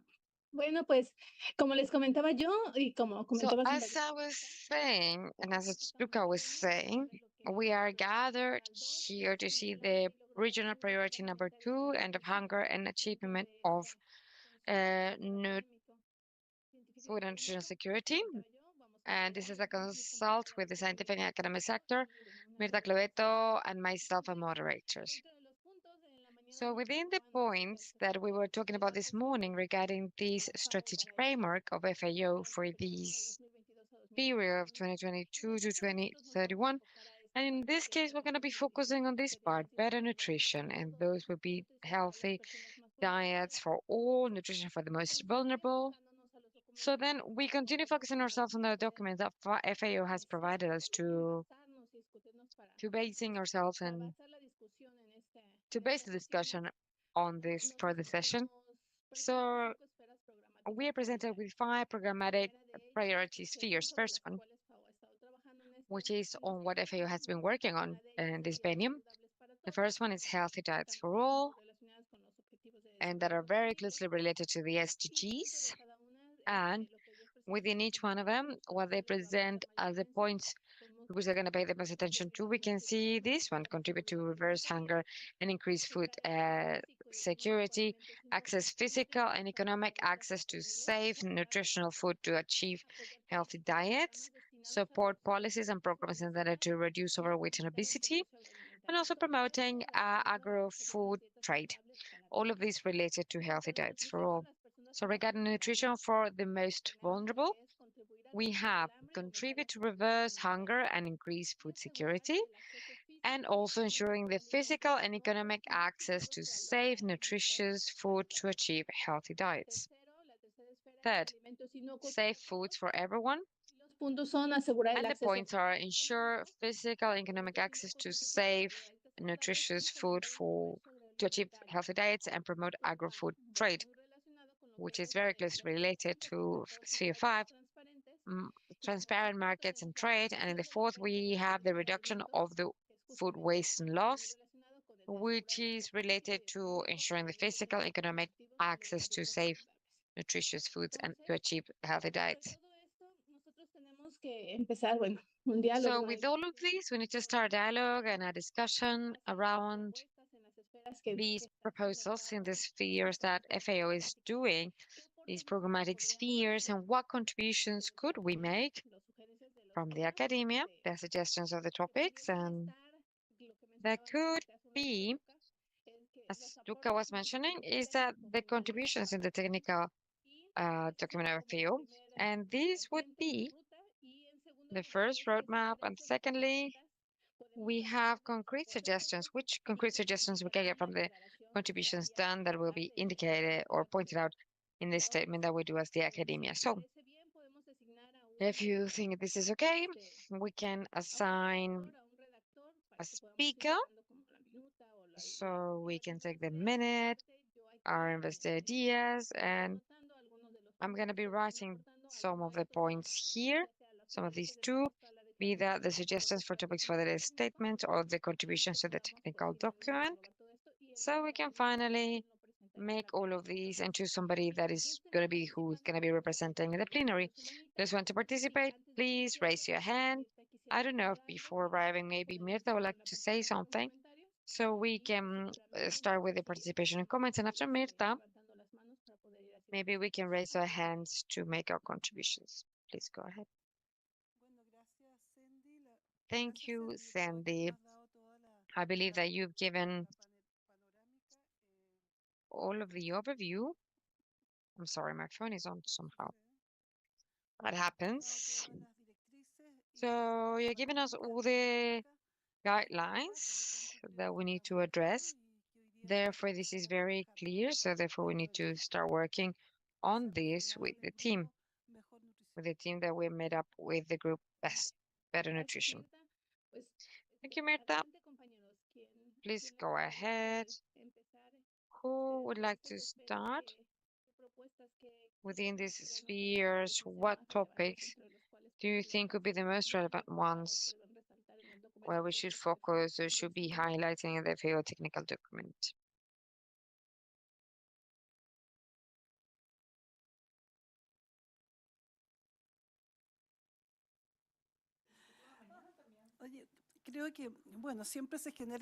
Well, we always get these awkward silences when you're in the breakout sessions. It happened to us the same when we had to address this for the previous conference, but certainly everyone who's here has a lot to contribute here, a lot of knowledge, and we just need a first idea thrown in. And from there, given the experience of all of us in all of these topics, we can analyzing these, discussing and sharing ideas so we can work in this proposal for this hour of work that we have. Aquí Jacobo Dardón, Guatemala. Jacobo Dardón, Guatemala.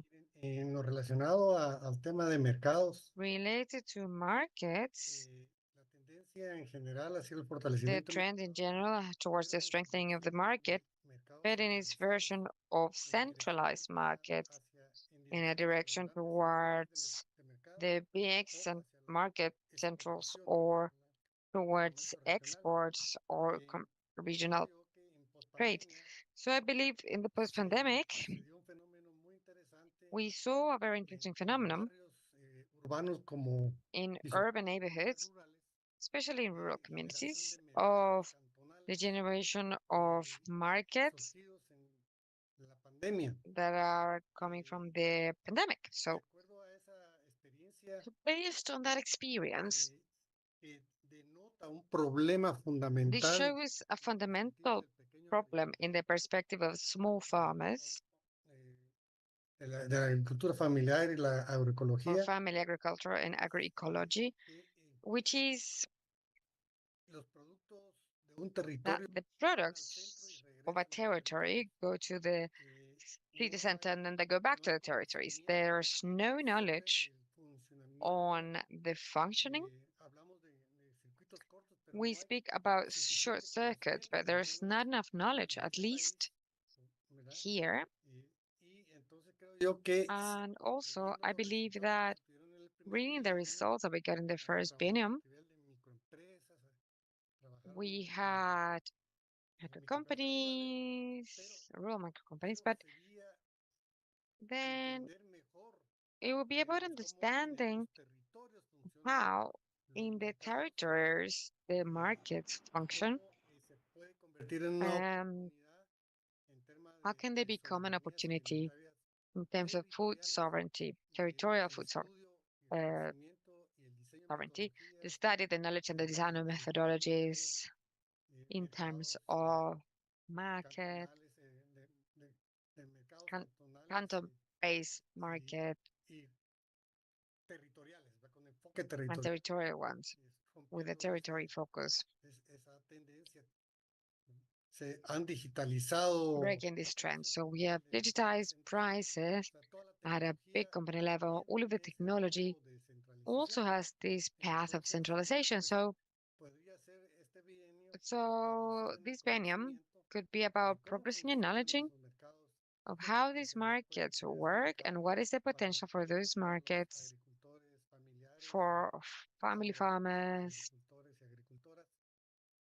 both female and male farmers, so we can generate these funds and paradoxes that a market is not a province, but a departmental market that is central and urban does not gather this in the territory, that is outside the territory, being departments that have a lot of family farming, and especially for women's groups. Thank you very much.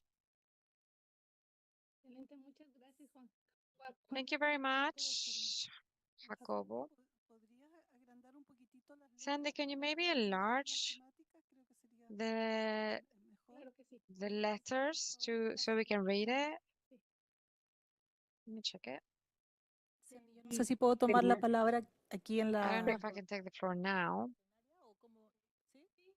on the plenary. Yeah, of course.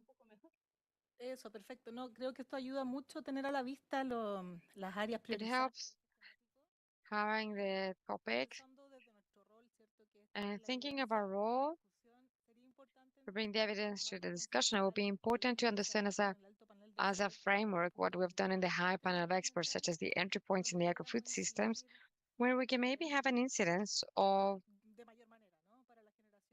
in a greater way for the generation of evidence for public policies.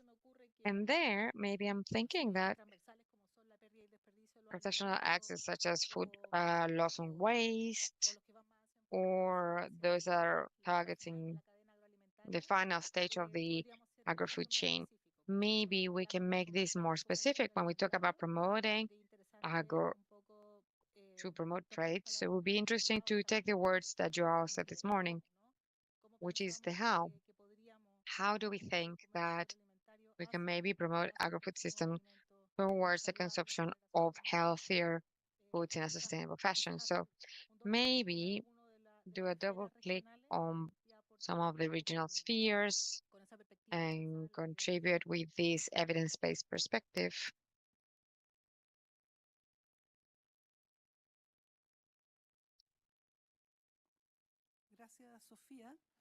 Thank you, Sofia. I believe that Sofia has put an important topic here, and maybe another of the participants could continue developing the idea that Sofia just put in the discussion. So it could be interesting having another complementary outlook.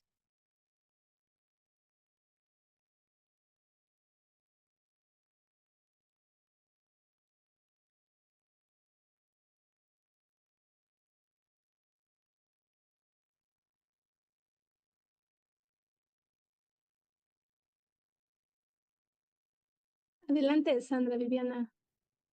Thank you, Sandra Viviana. Good afternoon. I could contribute in this point that we're starting to develop here. The experience I had, well, I'm from Argentina, but I can tell you what's happening with local markets. Also know the case of the network of farmers in the Cauca Valley, where all of the farmers offer locally their products, be that primary products or diverse kinds of foods. And then we strengthen also this because it happens because the municipality accompanies this and strengthens this. And in Argentina, it is the same from one end to the next of the country, from Jujuy to any part of the Patagonia that you can remember or that you know. This possibility that is being made up where we could have the participation of INTA, which is the National Farming Institute, the municipality, some institutions such as universities or some local organization that accompanies and motivates the work that farmers are doing, and that also is we guarantee the possibility of having one position in the market, so weekly they can trade their food. On the other end, we have the consumer that expects this because they're getting to know and they also visit the farmers in their own farm and they expect for this moment to make their purchases. So I find it very important to promote local markets. What I have written down here is that in reality it goes both for any item of column 1 as well as the third one. That is precisely to strengthen small farming, because this is the basis, the one that strengthens and that is rooted here. And food safety as well is going to be guaranteed because the volumes productions are growing because of how enthusiastic farmers are in adjusting their productive plan and the diversity of fruits and vegetables and jams or different products that can be offered. And then this is related also to, as I was saying, with the consumer, but begin, as we say, and this narrow bond between urban and rural. So this is a very important bond, rural and urban link. In urban areas, we also have markets or nodes where food is distributed and traded. And as I mentioned, after the pandemic, during the pandemic, we saw that in these places, the food was missing less. There was greater abundance and greater access of food or in terms of closeness. So I believe this is across all of the items of the first column, the priority spheres, because these farmers, they grow without poison, as we say here, or they're agroecological, and they're permacultures and any other variable. It also helps to a healthy diet because we speak, and I believe it's also important to speak of one health, the healthy soil, health of all of living beings. I also find it important to add as an extra thing here in this item, the need of making alliances and having the participation of people in the healthcare sector and nutritionists or dietitians, that they can do their contributions and they can do research in different parts of Argentina or Spain and different places regarding the nutritional value and the addition of growing in a well-nourished ground that provides that fruits and vegetables a greater nutritional content also, and all of that goes to good health. Thank you. Excelente, muchas gracias. Gracias, Sandra. Y sí, realmente, últimamente este tema de una Thank you, salud Sandra. ha cobrado gran importancia, ¿no? Has taken major significance. Everything related to nutrition, this interaction between amongst the different spheres, the animal, human health, it's a cycle, and there are points of interaction which are interrelated. Y incluso de los temas ahorita que estamos tratando muchos de estas And partes. now on the topics that we are discussing, was mentioned by Sandra, this ecological aspect, the training that is given to farmers, the agronomic information, the management of fertilizers for everyone. So there will be a higher production. We're also going to have better quality, and therefore it will contribute to the status of the quality of health and life. Anyone else would like to participate? I just wanted to continue what I had mentioned before when I referred to this conceptual framework, analyze these other discussions that have taken place at this level, at this high level, trying to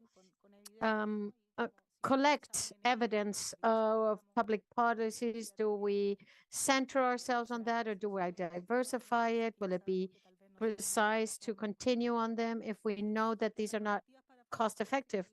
Standards to favor, for example, to promote sustainable diets through public purchases doesn't seem to be superanalyzed here, or fiscal policies, which is what we were talking about, create subsidies, for example, or other fiscal policies or social protection, which is also announced as one of the topics that FAO has set forth as a priority for one of these meetings, for this meeting, the promotion of food that is healthy and those that are not. And there are standards that have shown some regulation, for example, in marketing in Chile and other countries. These has been headed, for example, labeling healthy and unhealthy food so that consumers have more information. Also, publicity and promotion of a healthy diet, improving the education in this area, which is not achieved on itself, but there have to be policies like fiscal policies. We will also refer to guidelines, which are good orientation for countries. I don't know if we have time to include them amongst the topics that should be discussed profoundly during the summit that is planned ahead. The points that you've just mentioned are fundamental, certainly, because this part of the economy is a factor which is crucial and determining for education, for an individual, a family, etc. If you could make these changes for public policies, sometimes, depending on the country, the zone, and so on, it is very complicated. It is the healthy diet sometimes is more expensive than the junk food. These could be reduced, this can be improved if we carry out these fiscal resources, changes of public policy, but also what we refer to the support of agro-food systems supporting the farmers. This could improve some of the objective we have. Anyone else?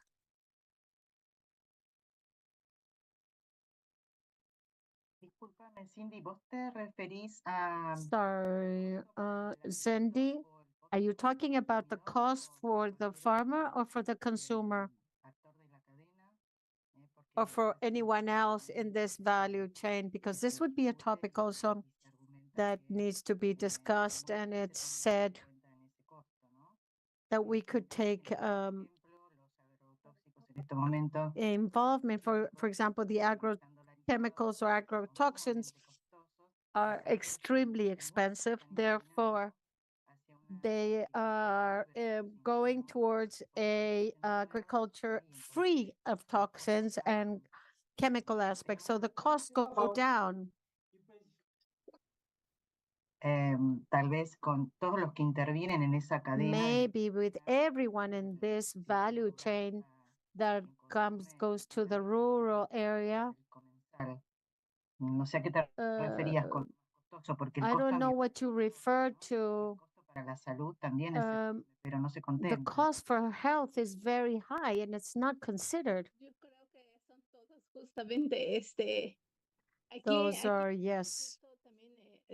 In Mexico, we have promoted a program at the government level which seeks to not only support the farmers. It's a program called Sowing Life. It supports the farmers, providing them with seeds, but those technological packages so that they know how to harvest, how to plant, and how to produce without fertilizers, and reduce those costs both in production. But as you said, those costs sometimes are directly linked to the environmental health and so on. So I believe that all these topics are important. We have to look at the strategies. There could be some that are already present in certain countries and that are providing good results. It would be good to extend ourselves and replicate them in other nations, depending on the production. These are some cases that are successful. Muchas gracias. Anyone else? Yes. I just want to go deeper into this topic since we're talking about it. Sophie gives us reports on the situation of countries, but from the academic standpoint, we can give evidence of the countries to help decision makers on these discussions, because generally we talk about suppositions, hypotheses, information that sometimes has not been tested in all these countries. So I believe it is precise to make decisions based on evidence. So we have to go hand in hand with, yes, as was stated, there is a lack of how we link this change. Let's look at the entire value chain, production, consumption, so that we can see the opportunities. I'm saying the entrance point. Where can we be more effective based on evidence, which is not going to have the same standing in each country, but how it's paid, how it's taxed, and so on. Based on the topic that we're analyzing, very important points have been set forth. In each one of our countries, they exist. There are programs linked to food systems. They can help with the cost that we want it to become a diet that is at a lower cost. In order to have a topic, as Sophia was having, to have a traceability of the chain, what is the government doing? What is the farmer doing? What are the different stages? How do we create a network to strengthen that chain and not overstep each other or superimpose? It's where we can reduce the gaps, where we can try to achieve a healthy diet and also demystify certain aspects. We know that there's a major influence of the industry for ultra-processed foods. And one of the important aspects of the diets in the world, more than 60% of the calories are provided through ultra-processed products. And if we add how much money is needed for a family to feed, we would be able to have some sort of involvement, but we would have to have a common objective. All these objectives are difficult to achieve, but we have to create these networks for mutual collaboration with the generation of evidence that will provide us information to help in policymaking. We have a great deal of knowledge, and we can take that path that is terribly difficult, but to have access to healthy food is fundamental. Muchas gracias, Mirta. Adelante, Juan Jacobo. Thank you, Mirta. Juan Jacobo. Sí, solo quisiera aportar desde los aceleradores. I would like to give some feedback from the accelerators standpoint. I coincide with Sandra that the strengthening of family farming to the farmer, to the agroecology as a baseline will cut the objectives. Realmente But there muy is interesante en tanto a a generar very interesting experience to generate evidence, diverse policies that have to do with the entire agro system which is being developed by Peru, the register of farmers in Peru. It is a experience that should be set forth as a priority for all nations to generate evidence. I don't know if you've had a chance to enter this register. It is a very powerful tool to create a territory, organized area. I'm not going to go extensively on this, but I believe that this could be an accelerated data to generate evidence, I believe should be observed en esta conferencia de FAO. in Gracias. this FAO conference. Thank you. Gracias. Adelante, Juan Manuel. Juan Manuel. Hola, buenas tardes para todos. ¿Cómo están? Hello, good afternoon to all of you. How are you? It's a pleasure to be with you, and I would like to thank you for your invitation. I am part of the Association of University of Montevideo. It is a network of public universities that is in 6 countries and is made up by 41 universities. I can see Mirta Croveto, which is part of our association, and she's part of our academic work. So allows me to set forth some comments, although this is not my academic area.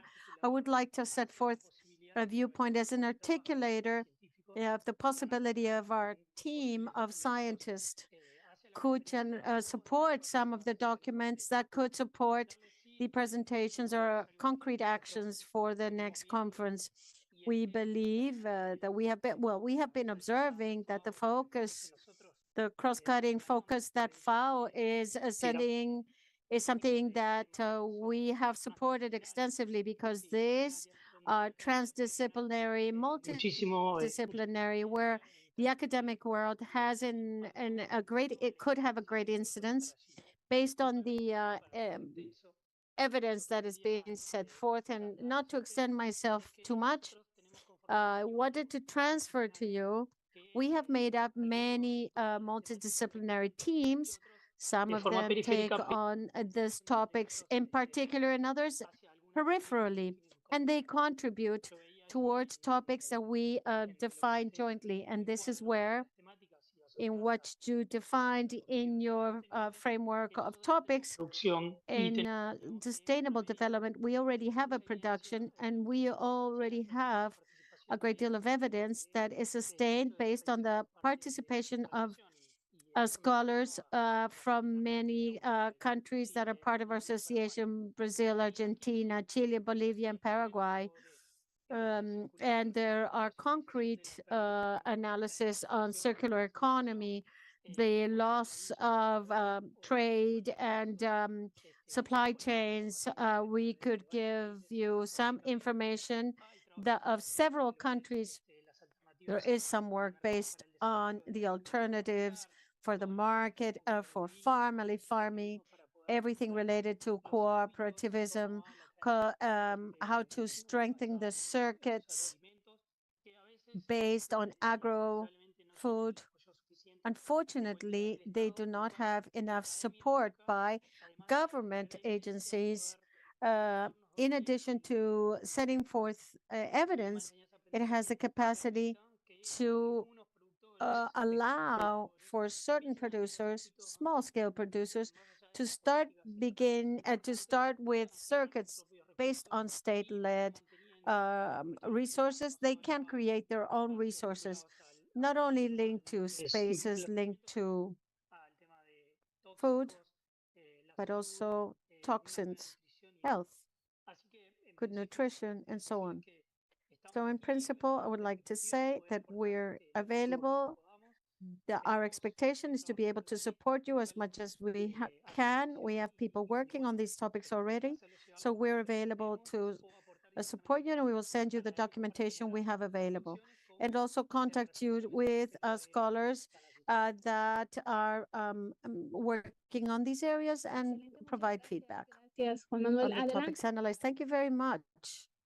Sí, este tema es apasionante, así que bueno, me gustaría también escuchar otras voces. This is a very passionate topic. I would love to hear other voices, but from the experience in Argentina, and I repeat this again, facing the difficulties that the country has, and the country has had in the last few decades, what I observe here throughout the different regions,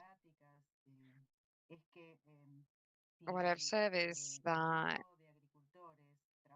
the group of farmers works together and the achievements are greater. So also promoting the unions between farmers and consumers. Then, just to put on point number 1, regarding the contributions to the document, we also detect that what situations they're facing, the farmers and the neighbors. For instance, in Argentina, from the Ministry of Health, from several years,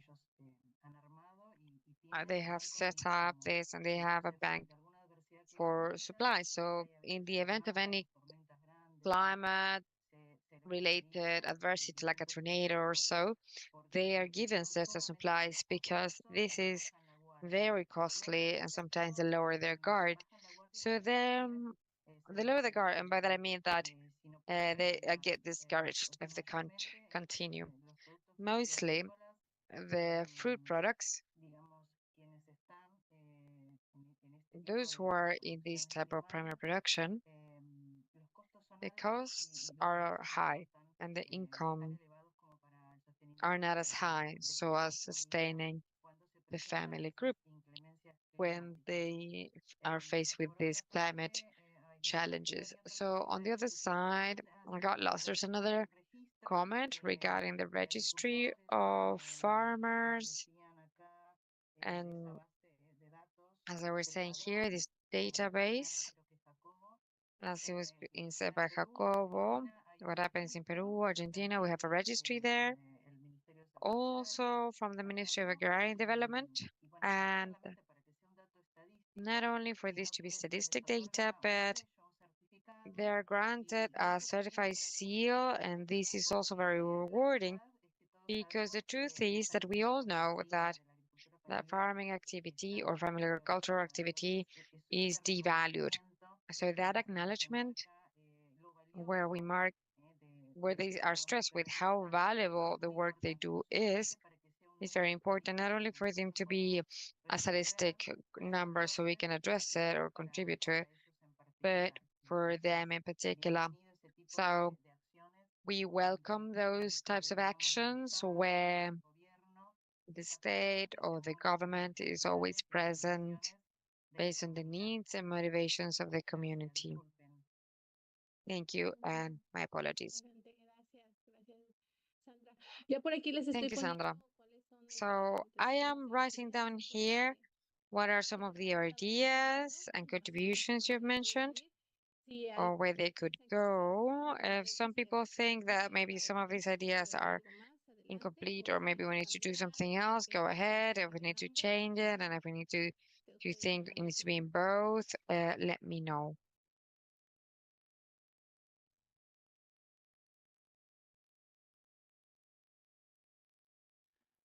Sandy, a lo Nos mejor quedan. volver a colocar las temáticas, ahí pudiéramos. Maybe Okay. put the topics back here. Claro. Yeah, of course.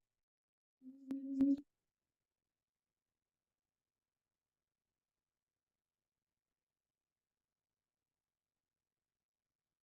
No sé si ahí las alcanzan a ver.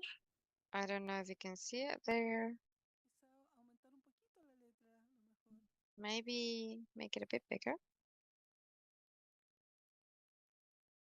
Por ahí. ¿Se lo ven? Is it there? Can you see it? Yeah. Okay.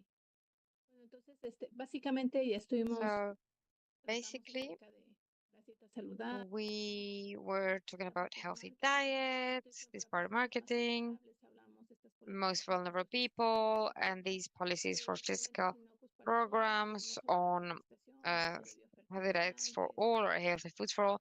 We talk about not only fertilizers and the reduction of food loss and waste. I believe this is a topic that we have not touched on a lot. I don't know if we can say something about that. And then we talked about market, transparent commerces or something like that. Poquito en cuanto a esta parte de reducción de la pérdida. I believe we're losing a little bit here on food loss and waste. I don't know if somebody would like to comment on something. Está implícito en todo lo que venimos This is implicit in everything that we've said, because these losses have to do with these big chains for trading and production, etc. And locally, it does not only mean that we have less waste, or more clearly, this is reduced, but cultivos bien nutridos también no solamente tienen these crops don't only have greater nutritional content, but they have greater capacity for the conservation. So they can really be kept double, twice or three times the time, keeping good characteristics. We also have a lot of places in Argentina, some municipalities where they're trying to see if they have any place for gathering this, and we have a capacity for conservation. So this on the one hand, and this is that is here, and this is the contribution that we can do in education at all levels, just to discriminate between food and consumers, that is relying on these big companies that have decades offering their project. But if they can discriminate or differentiate one food from the other, is that also tracks this increasing volumes and quality and to create food security, but also strengthen themselves.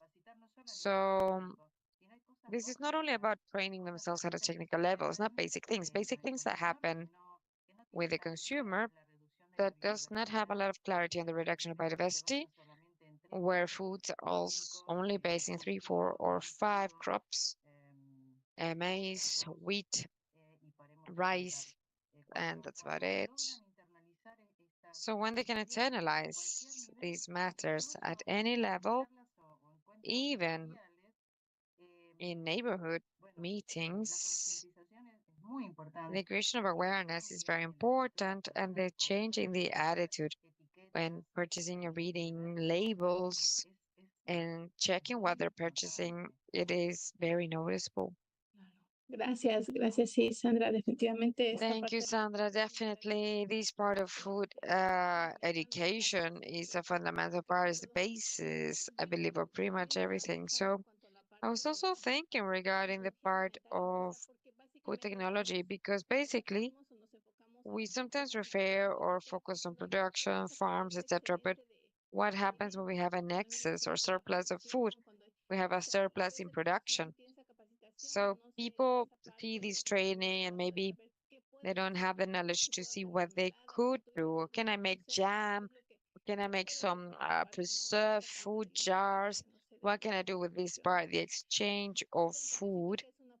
So I feel this is a part that is also something that we're focusing on a lot, on this part of distributing, but not this part of the surpluses.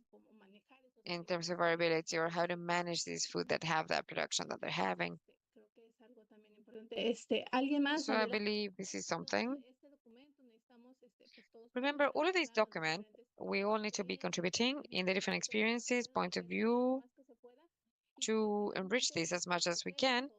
And hopefully our spokespeople can contribute so they can represent the sector within this FAO conference, so they can have this way of getting this statement, and especially stressing that so these government stakeholders and those who are dedicated to these public policies can have present what the needs are and what have we seen in our experience in the projects that we've done and what we've done, etc. ¿Alguien más? Adelante. Anyone else? Please go ahead.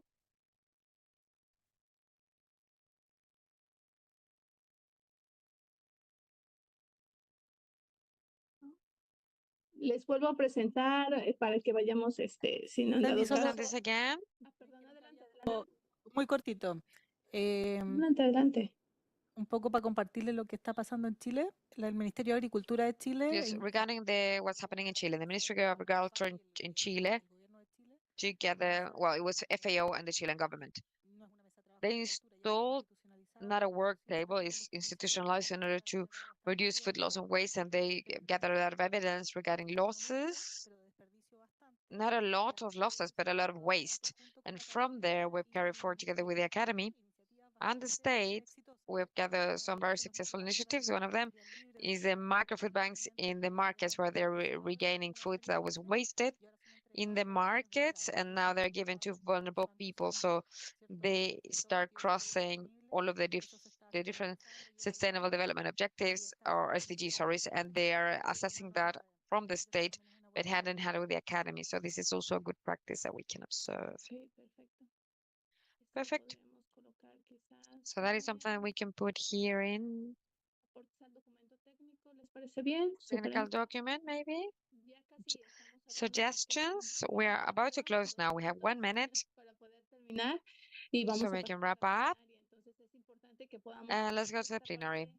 It's important to have this part already rounded up, because we need to choose a person, one of us, who can read, or they can contribute with these contributions in the plenary session. Bueno, claro, o si alguien quiere ser voluntario también. If anyone wants to be a volunteer also. De una vez o avanzar con esta parte. So we can appoint them once and for all, so we can continue. Would anyone like to be a representative for this plenary? Compañeros. Es leer, Estamos es leer todos lo muy que está acá. calladitos. Alguien que se anime. Sí, sí, sí.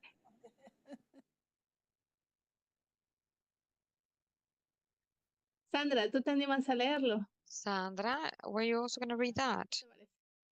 No me animo, pero parece que me compré el No te micrófono. animamos.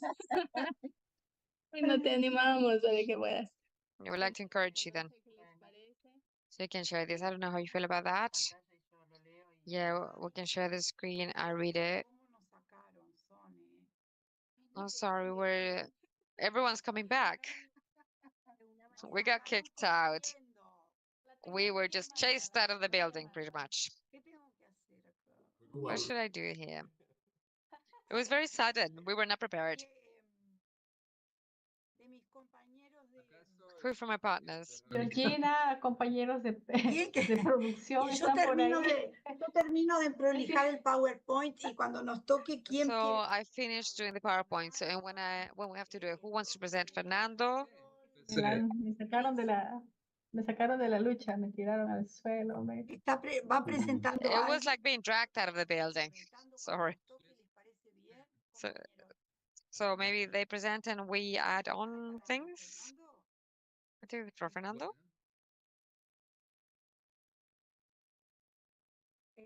Lo que el compañero estaba hablando para que lo coloques, Verónica. So we're talking about this increasing the biodiversity Increasing functional biodiversity. Maybe we were a bit short on their idea. Eso te iba a decir. So this is the plenary, and that's what I was gonna say. Aquí estoy. Que si tenemos más biodiversidad, Cuéntanos, menos Joaquín. incidencia de... And we have more biodiversity, pests and disease. When we simplify biodiversity, we put a monoculture and a very homogeneous genetic material, we get all the problems. When we diversify, we get more options and of management. So that is included within the agroecological management of crops, right? Yes, we should think in terms of functional biodiversity by having clarity that it's not about having biodiversity for the sake of it, but multi-strain and multi-species crops, they respond to our economic interests and also to the management of the predominant system, because it gives income to producers or also foods for a certain community. Can you talk about, this is about increasing the relationships in the ecosystem, right? I believe we run out of time. Yo comparto. I'll start sharing.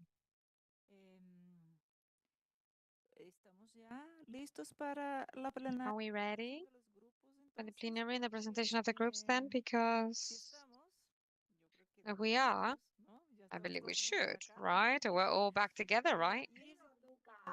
Y bueno, los tiempos limitados. El tiempo limitado. Pero Iris. tuvimos una preciosa conversación. We had a beautiful conversation. Iris. Por supuesto, ¿puedo compartir? Can we share this? Hola. Hello? Sí, Iris, ¿puedes compartir tu pantalla? Yeah, you can share your screen. Este es el trabajo que hemos hecho en el grupo. This is the work that we've done in the group. We need to, our friend Georgina, I don't know if you're there, Georgina. Sí está. Ya va a hablar. Ahí. She's there.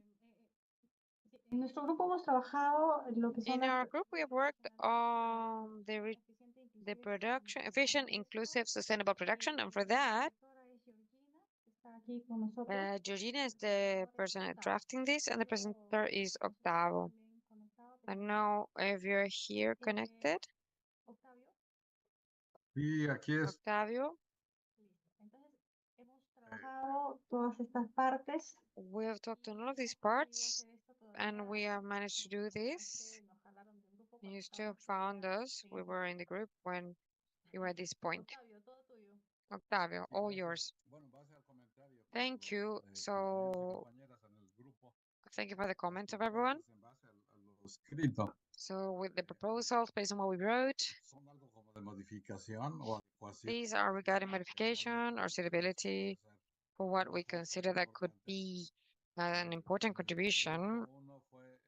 In group 1, it was to make explicit that the improvements and the decisions are focused on going towards sustainable food production, such as agroecology and other innovative focuses. It is about strengthening the capacities of the risk to promote monitoring and implementing sustainable production that is resilient. Next is reinforce the national capacities for the generation of productive data, statistics, and geographic information. So, support the co-generation of technologies and practices for the improvement of forestry systems. So, we are adding some terms that we considered they strengthen this message. Aspect number 2, it is about promoting policies for the expansion of sustainable aquaculture, particularly small aquaculture. The other aspect was subsidy systems to avoid this to contribute to the overexploitation and the degradation of resources and water subsystems. Since we've had experienced these, sometimes the funds lose their way, and what we wanted to achieve is not cheat. So third is promote and manage early warning systems and prevention plans for pests and diseases. Also promote food systems that contribute to healthy diets in terms of quality, nutrition, and biodiversity from biodiverse production systems. And lastly, reducing and replacing the use of agrochemicals and other toxic substances in the agro-food systems. That is to guarantee the health of the agro-food system, the environment, and the productive sector, and also the consumer. That is all we did. If you have anything to add, anyone from the group, please go ahead.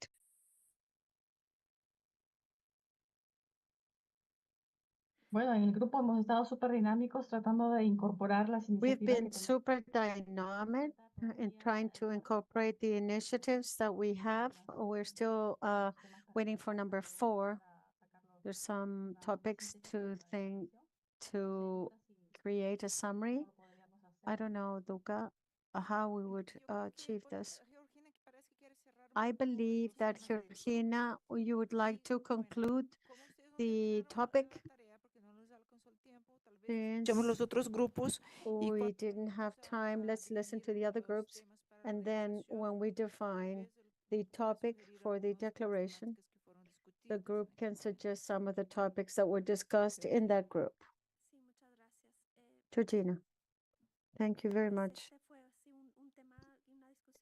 This was a topic and a discussion where we did not conclude, but we would like to thank Edith, who helped us facilitating on my behalf, and it's not something that we have discussed in the group, but I believed I wanted to propose it in reference to point 4 of better production, and I put it in the chat. It is relevant when we talk about aspects of equanimous access for small-scale producers. We have to talk to land. It is something that is fundamental in all these discussions, and also water, also the seeds. And in that chat, for the knowledge of everyone, I put some text, and also the infrastructure that is available to access markets. And I think it's fundamental, and it's part of the access because we need to see the production linked to other stages of the food system.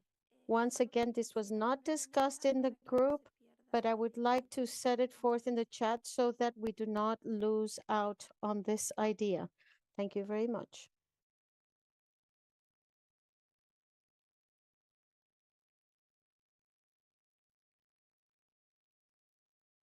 Por mi parte está perfecto. Yo creo que sí lo vamos a sumar. From my standpoint, I think that's perfect. We can add that to group 1, Luca. Pasamos al otro grupo entonces. Let's go to the next group, please. ¿Cuál es el otro grupo? What was the next group?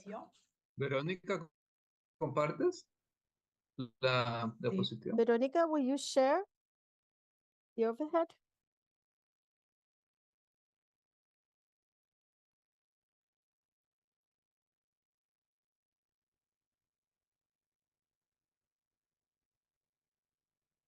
Bueno, les comento que I wanted to mention that a Patricia, que we tomó had as the writer, a rapporteur, Patricia.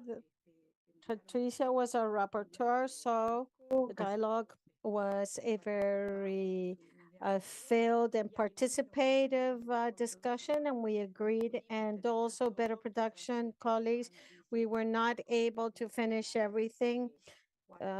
Duca can tell us how we can look at MP 4 and 5, which we have not been able to finish.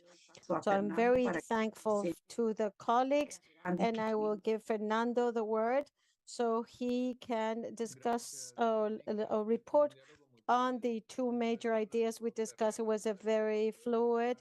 My name is Fernando Terreras, Observatory of Nutrition for Latin America and the Caribbean. We have for MP1, we want the agroecological production with appropriated and personal needing. There should be typification of producers and the type of producers so that policies that are developed go in agreement with what is discussed when we talk about technology. What we seek is to agree with the context. In MP2, basically, there are two proposals. One of them refers to the implementation and assessment of public policies by articulating parliamentarians, spokespeople from FAO. FAO should gear or offer a orientation or support in the creation of public policies and suggest that they be interrelated to parliamentarians so they can become legal or law in those countries, and also the creations of observatories or the strengthening of existing observatories in that which refers to agri-food systems and agroecological context. This in an environmental context, which is what we're dealing with. And the next slide, En el please. MP3 proponemos On que MP3, we suggest the reduction of toxic agro products for a better promotion of a comprehensive good practices response action in order to reduce environmental impact at the production level when using agrotoxins. And we want to create a dynamic relationship between the organizations of the executive power or legislative power in different nations, and also between them and academies, academic environments in the creation of standards. We would like to see this concept of creating a positive dynamic between these two aspects, and also increase the relationship, ecological relationships, increase of functional ecological in the agrosystems. I believe Octavio is going to set forth some precisions on that aspect, increase the biodiversity, functional biodiversity to increase. Fabian, it seems, but whoever wants to give some feedback, anyone is free to do so.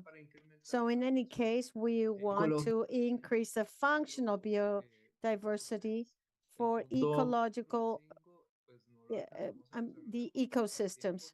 4 and 5, we did not have time to develop, but we are available to develop it whenever you say or decide to do so.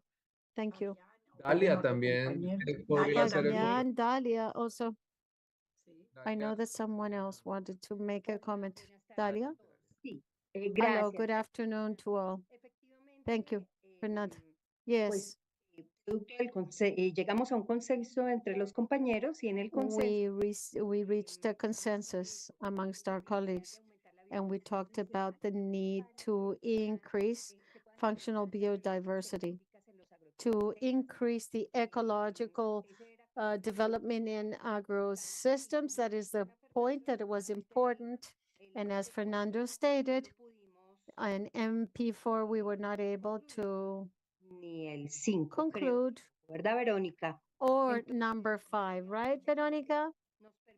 So if you could allow us to carry out an analysis in a moment so that we can conclude.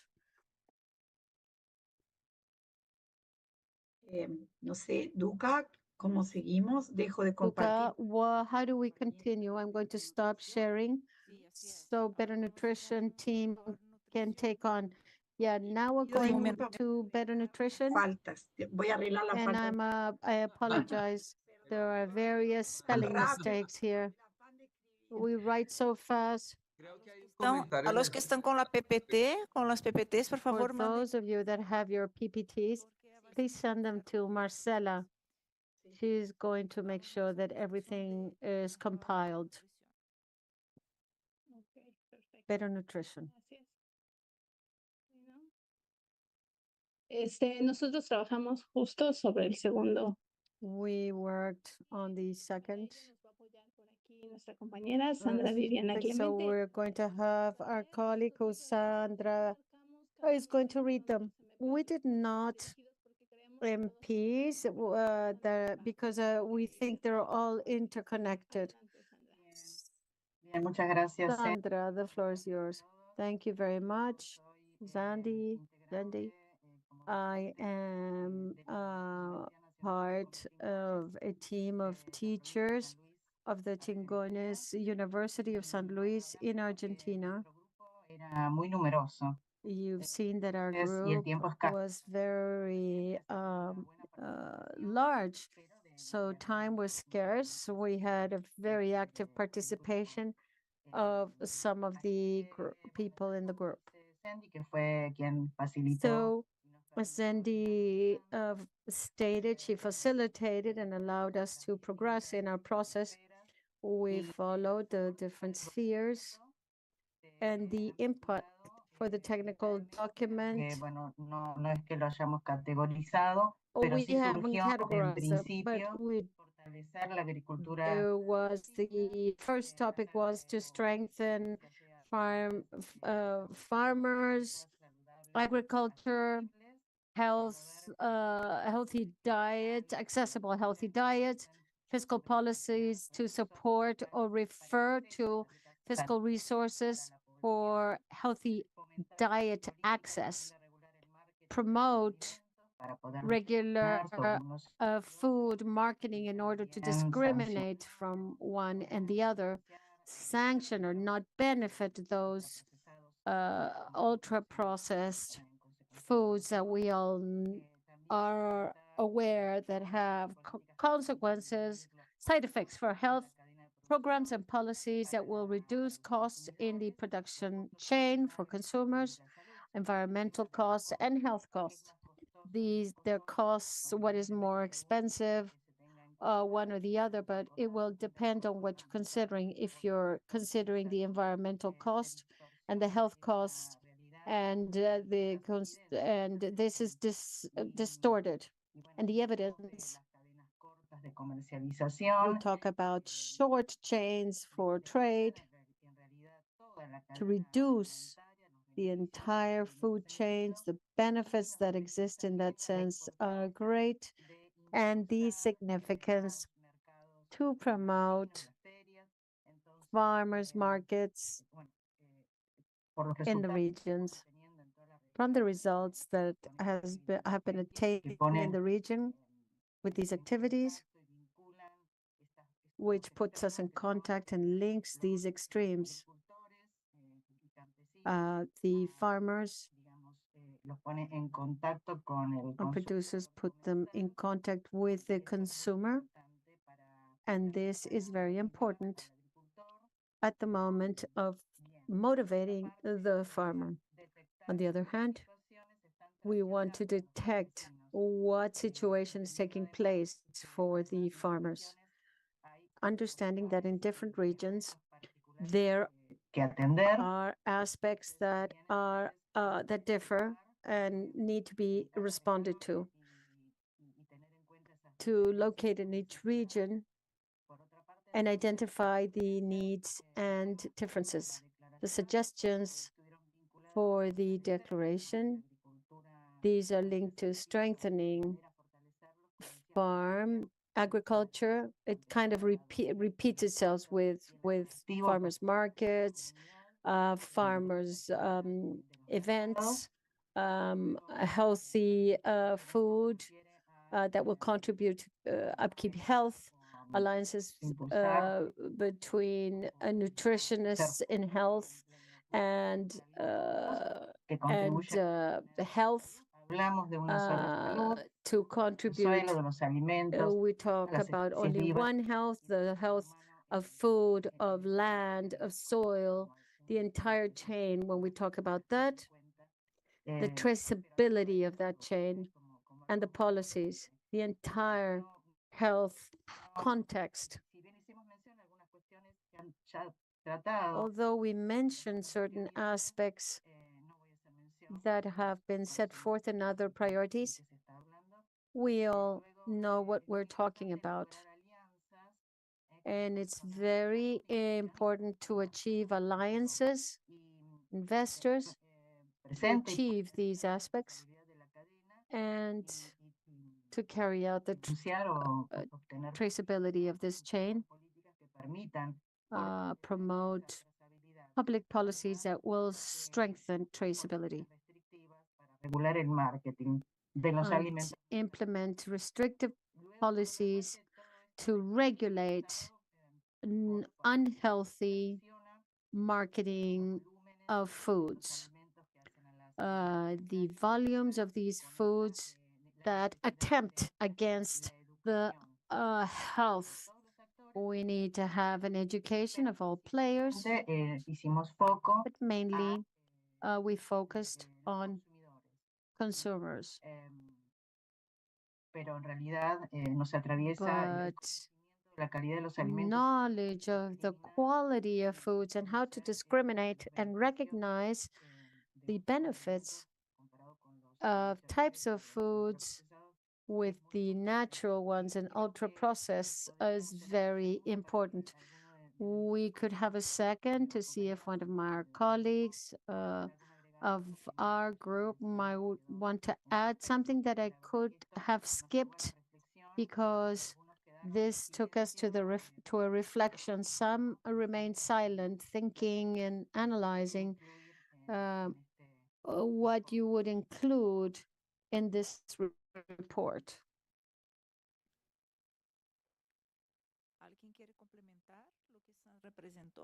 Would anybody like to complement? Bueno, si no, pasaríamos para el otro. All right, without further ado, I would just like to add something which was set forth by Sophia, which was waste. There's an experience that has been carried out by Chile, a very good result, which could be evidence that could be utilized in other nations. Yeah, that would be missing. And gather experiences to provide territorial circuits of healthy food consumption. It was taken, it was discussed, and should be added. I believe the shorter circuits, how to reduce the value chain. I believe from what I read from Jacobo, she mentioned this record of farmers and carry out a geographic referencing. In some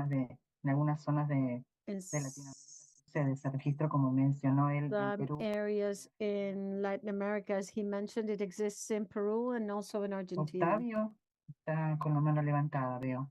Octavio has his hand lifted. Pienso que en todo esto que estamos contribuyendo, I believe that everything that we are contributing with, and I don't know if it's feasible, is to integrate the social insecurity. In the case of Mexico, in the farmer, the producer stops producing.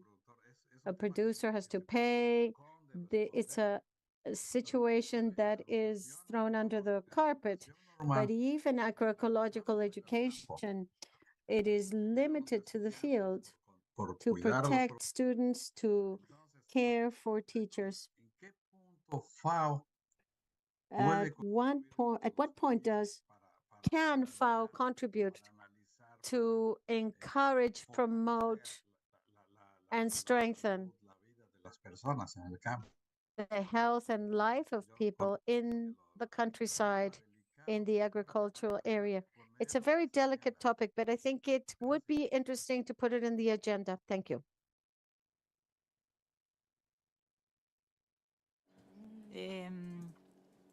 ¿Alguien más del grupo quiere complementar, precisar algo? Anybody else from the group would like to compliment, say something, add something?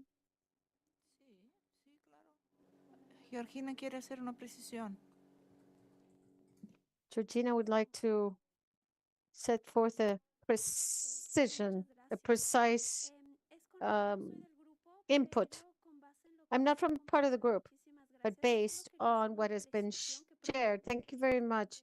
I just wanted to, might be an aspect of the way it was written, because it says agroecology as an example of the comprehensive management of plagues. It is two very different aspects, and I don't have the text here that was shared. Notwithstanding, I believe that it's very important to set forth a differentiation. I'm talking about, sorry, you're talking about production. No, the environment, the component of environment, because it is related in a certain way with nutrition, because of the discussion we were having in other moments, that health and nutrition is a continuous. We cannot think of productive systems simplified with the nutritional values highly contaminated that is going to end up in a healthy food. That is technically impossible. So I just wanted to ask whoever is going to write this down that it is important to talk about the integrated management of plagues. This is not new. It's been going on for decades, and it has not worked, not for technical reasons, but rather social reasons in other aspects. So I would like to request a differentiation so that agroecology is not set forth as an example. Thank you. I would like to, I am part of the environment. It could be a group. Maybe we wrote down too fast. As Georgina was saying, is the need for agroecological management for production, which is new, phytosanitary management that could be found in the agro system. I think it's a matter of the manner in which it was written. Thank you very much. Well, then I believe now we're ready for the next group. That was about better life. Voy a tomar la palabra por el grupo de And I'm mejor going to vida. take the word with the group of better life. I'm going to be sharing my screen. Give me a second. Bien, ¿estarán ustedes viendo mi pantalla? Maybe you're seeing my screen. Perfecto. Bueno, a último momento había anotado todo en mi cuaderno, pero para compartirlo So I've mejor, written everything on my book here, but just to share this better, we put it here with the group we were talking about. These are 6. de las 6 priorizamos las 4 primeras. So on the 6, we prioritized the first 4, and the last 2 we integrated them to the 4. But the main ones, Leer y evaluar en sí. what we did was to read NSAs. The first one talking about empowerment of women in the rural world. We were in agreement with including policies for economic transformation with a transforming effect to empower rural women, but it sounds very vague to us. We think that we need to go deeper on the how can we apply this type of economic policy so they can actually go to the territories. We highlight the need for them to be monitored, all of these policies we apply, and that using this other property we have here is that the hand-in-hand initiative that it talks about digital data and such, all of this monitoring should be available for the access of people, both in the academic aspect, but as also as a simple language or as a simpler presentation. So in the territories, they can use this tool to generate improvements and improve governance. Another thing that came up here was the issue of property and access to productive resources by women, and among that, not only land, but also water. One of our partners mentioned that in Chile, water is a very tricky issue, and there's a lot of dispute on the lands with other activities such as mining. So prioritize also the vulnerable groups that are women, the youth, and children. So the economic inclusion policies will prioritize these groups. So one of the partners was saying that they were applying Colombia a policy that where they were stressing this more. The groups would be scored higher if they had women in them. So policies should generate a situation of preference. So for those most vulnerable populations, so they can be empowered in reality, so it is tangible. So that is related to one. Everyone else can speak when they want. I don't know if I'm missing something. Second point we discussed was the rural inclusive transformation. When we talk about transformation, we said on the debate that what is transformation? Because it could be transformed either way. And what we think is the best way of generating an inclusive transformation is from focuses linked to agroecology. I come from SOCLA, so I'm going to be talking a lot about that, but also to the other focuses that were innovative and transformative, but especially inclusive. Agroecology corresponds to that, and this is my preference. In this point, what we stress here is indigenous people and Afro-descendant people, and we develop this when we talk about national technical capacities, that the focus should be aiming to strengthening the capacities of the youth in the territories, which is also something that's going to provide sustainability to this in this conflict that we have between what's rural and urban, that the policies are focused to the development of the youth in the rural environments, to provide them more tools and also better access to technologies and all of these tools that allow for the territories to be developed further in conditions that tend to a better life, which is our issue. To prioritize vulnerable groups in the resource allocation and the direction of public policies. Briefly, that was what we said. The other thing we said was regarding farming emergencies or agricultural emergencies. What we thought here first is that we have this in common. Many people have said so, of very adverse climate events, and the resilience in the most robust systems is achieved from biodiversity-based agroecological designs, where the system is more robust and allows for greater resilience. So what we propose is that from FAO, we stimulate or promote these type of paradigms or productive paradigms that are, and they allow all of the climate events to be faced with greater resilience and with less risk and vulnerability. That would be the word. So beyond that, beyond considering the emergencies, receiving these climate events with better preparation, with robust productive systems, and when these emergencies take place, that will take place, when we rebuild better, it should be focused on the development of these productive processes that scientifically are proven to be a lot more resilient in these events. So maybe somewhere there, that's all. We said it's just to promote agroecological systems and other innovative systems that reduce the vulnerability and allow for greater resilience, that the reconstruction is based on robust systems, based on the extreme climate events. I don't know if I'm forgetting something. Maybe somebody else can say it. And lastly,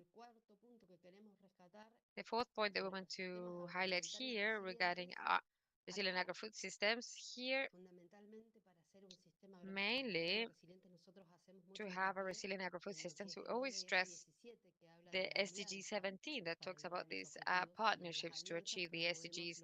And in these partnerships, we promote network work and the development of public policies at a territorial level. So at a small level, a small municipality develops public policies at the same time with the municipality next to thinking of bigger territories. This will allow to have coherence, so we can more easily or with the harmony come to what the agro-food system is. So what we promote is territorial work in networks, strengthen the alliances among all of the stakeholders of the system. The same we said earlier, the producer, the farmer, the universities, institutions, and especially what is public expenditures and investments should be targeting this transformation of the productive paradigm. So when we think about how are we going to be promoting this, or how we are going to be investing this, how are we going to be promoting this, policy should be intended to the actual transformation of the model, because as we were saying, this is the model that is being promoted and is already run down, and we need to transform it. And the money, money is what makes things grow, and this is the investment. The other point we had, investment should be focused on the transformation of these systems to make them more inclusive and prioritizing the groups that are most vulnerable, allowing them to be empowered: women, youth, children, the development of the capacities. So that is our debate there. We propose that the hand-in-hand initiative should be also targeting this purpose, the transformation. That was what we were saying. We spoke a little bit about everything. And the thing that I also like to highlight here is the dispute of territories and the importance of having access to productive resources in a safe way.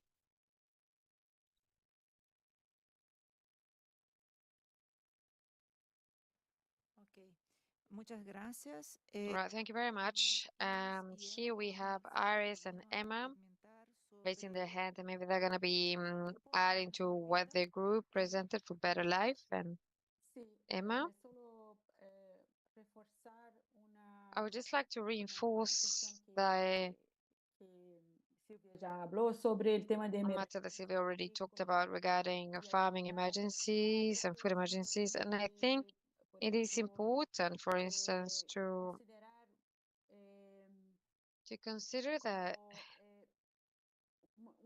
there's another UN organization such as the World Food Programme, in their definition of how they work in the rebuild in cases of emergency, they say explicitly that their policy is an agroecologic policy for reconstruction and rehabilitation for degraded lands. And I believe that FAO should also write this down clearly, because, for instance, speaking of measurements for conservation of biodiversity, of natural fertilization, and the use of water, clean water,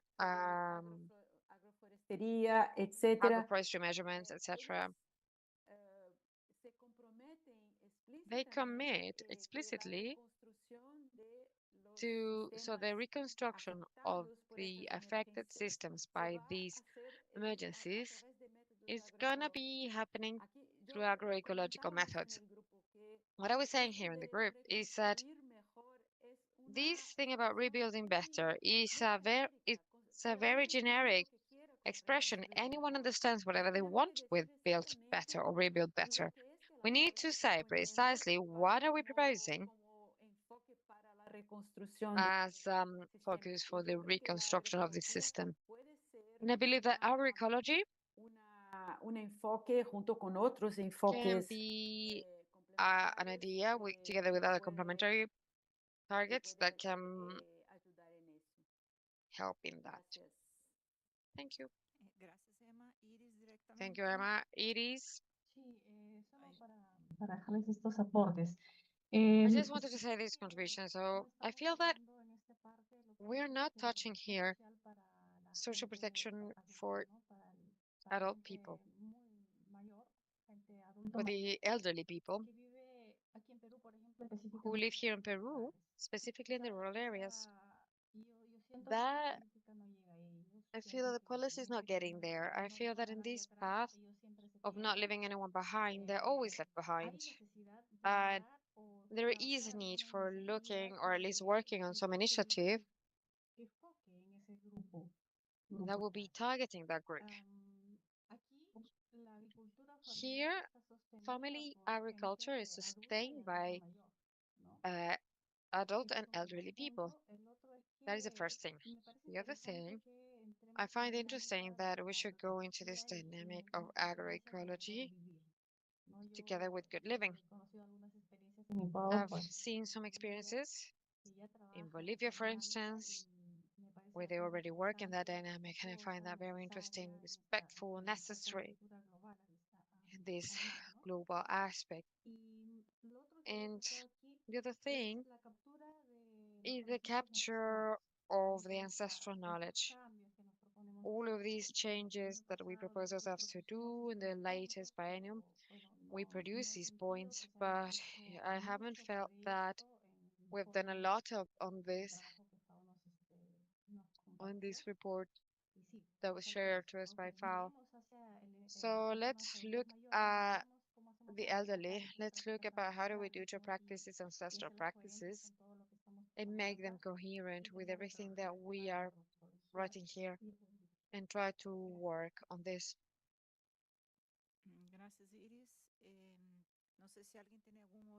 Thank you, Iris. I don't know if anyone has any other comment regarding that last presentation. Georgina. Thank you very much, and thanks to the group who worked on this sphere. I would like to also make some specific comments related to BM1. When they talk about proposing inclusion policies, economic with a gender focus, here it's not just economic. I believe it's important to make this inclusion more explicit, in the sense that the importance of women should also be acknowledged as title holders or right holders or subjects of the decision-making processes. That is one thing. Then, in VM4, I believe that it is also important to add a very explicit thing here that was mentioned by Emma as well, and that was discussed here as well, promoting agri-food systems that will contribute to strengthen the social and ecological resilience. While that is the title or subtitle of this VM4, it is not explicitly there as it should be. In VM6, also following this logic that we have a lot of terms that without an adjective can give option to very subjective interpretations, such as ACES help with the making of strategies and agreements for investments of that will have great repercussion. What repercussion do you mean by that? So then the suggestion is that after great repercussion, we replace that and then we write great repercussion in sustainability of the agro-food system production. Then in C, when we talk about providing investments and solutions, we talked about this in our group, that this is very much related to which type of financial solutions, what type of investments. And here's important to make very explicit that we need these financial solutions that will contribute to reduce all of these processes that contribute to global crisis from non-sustainable farming. So we're talking about investments and financial solutions that will promote through agriculture to reduce greenhouse gases, to reduce the loss of biodiversity, to reduce desertification, issues that go to the heart of agriculture that are also part of the Rio agreements, speaking in terms of public policies. And finally, we would like to apologize. Please forgive me To go back to the previous priority on markets, we talk about bioeconomy, MM2, and taking back on what they were saying regarding Iris, was it? Traditional knowledge. We talk about bioeconomy. It's important to consider the respect to the traditional knowledge. The free, informed consultation processes to access biodiversity and the distribution of benefits in a fair and equitable manner. These three elements are part of the normative body of the UN, TIRFA, TVD, and it is important. We're also talking about a transformation of farming and agri-food systems based on ethical principles, and this that has been just mentioned is very much related to justice, ethics, when they use biodiversity and agrobiodiversity in particular. Thank you.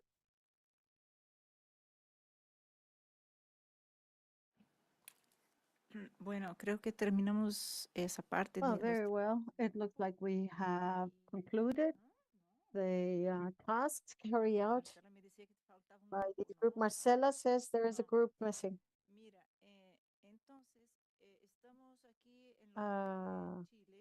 So we are in the Chilean schedule. It's 4:02. We have practically 1 hour to set forth two definitions. The first one of them, to define the strong ideas. There are various ideas that came about. We can go and see the new PPTs. Some are repeated or complementary, if you will, within the same ideas. We can set forth some of these forceful ideas. Marcela is there for the declaration. There were two groups that were not able to do the exercise. I would like to invite you all of your groups to complement. We have to define the topic matter. With that in mind, before we go to the topics and the forceful ideas for this declaration, could you la declaración. that I would like to talk a little bit. La parte es, no, antes. The previous one, please. Esa declaración va a ser leída. This declaration is going to be read in 5 minutes at the beginning of the ministerial sessions. The ministerial sessions in Guyana last 2.5 days, and at the beginning of all sessions, you, with the civil societies, parliamentarians, and the scientific and academic declaration will have 5 minutes to leave the message to the 33 countries in the region. It's not for FAO. It is for the nations. Therefore, FAO has something to do with it, of course, because we're discussing food, healthy food, and so on, and it's part of our agenda. It's important that you understand that on the 18th of March, which is the first day of the ministerial session, we suggest that we have 4 or 5 main messages, not a supermarket list, of requests, because you only have 5 minutes. We estimate that those 5 minutes is about 700 to 800 words. It's something quite reduced. What we seek to do now is review what you have been able to analyze in your teams and set forth these forceful ideas.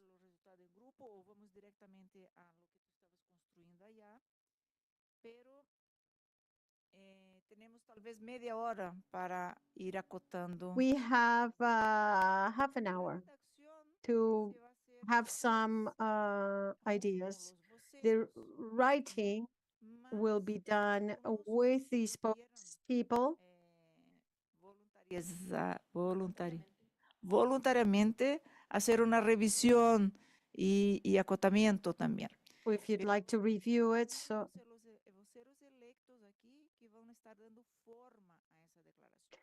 the elected spokespeople will be creating this and putting it forward. All these ideas were discussed within the groups.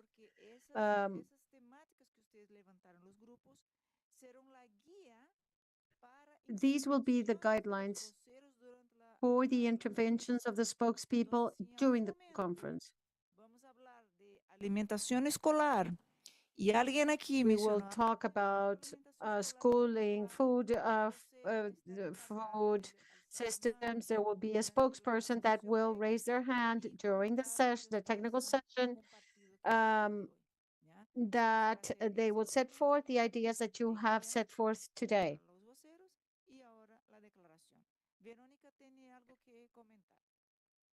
Veronica had something to comment. Bueno, solo complementar un poquito para contarles la experiencia directa de Quito. I just wanted to tell you a direct experience of Quito. We set forth a declaration with our colleagues of 700 to 800 words.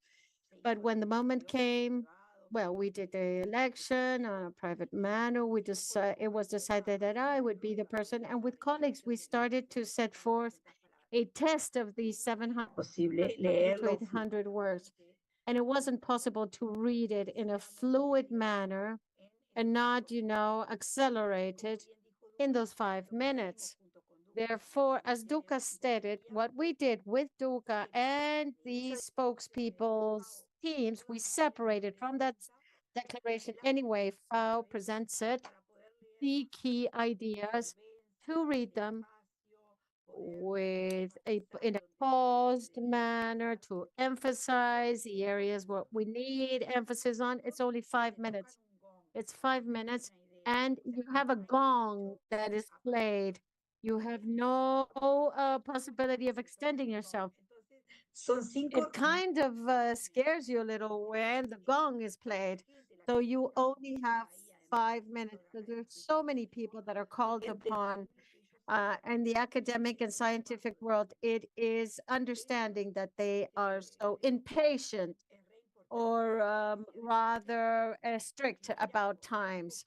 So if you want to write something that is with a little bit more detail, take the key aspects, prepare your colleagues, let your colleagues measure the time, whoever is going to read.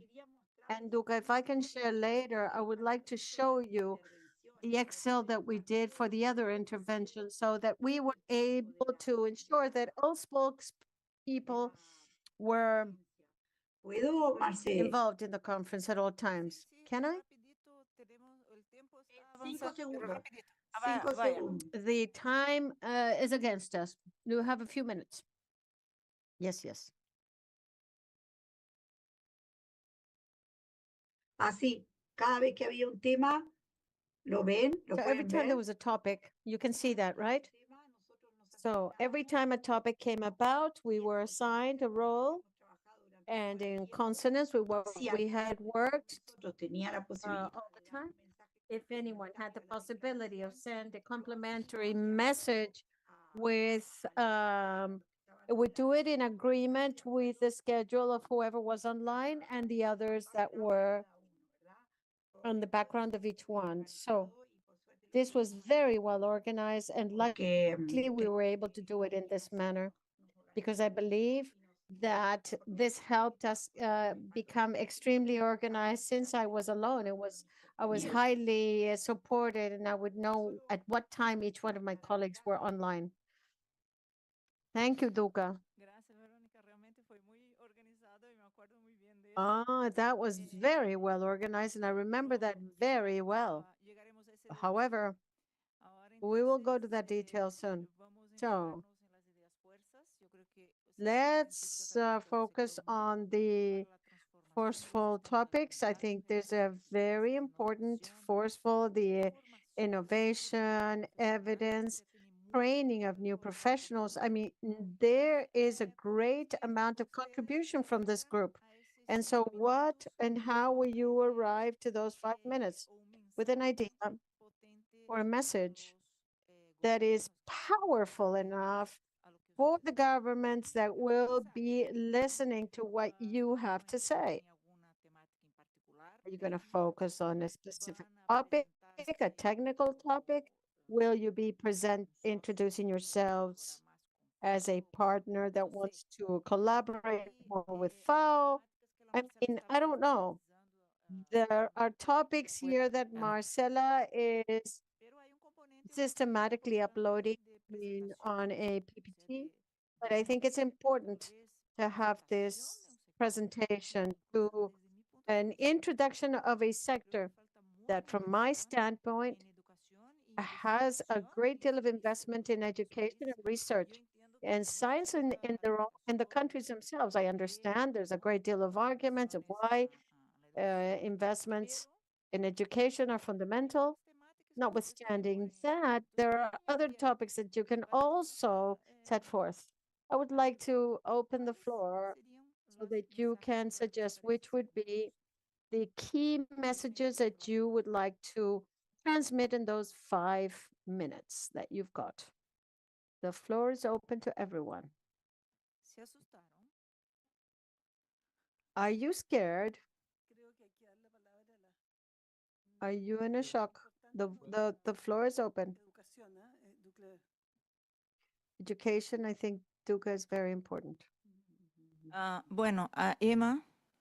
Si yo puse ya dos propuestas, I set forth two proposals or two contributions in the chat, which I believe we have to discuss these social and political subjects that have to be dialoguing consistencies with the policies that the governments are going to be promoting, which are the objectives of the field and its diversity.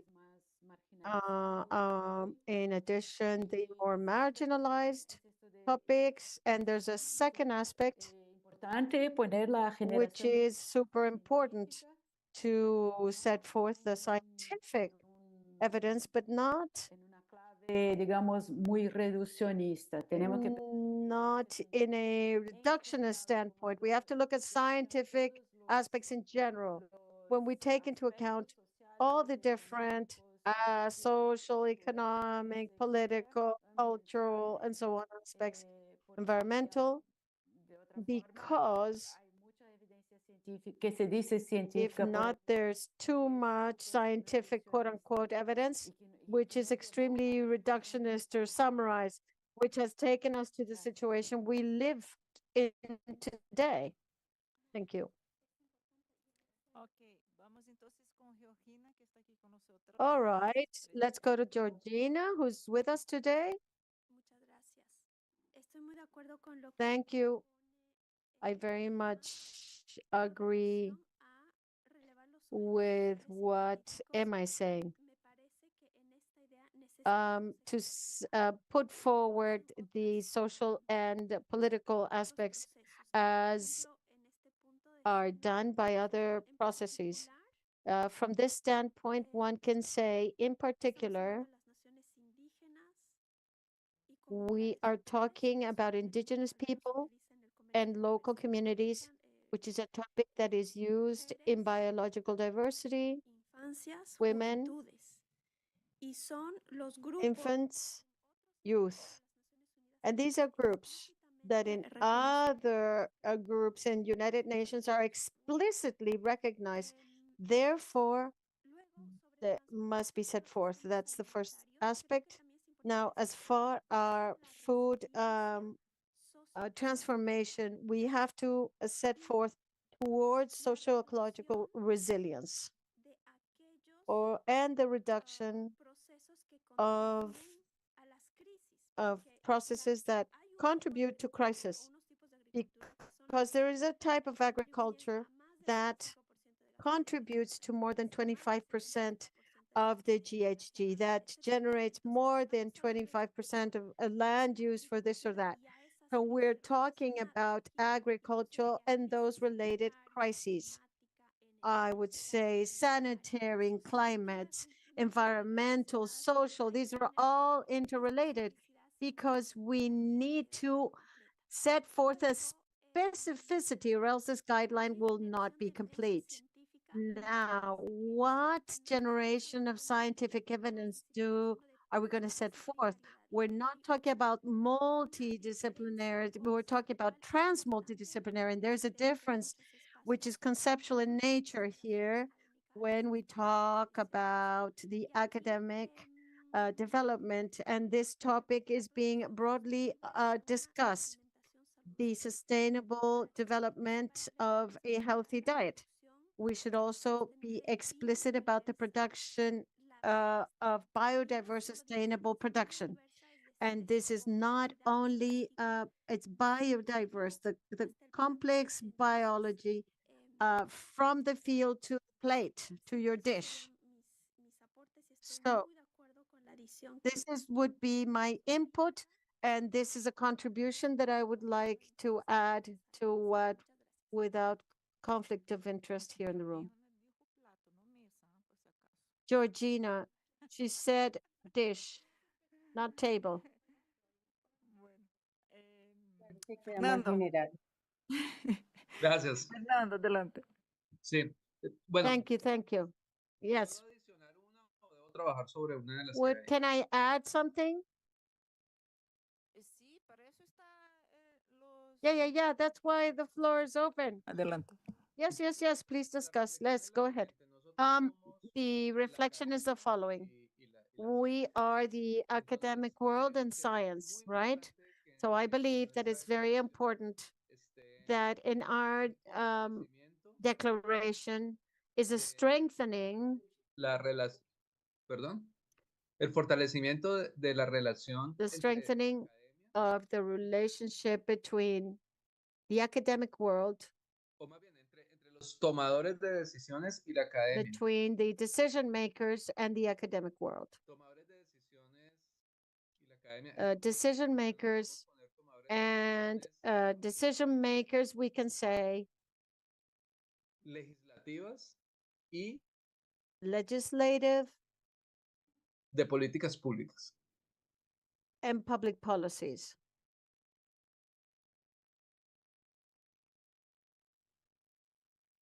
Ajá. Entonces, ¿cuál es la idea? Que cuando So what is behind this? When decision makers create laws or public policies that involve social rights and which food is part of this context, that they keep in mind that all research and evidences that researchers provide to these two axes of the state's administrative setting. Sorry. Octavio just finished, sorry. Octavio, go ahead. Thank you. Creo que es importante promover Point one, we should put agroecological in the industrial. We always leave it in the small scale farming, in the small backyard farming. But one of the major uses and excessive uses of input and climate change is in the hands of industrial agriculture. FAO could promote agriculture of agroecological systems. It has been demonstrated that industrial agriculture, there is a need to encourage that type of agriculture. That's what I mean. La agricultura industrial, la agricultura no industrial la conocemos. Agroecological in the industrial agriculture, we know it.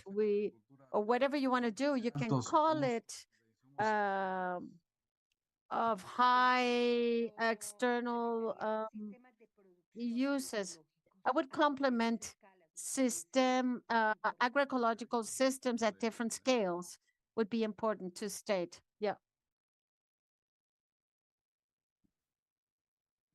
Bueno, pasamos entonces a Mirta, que pidió la palabra antes de Francisco.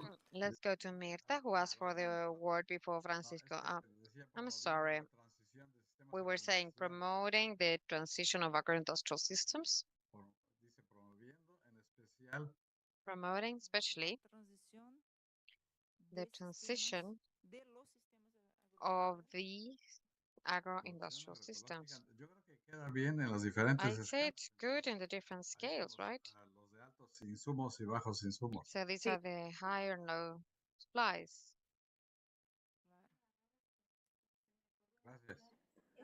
Thank you. En especial la transición de sistemas agroecológicos. Eso, y ahí está, ahí ya lo pedí.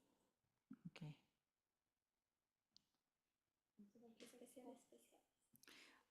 Después vamos afinando la redacción. Y eso we'll fine-tune the drafting later. Nosotros y participando de las discusiones. Mirta. That needs to be done by the spokespeople that are participating in the meetings. Mirta, I believe it is important to add, in the point of sustainable production and biodiverse production, the issue of considering the traditional foods. Sustainable production for healthy diets from farm to table. We need to have traditional foods from the territories.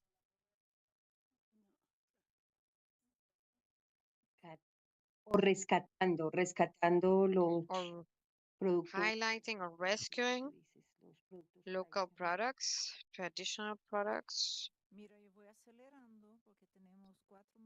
We have 5 hands that are raised and 6 hands that are raised, and then we go to 4:20, and at 5 we should be finishing.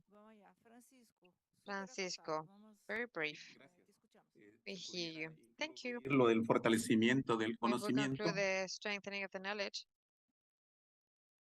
Fortalecimiento del conocimiento para reducir la Strengthening of the knowledge to reduce the technological gap. del conocimiento para reducir la brecha From the knowledge to reduce the technological gap en las zonas rurales. in the rural areas. En las zonas rurales. In the rural areas. Stressing. Con énfasis en los productores de pequeña escala. On the small scale producers. En este momento hay una serie de herramientas. At the time, we have a number of technological tools and platforms and apps related to farming that the small farmers are at a disadvantage. So we need to work on digital literacy and other topics as such. Thank you. All right, Iris, I'm getting faster. Yo quiero que... Yeah, you're rushing. So I would like to contribute here that we as the academia, we have urgent things. One of an urgent need is that we should articulate or see the mechanism to be able to conduct research with the knowledge of the ancestral knowledge. How can we highlight this ancestral knowledge? How can we get the help of FAO to consolidate that? Policy, academia, but also the academy regarding these, highlighting this ancestral knowledge that is sustainable. Thank you. Dalia. I just wrote this in the chat. We agree, promote research projects, because that from the academia, we need to find that connection with the state entities and the academia to find the decrease of environmental social problems in the agri-food system towards the search of food sovereignty. All right, thanks. Sandra. Y me parecía importante remarcar en el punto 6 So I thought it was worth highlighting on point number 6 to include the community is not a minor thing, because if it is all in the link between the decision makers and the academy, then it's interrupted based on the experience here in Argentina. It's noticeable. But when we involve the community, the number is different. And they are adjusted to the needs of each community. That was to reinforce because that suggestion is favorable. Okay, Georgina. Muchas gracias. Uno de mis comentarios lo puse en el chat, que nada más repite mi sugerencia. A comment that I wrote in the chat that I repeat the previous suggestion of making more explicit the social and political subjects.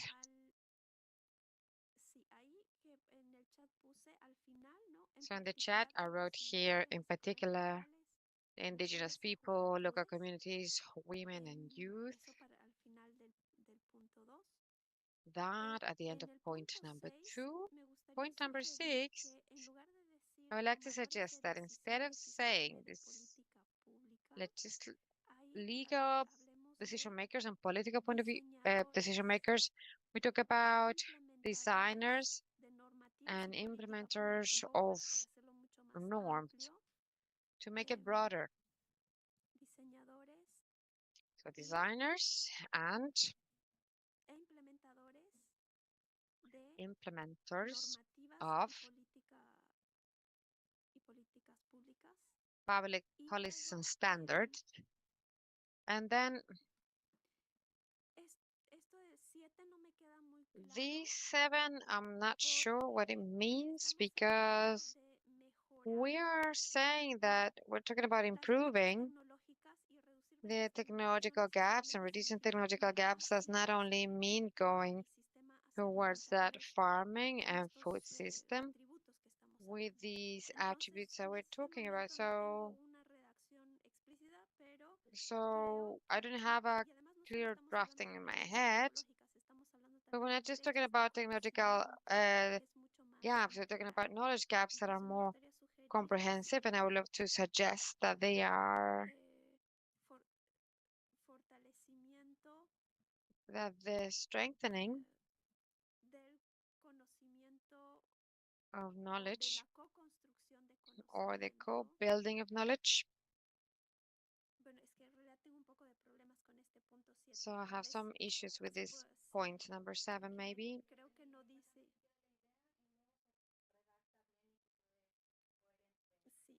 Sin embargo, no es solo brechas tecnológicas. Estamos hablando It's not just technological gaps. We're talking about broader systems of knowledge. And also they should be locally adapted or co-generation of locally adapted. Paso entonces a Ileana. So let's go to Ileana. En el punto 6. I would like in point 6 and 7 stress the implications of intellectual property that the use of the ancestral knowledge has, and for the resolution to reduce the gap, the technological gaps from point number 7. This is in compliance with the protocol. So as most Latin American countries are building the regulatory framework, so for issue of the governance and biodiversity, we need to strengthen these links, mainly in the issue of the designers and the implementers of the standard, because at least in intellectual property and technological transfer topics, we do have a lot of lack of knowledge of the issue, and that is why we attribute that the management of the legal framework has this basis is very slow, but At the very least, maybe we should include a specialist in the matter. Maybe it's important to take back on that. Okay, gracias. Pasamos a Odete. All right, thank you. Let's go to Odete. And then we need to close because we are too late. Odette, thank you. From El Salvador, representing the Ministry of Agriculture and the National Research Center for Agriculture and the National School of Agriculture. And I think the 8 points have a lot to do with what we want to reinforce as a country, which is the academia, the research and transfer. This is a cross-sectional topic, and I do believe that we need to find an improvement in the quality of these three. So because of this depends the quality of the information that we provide farmers with. Muchas gracias. Pasamos entonces a Thank you Juan very para cerrar much. ese bloque. We'll go to Juan to close this part. Juan. Participante de SOCLA, me parece que Felipe para Núñez, participant of SOCLA for point 7, and taking back a number of ideas from our partner. I would like to suggest stop thinking of these as a transfer of scientific knowledge and perceive these as a dialogue space with a scientific focus for the building of knowledge that will allow for the solidity of the sustainable agro-food systems without being capable of acknowledging in the knowledge, the indigenous knowledge, a knowledge that is very concrete and truthful. You can see can even strengthen the scientific knowledge. Thank you, over and out. Mira. La Georgina nos va a ayudar con Georgina último, Felipe. will help us with the drafting of that point. Mira. And let's wrap it up. So, Odette ya habló. Odette already spoke. Bueno, con esas well, with those 8 points, the spokespeople would be in charge of drafting a narrative that works as a declaration, a message to the government representatives to the conference. And if anyone from that group here today wants to be part of our reviewing committee or reviewing or suggesting or commenting that statement, please write yourself down on the chat, and then we will give you the first draft. So Marcela is gonna take note of those who want to collaborate with the reviewing of the declaration. Understand this is a very tight thing because we need to close this by 27th or 25th of February. So we can send this in Rome site for the translations to English and French and have it circulate in the countries in the region before the conference. So that is the deadline, and anyone wants to be part of that reviewing committee, please write on the chat. Now we have 30 minutes to electing the spokespeople. Here, I'm just going to very quickly share some suggestions of criteria to take into account for identifying or defining the spokespeople. First, what Evie Crowley mentioned this morning, having hopefully a geographic representation. The Southern Cone, Andean, Mesoamerica, English-speaking Caribbean. Sadly, we don't have anyone from the English-speaking Caribbean here, but that is going to be very limited here to invite a person who has not participated in this process to represent that collective today. But if maybe we have someone from the Caribbean that doesn't speak English, you're also welcome. And then try to have gender parity, diversity of sectors, academia, scientists that are working from nutrition, all the way through better production or agroecology, or issues of farming, for instance, veterinarians, or even sociologists that have a broader point of view of the agro-food systems. Then Hopefully we can consider belonging to a network, because I believe that is something we should value. We should value the members of the academia who are in more than one activity, more than one network, who are in contact with other realities. That I believe it's very important. And hopefully we should have new representatives that are not the same of the previous conference. That does not mean they didn't do it well. Quite on the contrary, you are very well, but it's good to have an exchange. Marcela, next. So what we're going to be doing now, what I propose now, is a very direct thing. Who would want to be part of this representation of the scientific and academic sector? Please raise your hand now. Marcela is going to be taking note of the names, and we will make an online voting. So the person who raises their hand, they need to understand that the spokespeople should be there, drafting this declaration or statement, representing the sector, participating from the 11th until the 13th of March, and also from 18th to 22nd. Also, in 2 years' time, collaborating with the organization of the next consult to the next regional conference of FAO. There's other aspects that, for now, from the 5 spokespeople, we have conditions to take to Guyana 2 in person, and the other 3 should accompany us virtually. And the other 2 that go to Guyana should have all of the documentation, vaccines, everything for purchasing. Sorry, also your visa. That is important. It's not a minor detail. Having said that, I see several hands raised. Marcela will create Marcela's going to be creating the pool, and in the meantime, I'll give a minute for each candidate to expose themselves and comment where they're coming from, what are they doing, and what would they like to participate in these as a spokesperson of the sector. Fernando first is on the list. Thank you so much. My name is Fernando Carlos Herreros. I represent the Observatory of Right to Food.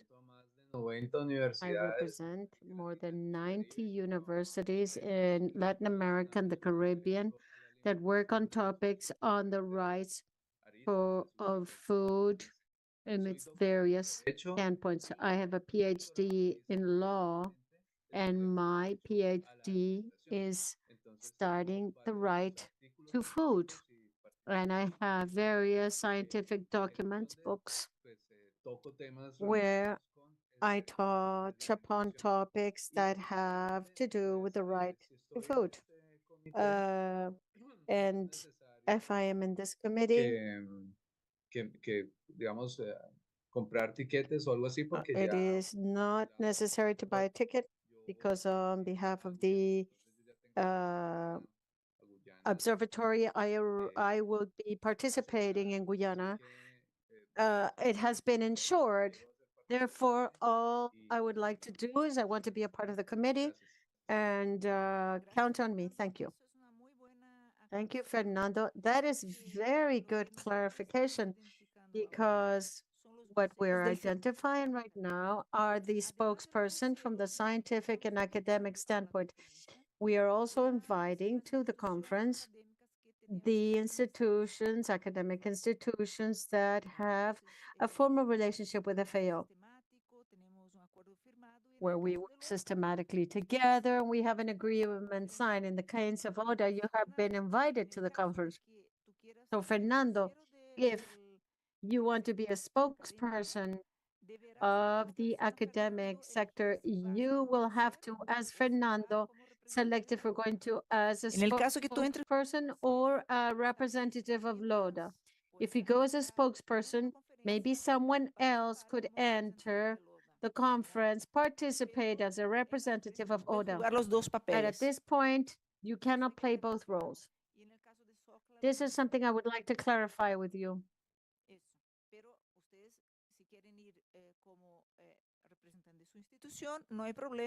If you want to go as a representative of your institution, and you can also be part of the rapporteur, for example, of the declaration. Declino mi So I postulación. decline my application because I'm going as a member of ODA, and I don't want to occupy a space that someone else could use. Que me eligió a mí, entonces pues no quiero ocupar. I am thankful. I don't want to occupy an additional space. Thank you very much.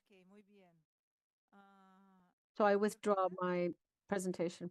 Georgina. Thank you. My motivation to apply and the part of the team of the spokesmanship is interesting from the institution standpoint. The agroecology group is scholars, researchers that generate research from a territorial standpoint. So we have a reflection from the standpoint of where agriculture is exercised, where the food systems begin, and we support other reflective activity in public policies and other research. Our affiliations are linked to all Americas and beyond, considering the region from Argentina to Mexico, including the Caribbean, the Spanish-speaking Caribbean. So we have a convergence and diversity of representations of knowledge, methodologies, and awareness. Particularly, we are involved in being interdisciplinary, and we would like to introduce the perspectives to the decision makers to consider and visibilizing the diversity of alternatives for agriculture and food production. And that's why we send this agroecologic standpoint. I have a PhD in agroecology, and I am a researcher and a teacher and an academic. And I am involved in public policy, writing, and management in more than 10 years. I have been a negotiator in multilateral agreements, and I follow up on some of them. Therefore, I believe I have the experience and the interface between public policies, international resources for food and agriculture. So with great humility, the experience I have on my back, I would like to exercise this participation. Thank you, Georgina. And next, Fabian. Soy investigador Thank de you very much. I am a researcher of AgroSavia. AgroSavia is the Colombian organization in agriculture and forestry. We have 30-year experience. We have 13 research centers, 3 experimentals, and we have pisciculture, family agriculture, and we also have unions or groups of workers and sustainable work. We represent one of the countries with the highest amount of biodiversity, development and diversity. I have experience in public policies. I am part of the intersectorial area of intersectorial development, which we are developing with the environment to ensure that agriculture is sustainable and that the rights of the communities remain. I would like to remind you that in Colombia, 40% of the potatoes, 50% of milk, and 80% of urama. I know what the environment technology is nurtured by science and technology. Thank you very much, Dalia. Bueno, muy buenas tardes. Good afternoon. Soy Dalia Useche. Soy docente de la Universidad Pedagógica y Tecnológica de Colombia of the Technological University of Colombia, Aujayaca. I am in research and sustainability and agroecology. At this moment, I'm a supervisor of the line of researchers. I'm an agronomist, environmental. I have a PhD in agroecology. The experience and my knowledge in closeness to rural and farmer communities has been done through research projects. So I set forth my name to be a part of this group. Thank you very much. Hola, ¿qué tal? Ileana. En Hello. México, ITES Universidad Jesuita de I am in Guadalajara. Mexico Aquí soy profesora in the investigadora. Jesuit University of Guadalajara. I am a researcher. My first motivation, I'm a microbiologist, biological chemist, so I have various years of experience in technological development, specifically in intellectual property and technological transfers. My PhD is in sustainable development and globalization. I am centered around topics in genetic access of data and creating schemes of development based on the Nagoya Protocol. So in the analysis of public policies I have been involved in, I would like to participate with a focus to the protection of genetic and the ancestral knowledge and how to promote and generate these just and equanimous participation, which is the topic. What are the implications and how to develop them? Gracias. Pasamos a Sandra. Sandra. Bien, nuevamente los saludo y quería Once entonces again, I leave you my greetings. I would like to apply and comment some of my most relevant trajectory, my background. I am an agronomist from Argentina. For more than 30 decades, I've worked in the University of Buenos Aires, and I lead the profession with SOFLA. Institucionales desde la Universidad Nacional de los Comechingones. And institutional areas of Chingones. I am director of the University of Buenos Aires in pharmacobotanics and other, and this allowed me to come close to the territory. I could see that everything that had to do only with the generation of results and links and projects at the academic level was very reductionist. It did not provide any results for the community and their various diversities. Therefore, I participate in extension programs for more than 10 years with agroecologists and agronomists. I'm interested in participating to be the spokesperson of what we have developed here, but also what we have done as a country, Argentina, a model country of extremes in the extractivism of soya, and we are carrying all the effects of this mono crop. A country I could extend myself for many more moments, but I'm very happy to be a part of this group and team, and I hope that I will see the results. And I have time. Entonces, así es que pude evaluar esta posibilidad de ser parte So I was able to assess this possibility of being a part of the spokespeople team. Silvia? Lucia. And then Lucia. Lucia. Briefly, my experience. I am working for the Ministry of the Environment of Argentina and agronomy. I was called in for agroecology.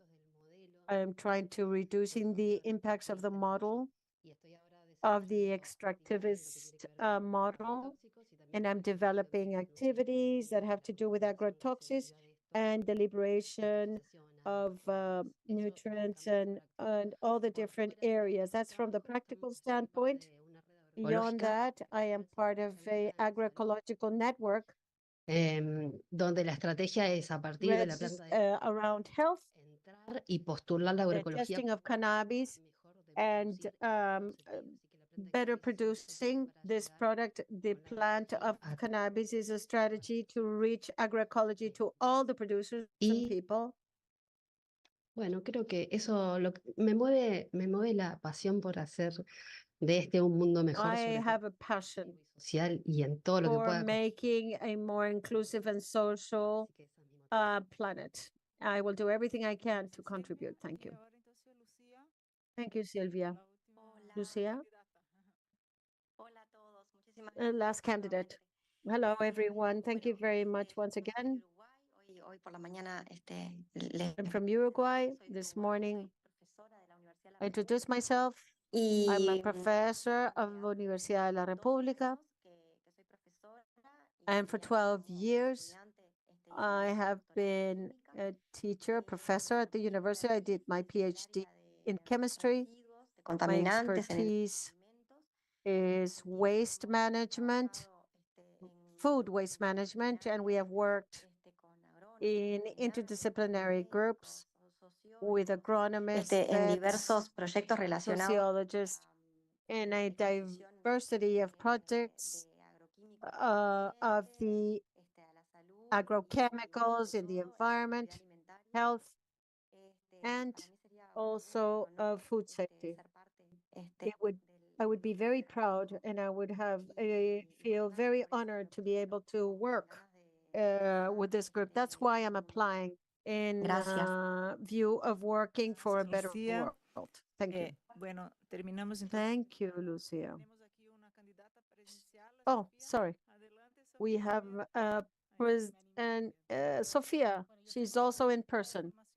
I am a nutritionist as background. I worked with public area. I am not a nutritionist that works with patients, but rather I've always worked in the value chain consumption of food. I do research in different areas. I've worked with different ministries and I've worked in different countries. And in the academic world, I lead an organization that generates evidence. So it's what I've done and I've developed all my life. And I hope the area of consumption is lacking in many of these discussions. All right, now we're finalizing. Stella's going to send you the poll with the names. You can vote on mine, and then we will give everyone a minute to see the results. It is 3 names that you will have to select. Each person vote for 3. There's no order of significance or importance, just 3 maximum. If you want to vote less, then go ahead. But you have up to 3 names, and in 2 minutes, we will open the results.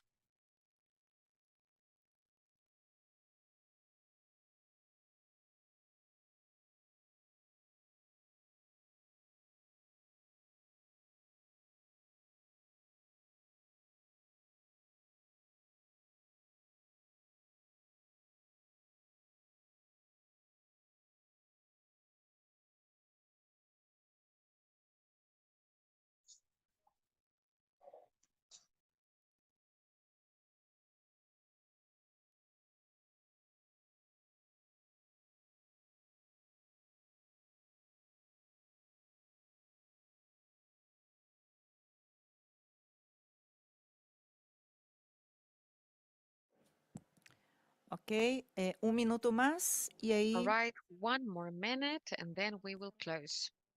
How are you doing, Marcela? All right. 1 minutito más. 1 more minute.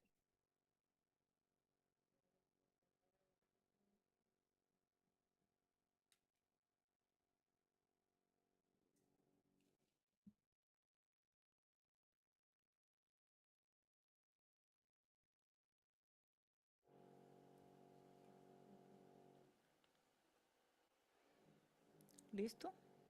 Ya.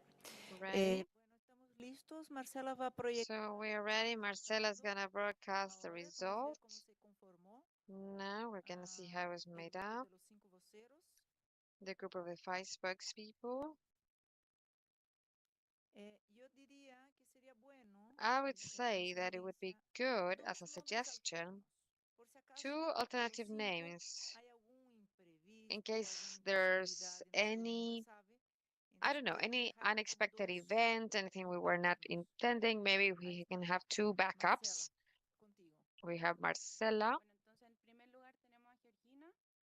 So we have Georgina in the first place. Second, we have Silvia. Third, Fabian Martinez. Sofia third, fourth, Fabian, and fifth, we have several. We have 3. What do we do with those 3? Fabian, Sofia, no. Dalia, Liliana, and Sandra.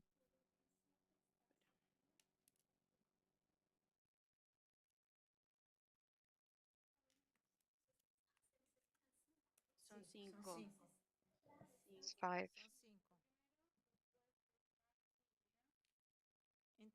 We have Silvia, Georgina, Silvia, Sofia, Dalia, and the other 2.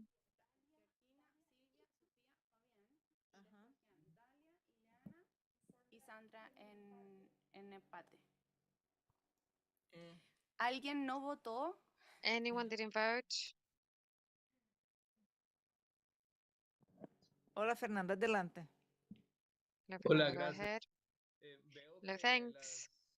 I see that the people who are left are all women. I would suggest eran cupo un for hombre. equality, maybe we should allow a man in. Maybe Fabian is there. Yeah, we have 1 man left. Georgina, Silvia, Sofía. Georgina, Silvia, Sofia, and Fabian. Puedo decir que la conferencia From de experience, I can say that the conference of FAO is going to be mostly men. So I believe that these 3 women there will be a good difference. ¿Y por qué suponen Right. eso?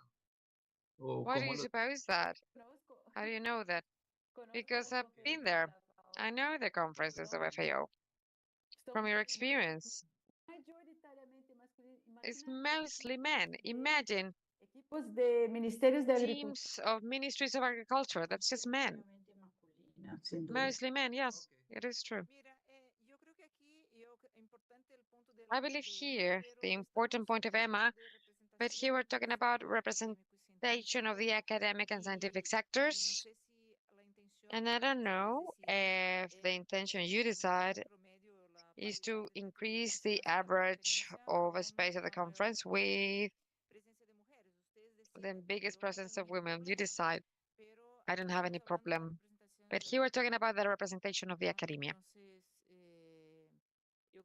So I believe here voting was very clear and transparent. We have 3 ties for the 5th spokesperson.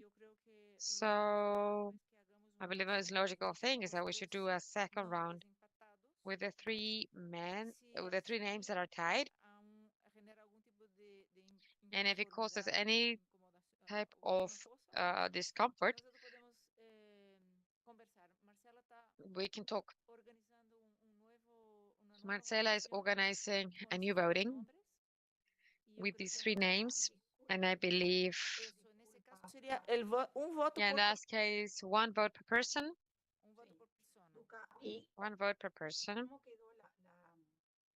How was the leveling between the different American countries? Good question. Georgina, Bolivia. Silvia. Argentina. Fabián, no me acuerdo. Colombia. Colombia. Eso. Sería bueno Mesoamérica aquí, ¿ah? Mesoamerica would be good here. Está lindo, pero está... Yo soy de México, si eso cuenta. I'm from Mexico, if that counts for anything. I'm more to the Caribbean. Ileana is from Mexico.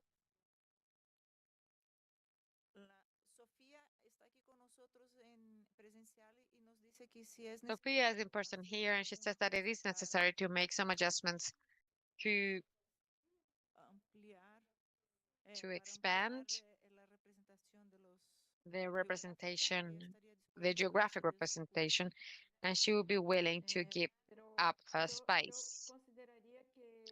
I would consider that, just to consider, that Sofia comes from a sector that is not very represented in FAO, that it is the consumers. We were talking about considering several sectors. Yeah. Yeah, the discipline. Yeah. Yeah, very good point. Very good point, Emma. Let's go to the voting. You'll vote one name only. Mirta over here.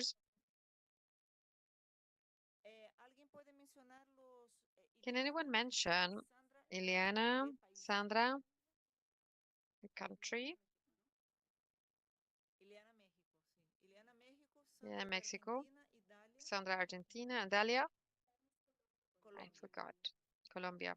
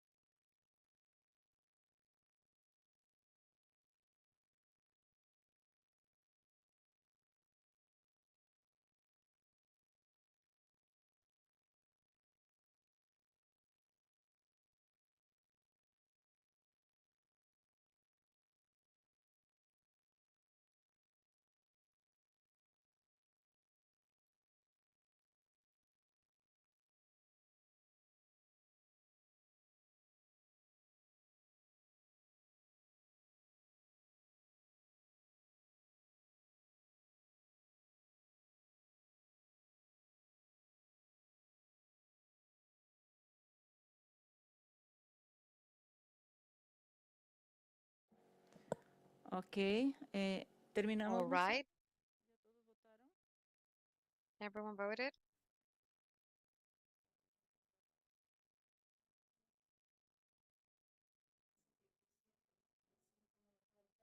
Sí, son 5 más 2 alternos. Yeah, we have 5 plus 2 extras. So that will be all. 5 with direct responsibilities. That's it. So if anyone doesn't want to go or can't go, some other can go.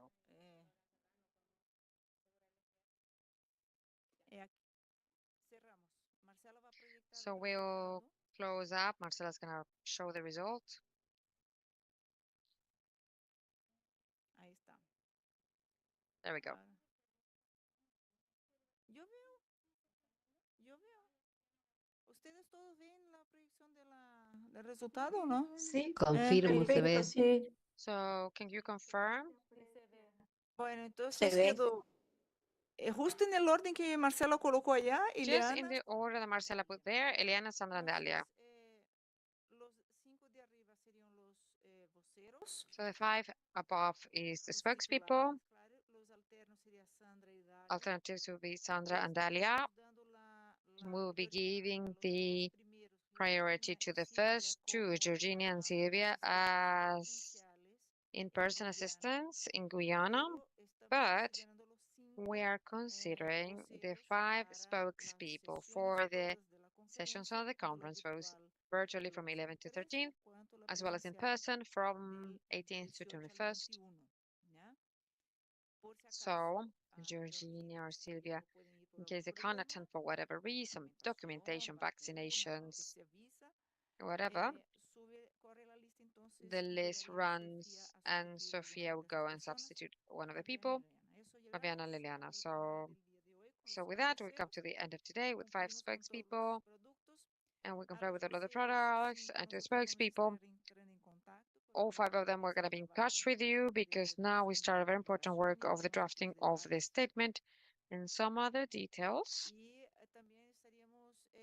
And also, we will be calling and informing those who became available for the drafting committee, for the writing committee.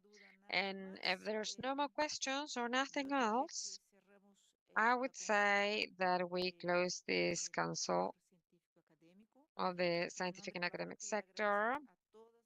And on behalf of FAO, I would like to thank all of you who have been so available for the whole day. So we stay in touch. Thank you for spending the whole day with us.